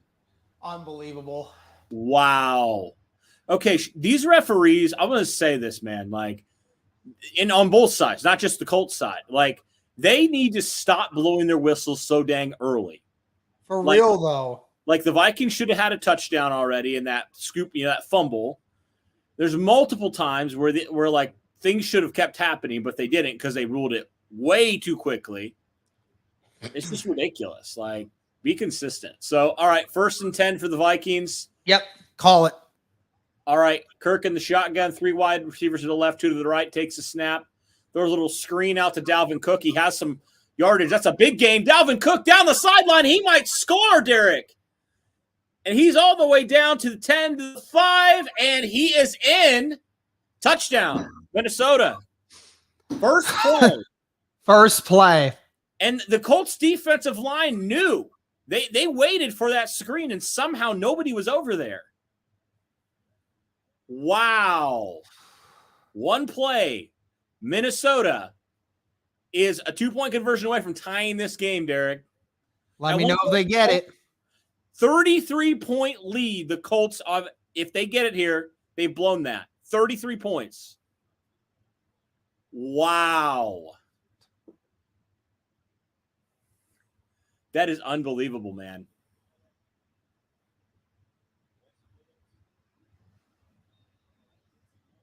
Sheesh. All right, so huge play here. Kirk in the shotgun, 3 wide receivers to the left, Dalvin Cook to his left, Jefferson in motion to the right. Kirk takes a snap, play action. He has time. He throws, and it's caught. 2-point conversion is good. TJ Hawkinson. No shots. At 36 apiece. Wow. Well, no man, shot. It's so crazy how in the first half, I was thinking, man, maybe Jeff Saturday can be the long-term solution to this team. They look good. And now I think this is the most this might end up, bro. I think I've said it 2 or 3 times this year that the Colts have had some of the historically worst performances in history of the franchise. Yeah. This might take it. Let me just throw this out to you, Derek. In the last 2 games, the Colts have been outscored I think it's 68 or 69-3 in the second half. That is insane. Ridiculous. Wow. Really remarkable that we get to deal with this. And you know what's more remarkable? We have another primetime game next week. Yep. Which I'm going to. I'm so sorry. I ain't paying money to go down there, man, and watch this crappy team. Jeez, man. This team just, it's like they panic all the time. Like I said, Derek, in the preview, man.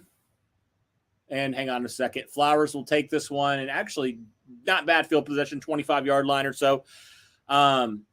Like we said at the beginning, Derek, of this stream, the Vikings find ways to win. The Colts find ways to lose. Every single freaking week this happens. And they're showing it again.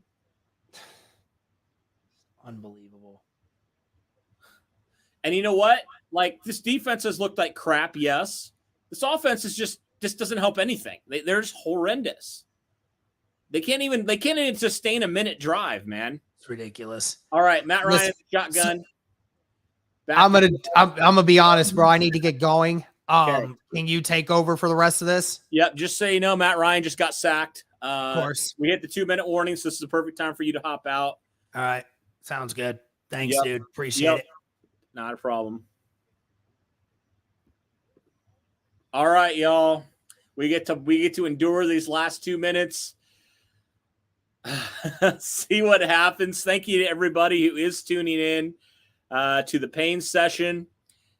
Be sure to hit the like button. Be sure to subscribe, all that good stuff, even if you're not a Colts fan. We really appreciate it. You guys are awesome. So we're at right now, let's see where we're at. We're at 311 likes. So let's get to 400. That would be awesome. So guys, you know what? Like, I actually fell asleep like right before the second half started. And then I just kind of have been slowly watching this comeback happen. Yeah, I think all Colts fans. Oh, okay. I got the score. I didn't even realize that. Thank you for pointing that out. I'll get that for you. All right. So it's tied at 36-36, Colts Vikings. Colts at one point were up 33 points.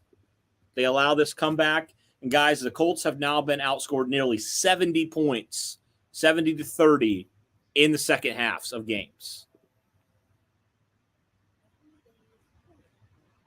I mean, this is just unbelievable, man. There is no way that you bring back Jeff Saturday after this crap that's happened on the last 2 weeks in the second half. There's absolutely no way you bring him back.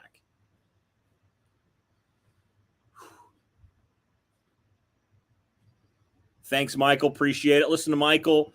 Hit that like button, subscribe, all that good stuff. Better days ahead, hopefully, Colts Nation. If the Colts aren't able to, hold on to this game, they'll still be in the top 10. They'll still stay at 7, and with the opportunity to potentially move up to 6 or 5, depending on a couple other teams tomorrow.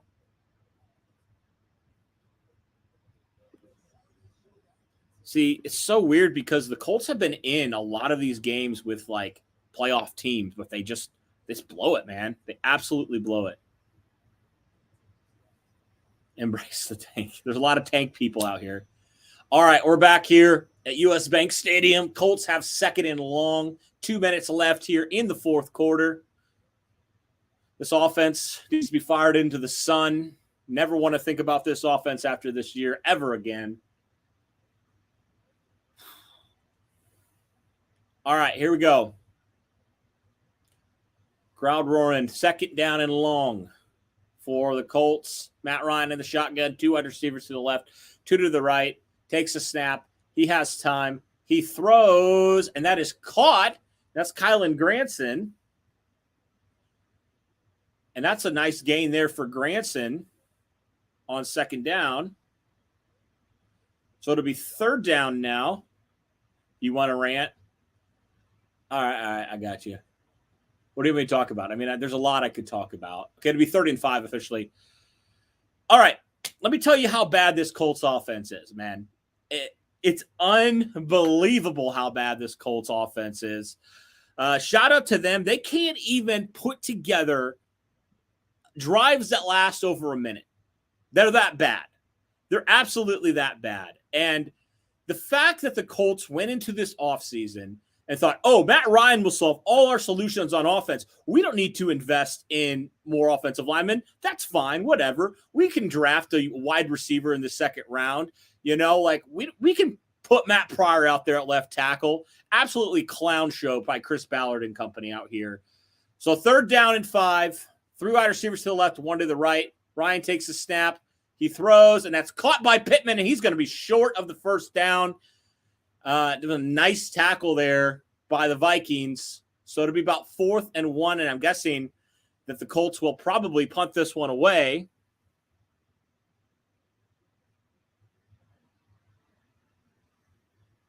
Yeah, that was a fantastic tackle. Pittman held on, which was nice, but yeah, I would think, no, they're going to go for it here. The Colts are going to go for it. 4th and 1, Ryan the shotgun, and there's a false start on the Colts. I believe that was on Bernard Ryman. So Vikings have all the momentum here. All the momentum goes to Minnesota. And the Colts will punt it now with 1:20 left, so they give the Vikings prime opportunity to win this game. And unless there's a timely turnover here, it's not looking good, folks, for the Colts. Colts would fall to 4-8-9, or 4-9-1, excuse me. But again, still tied. We'll see.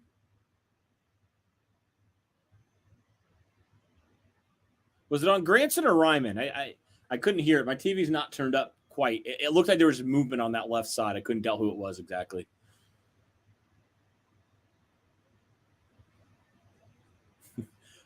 Oh, trust me, guys. I'll tell you in the recap how I'm feeling. All right, punt is away.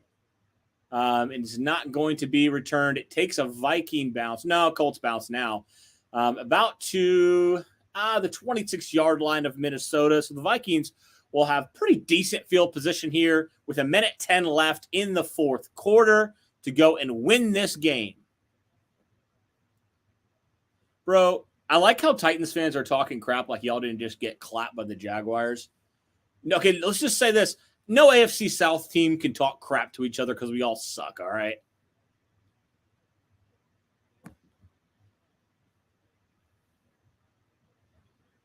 All right, 1st and 10. Kirk Cousins in the shotgun. Two wide receivers to the right, two to the left, three to the right. Kirk Cousins in the shotgun, takes a snap. He has time. Cousins throws one up, and there's incomplete. There was some tangling up there, and Cousins just threw it where nobody could get it. McLeod was out there.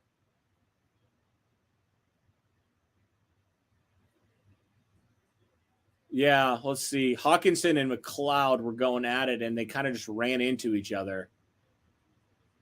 So it'll be 2nd and 10.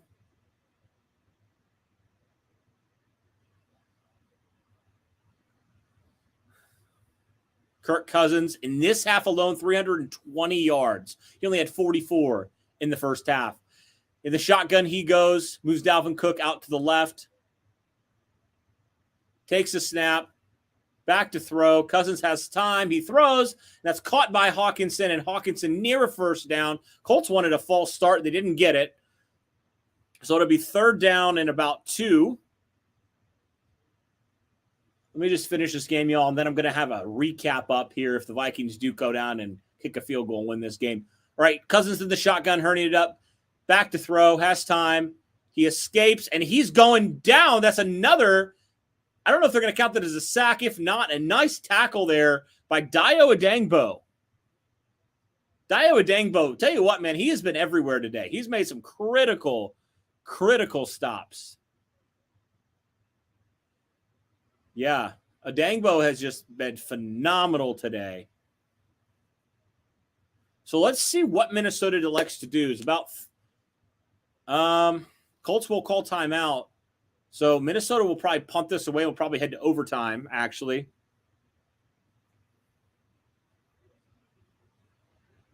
$22 seconds left here. My Derek's brother. No. I mean, yes and no. Not biologically. You know, Derek and I have only met each other a couple times. We did it for the draft 2 years ago. And then we did, what else have we done? We did, obviously, we've been to a game together. And then we did training camp this year. All right. Vikings will be on to punt on 4th and 1. Wright gets it away, and it looks like it's going to take a Vikings bounce. Yeah. Oh, wow. Down at the 1-yard line. So, guys, the Colts will – this is the interesting spot the Colts will find themselves in here.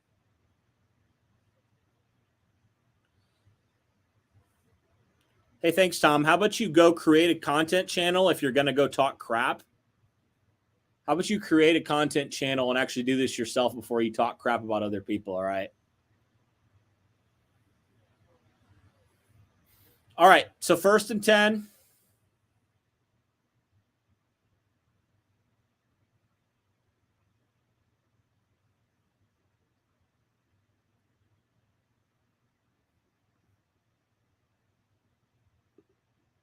All right, I'm just going to block him. He's kind of a trash human, so I'm going to block him. All right, so Colts will kneel it down, head to overtime here.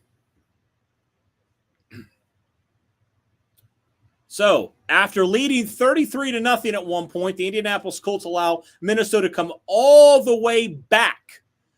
And now we head to overtime, 36-36. Let me update that to OT. Here's the deal, guys. Call me a pessimist, but I have no faith in this Colts offense to go down and at least even score a field goal at this point. That's how bad they are this year. I really don't. And I don't want to be like that, but that's where we're at, guys, unfortunately, with this team.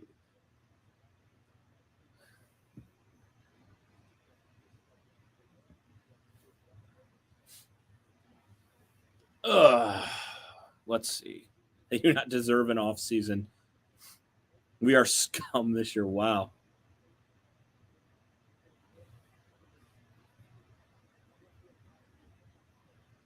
Appreciate it, Russell.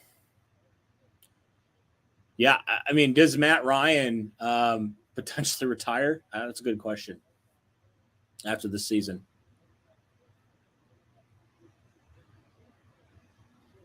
All right, Colts pick tails. What is it? It's heads. The Vikings will receive it.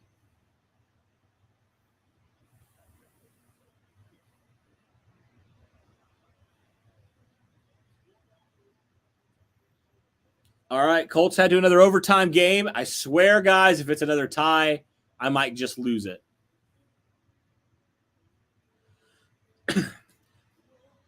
Well, this has been a total team collapse today. I will say special teams has been pretty good for the Colts today for the most part. All right. I got to show you guys a text message that I saved with one of my friends. Let me find it here. I screenshotted it, and I'll share it with y'all. Why are you still a Colts fan? Because I like pain. I mean, how accurate is that? How accurate is that? We all love pain, Colts Nation. Pain. So the Colts now have gone 2 straight weeks here where they have completely embarrassed themselves in the second half. Here we go again. I think it's more embarrassing to the fact that, like, we were not just beating them, we were killing them. And now here we are. Yeah, so the Colts scored 30 in the first half, 6 points in the second half.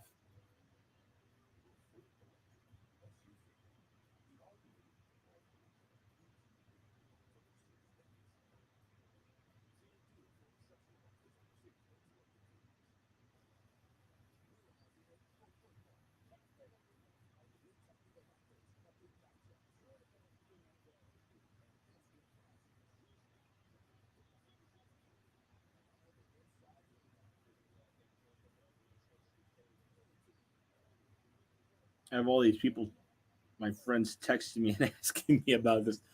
I wish I had an answer for this team. I just don't anymore. Yeah, unfortunately, Jonathan Taylor left pretty early into this game. Re-aggravated that ankle, it seems like. So let's see what when he washed up quarterbacks, free agent, the offensive line, a lack of wide receiver number one. Yeah, I don't understand how you went into this past offseason, and thought, oh, it's fine. Matt Pryor played well enough at right tackle. We'll put him at left tackle. It's not that different, right? Like, come on, man. All right, Minnesota gets the ball first. McLaughlin's going to kick this ball off. No, nothing can be worse than 28-3. This isn't a Super Bowl, everybody. If the Colts lose this game, it's just better draft position. You know, it's not like they have everything to lose in this game. But that's a pretty good kick return there. EJ Speed, tell you what, man, I really hope the Colts bring him back. He has definitely been a force, not just on special teams, but on the defense too.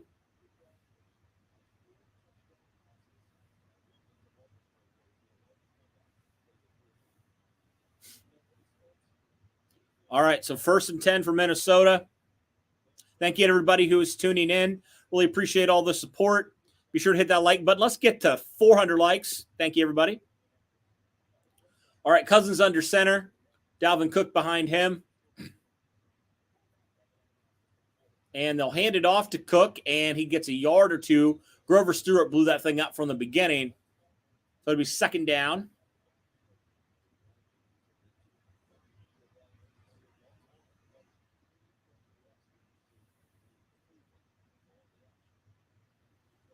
Second down and 8, they'll call it officially. 9.5 minutes left here in OT.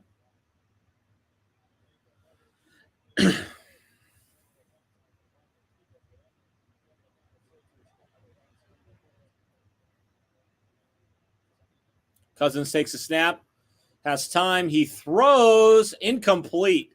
There was some pressure put on there that time. So now it'll be 3rd down and 8 for Minnesota. And there's a flag. Let's check it. They might have got, roughing the passer on the Colts.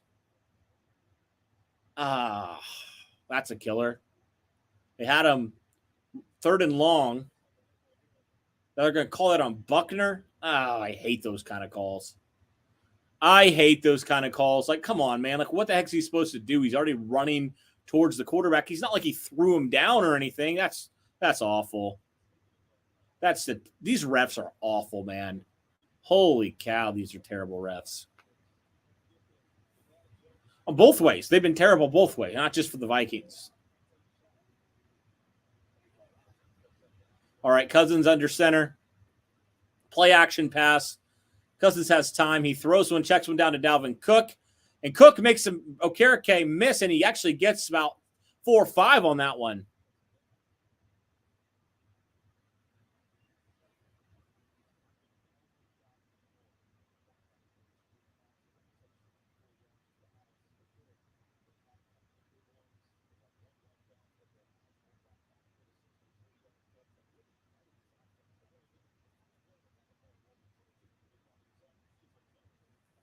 All right, first down and 10. Or I'm sorry, second down and 4. Cousins on the shotgun. Throws a little screen out to KJ Osborne, and he's going to get a first down and a few more. He needed 4. He got about 8. And Osborne looks to be banged up. He's sitting down on the sideline, grabbing his ankle. We'll see. We'll check that injury.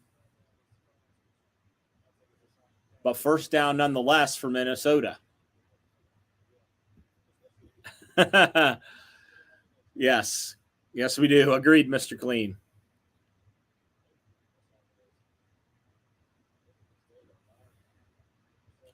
What'd y'all think of that Gilmore penalty? I thought that was kind of a BS call, too, earlier.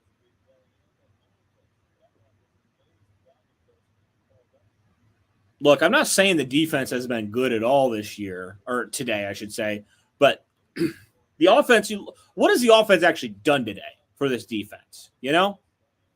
Like, why did the Colts have 36 points? It's sure as heck not because of their offense. That's for sure.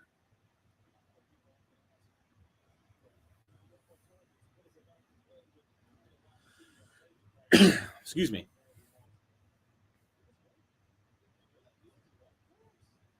Well, that's what happens, man, when we have a guy who never called plays before literally get promoted in the middle of the season. So, Matt Ryan, pretty washed up, bro. He is, like, honestly, it's so bad. Like, the mental game is just the most surprising. All right, first and 10. And play action for Cousins. Throws that out to the tight end, and he gets about 6 or 7 on that one. Dio Dangbo giving chase on that one.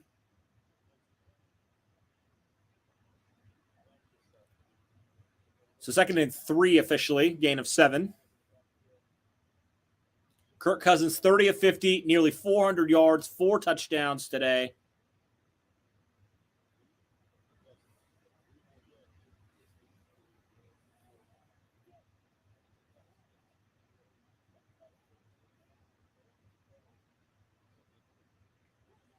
Cousins they'll hand it off to Cook, and I think they're going to get him a first down.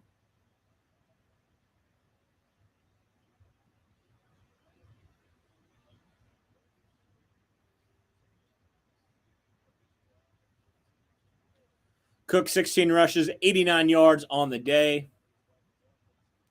Vikings continue to roll, a little over 7 minutes left. Vikings rolling, getting closer to field goal range here.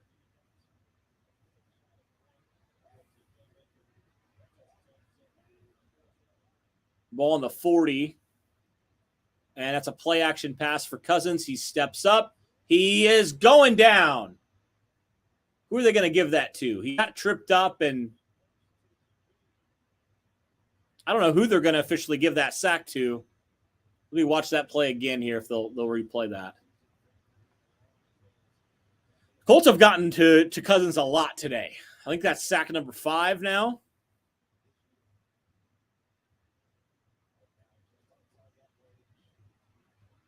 I think they're going to give Quiddy that sack. Cousins in the shotgun. 6 sacks for the Colts today, actually. Cousins in the shotgun. Takes a snap. Back to throw. He has time. He throws and knocked down there on that one. DeForest Buckner on the knockdown. So it'll be 3rd and 14 now for Minnesota.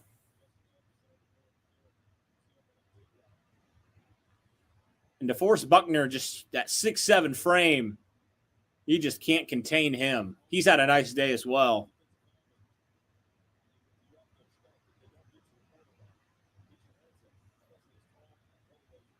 Vikings 5 of 14 today on 3rd down. This is a tougher one.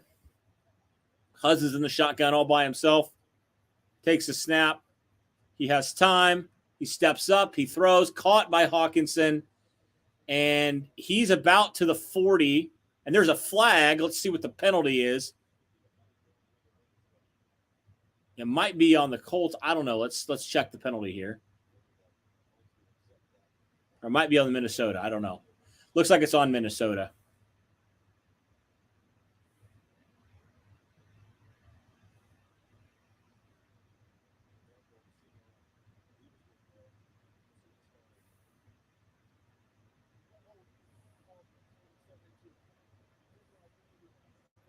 All right, so they're going to accept the penalty on 72 Ezra Cleveland.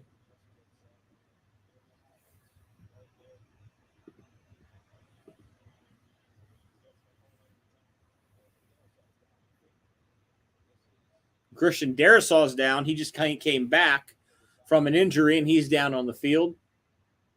That's obviously a big blow for Minnesota.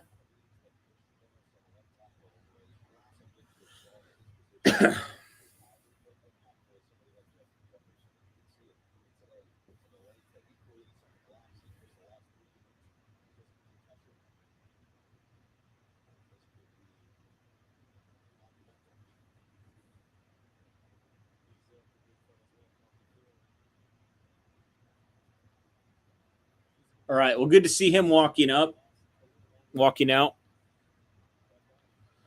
Under his own power.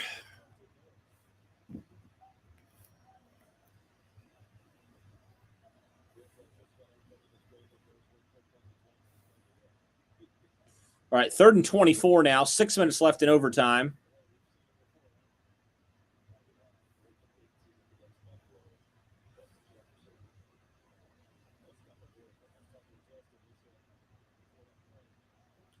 All right, Cousins in the shotgun, 3rd and 14. Long way to go for Minnesota. Colts bringing some pressure. He throws out to Hawkinson, and he gets a nice chunk of yardage, actually about back to the original line of scrimmage, back to the 40-yard line.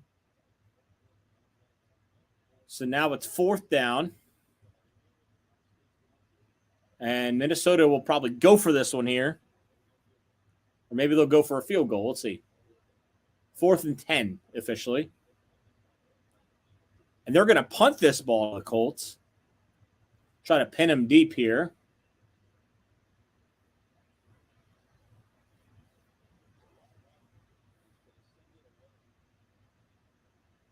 Let's see what Wright can do. Last punt was a really good one.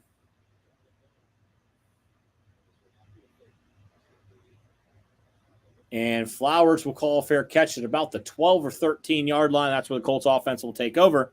So the defense does its job that time.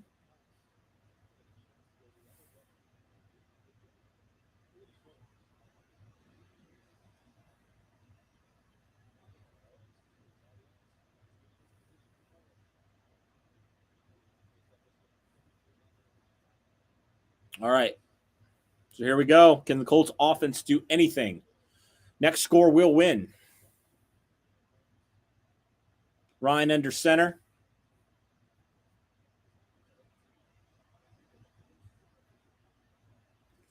That's a handoff to Zach Moss, running hard.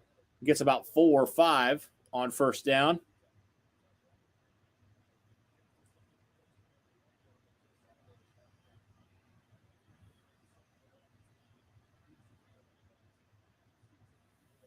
Second and 5, they'll call it.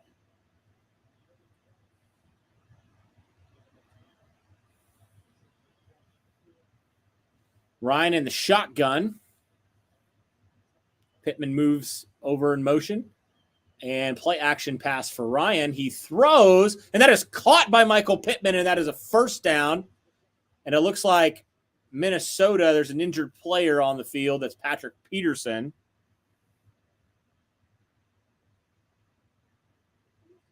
and he appears to be all right.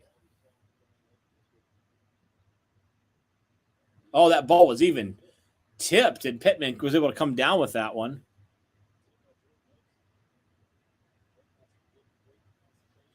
Well, good to see Peterson seems to be okay. He's walking off under his own power.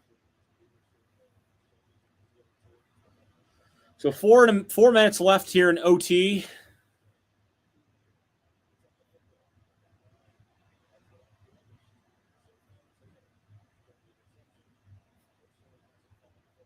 Ryan in the shotgun, 1st and 10. Paris Campbell goes in motion. Ryan takes the snap, back to throw. He has time. He steps up. Nope. And I think he fumbled that ball, but Alec Pierce was able to fall on it. And there goes Matty Ice trying to give the game away again.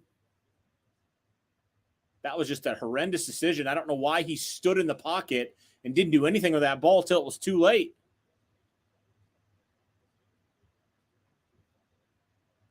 Yeah, Matt Ryan tried to fumble that. He fumbled that ball. Fortunately, Pierce was there.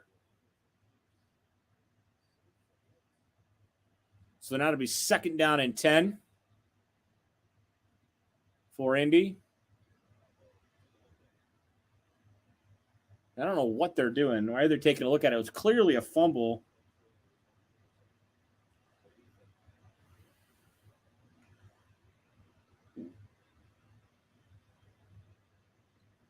I guess they're reviewing this one.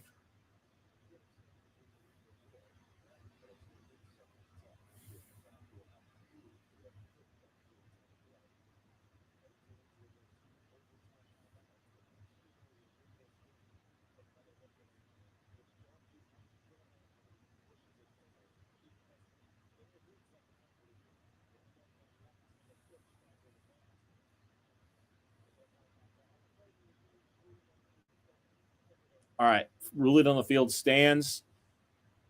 So 2nd down for the Colts, 2nd and 10.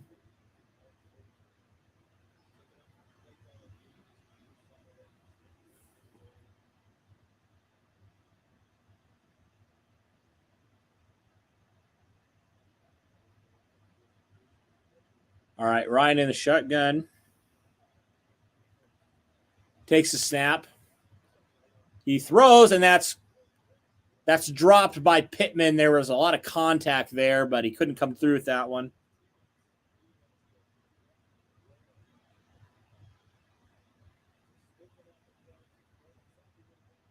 So now 3rd and long for the Colts. That was just a well-timed play by number 20 on the Vikings.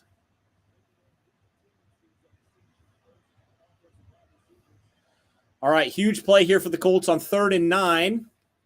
2 wide receivers to the left, 2 to the right. Matt Ryan in the shotgun takes the snap, back to throw. He has time. He throws, and that's caught by Pittman, and he's going to extend for the 1st down.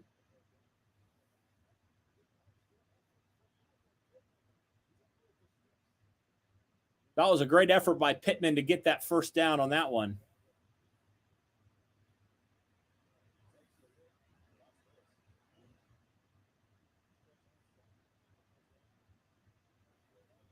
So now 1st and 10 for the Colts again. They'll hand it off to Moss, and he gets tripped up at the line of scrimmage. Nowhere to go on that one, 2nd down.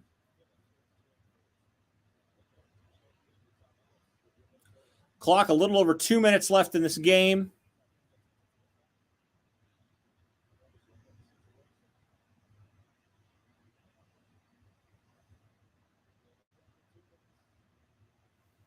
Two minutes left. In overtime.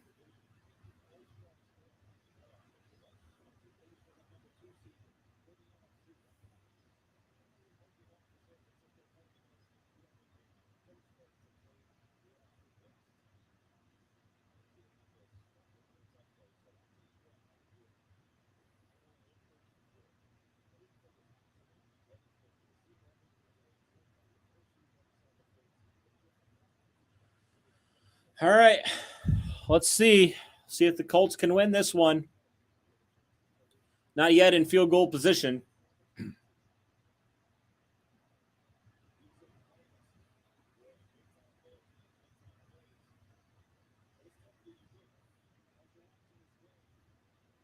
Try to get into field goal position for Chase McLaughlin.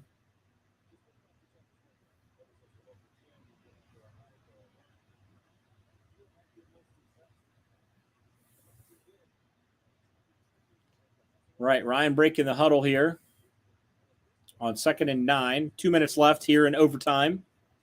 Ryan moves Moss out to his right. He all alone in the shotgun. 2 wide receivers to the left, 2 to the right. Matt Ryan takes a snap, throws a little screen out to Pittman, and that is met immediately and blown up behind the line of scrimmage. That's Colts have tried that multiple times today, and it has not worked at all. So 3rd and 9 now. Minnesota crowd on its feet.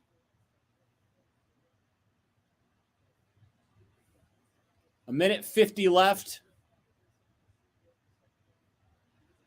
Minute 50 left here in OT. This is a huge 3rd down, everybody.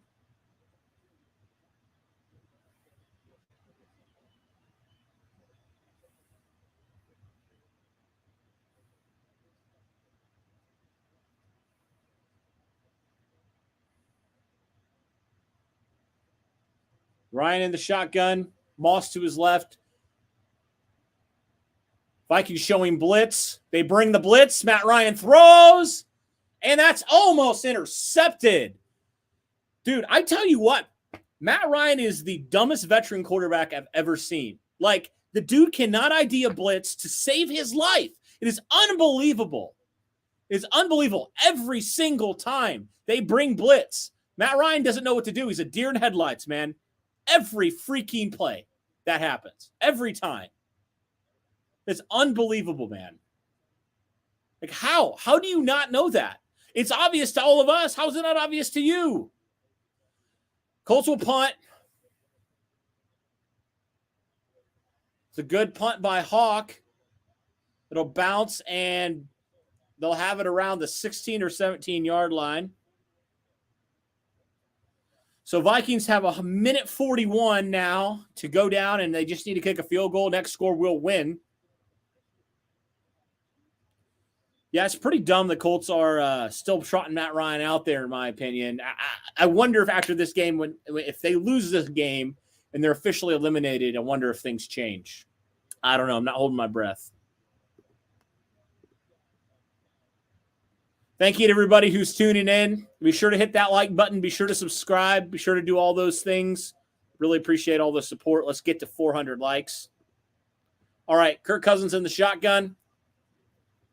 The late handoff goes to Dalvin Cook. He gets a nice chunk of yardage there on 1st down. About 5.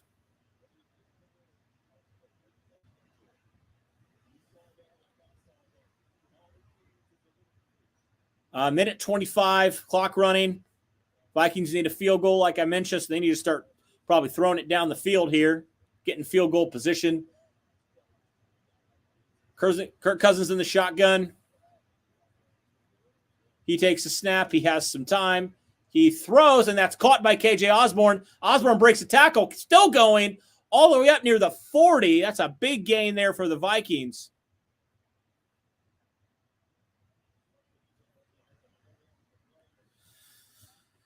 Thank you to the 550 people in here. Cousins hurrying it up in the shotgun. Takes a snap. He has time. He unloads one, and that is caught. And that's Adam Thielen near field goal range now. That was a big gain.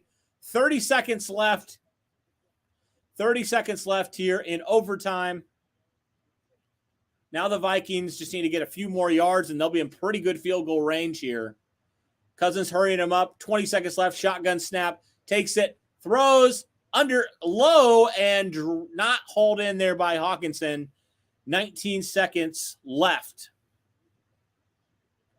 I think that Thielen one might have just done it, folks. That was a huge gain to Adam Thielen, and that put them well into field goal range.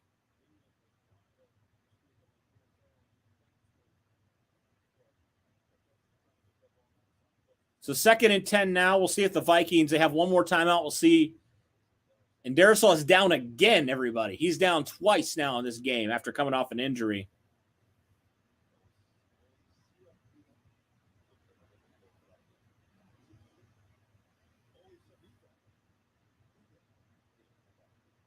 So 19 seconds left in this game. We'll see if Minnesota just runs the ball and elects to kick a field goal.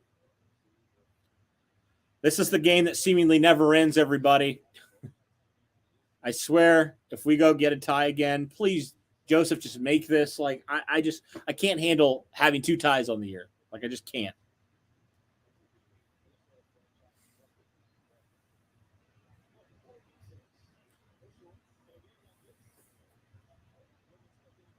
All right, Matt Ryan. Kirk Cousins in the shotgun.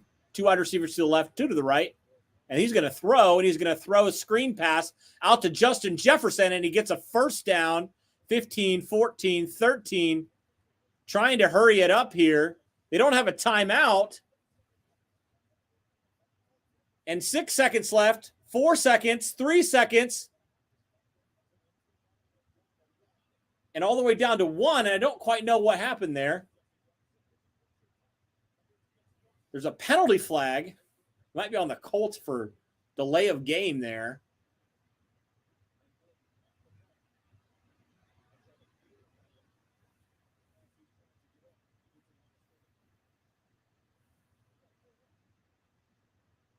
That was a risky play there by Minnesota.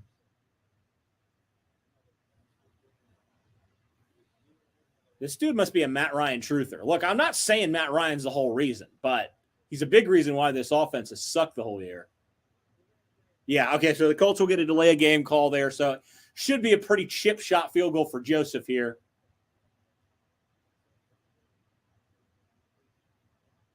Yeah, the Vikings were trying to hurry it up, and Odenigbo was holding on to Justin Jefferson, not allowing them to get up there.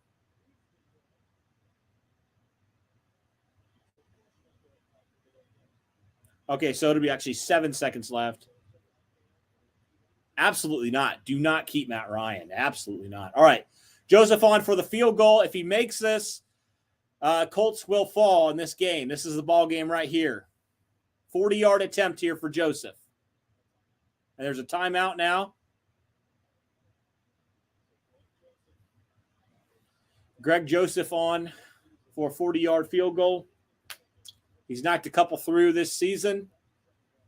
A couple game winners.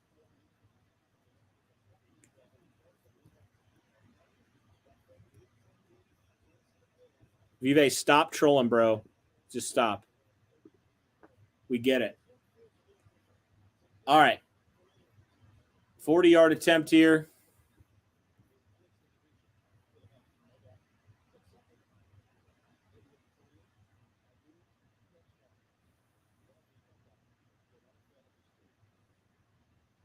All right, you're getting blocked.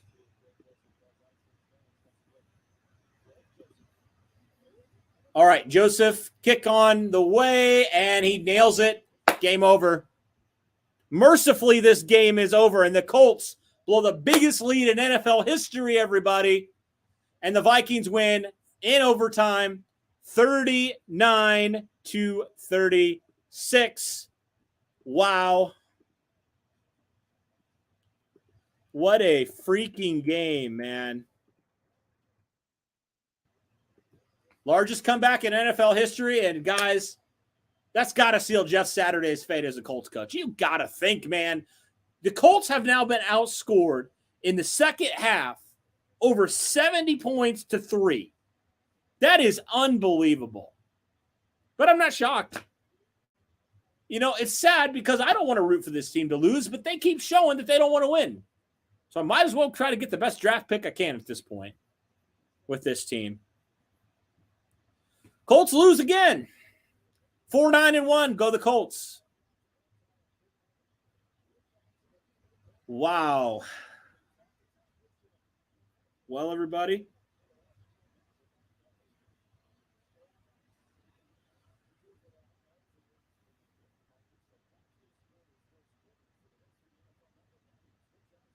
Yeah. The clock is at 1 second. Well, because the Colts held them, because Odenigbo was laying on Justin Jefferson. That's why they called the delay of game. Should have won that game, absolutely, but we don't. We find ways to lose. We don't find ways to win. That's us. That's been us the whole year. And I believe with that one, the Colts are now officially eliminated from the playoffs. Let me just check some stuff here.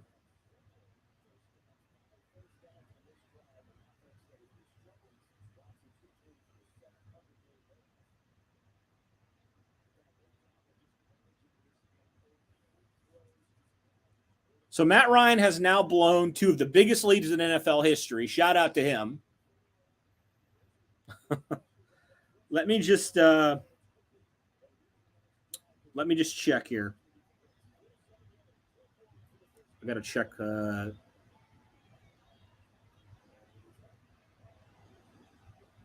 This is historically bad, man.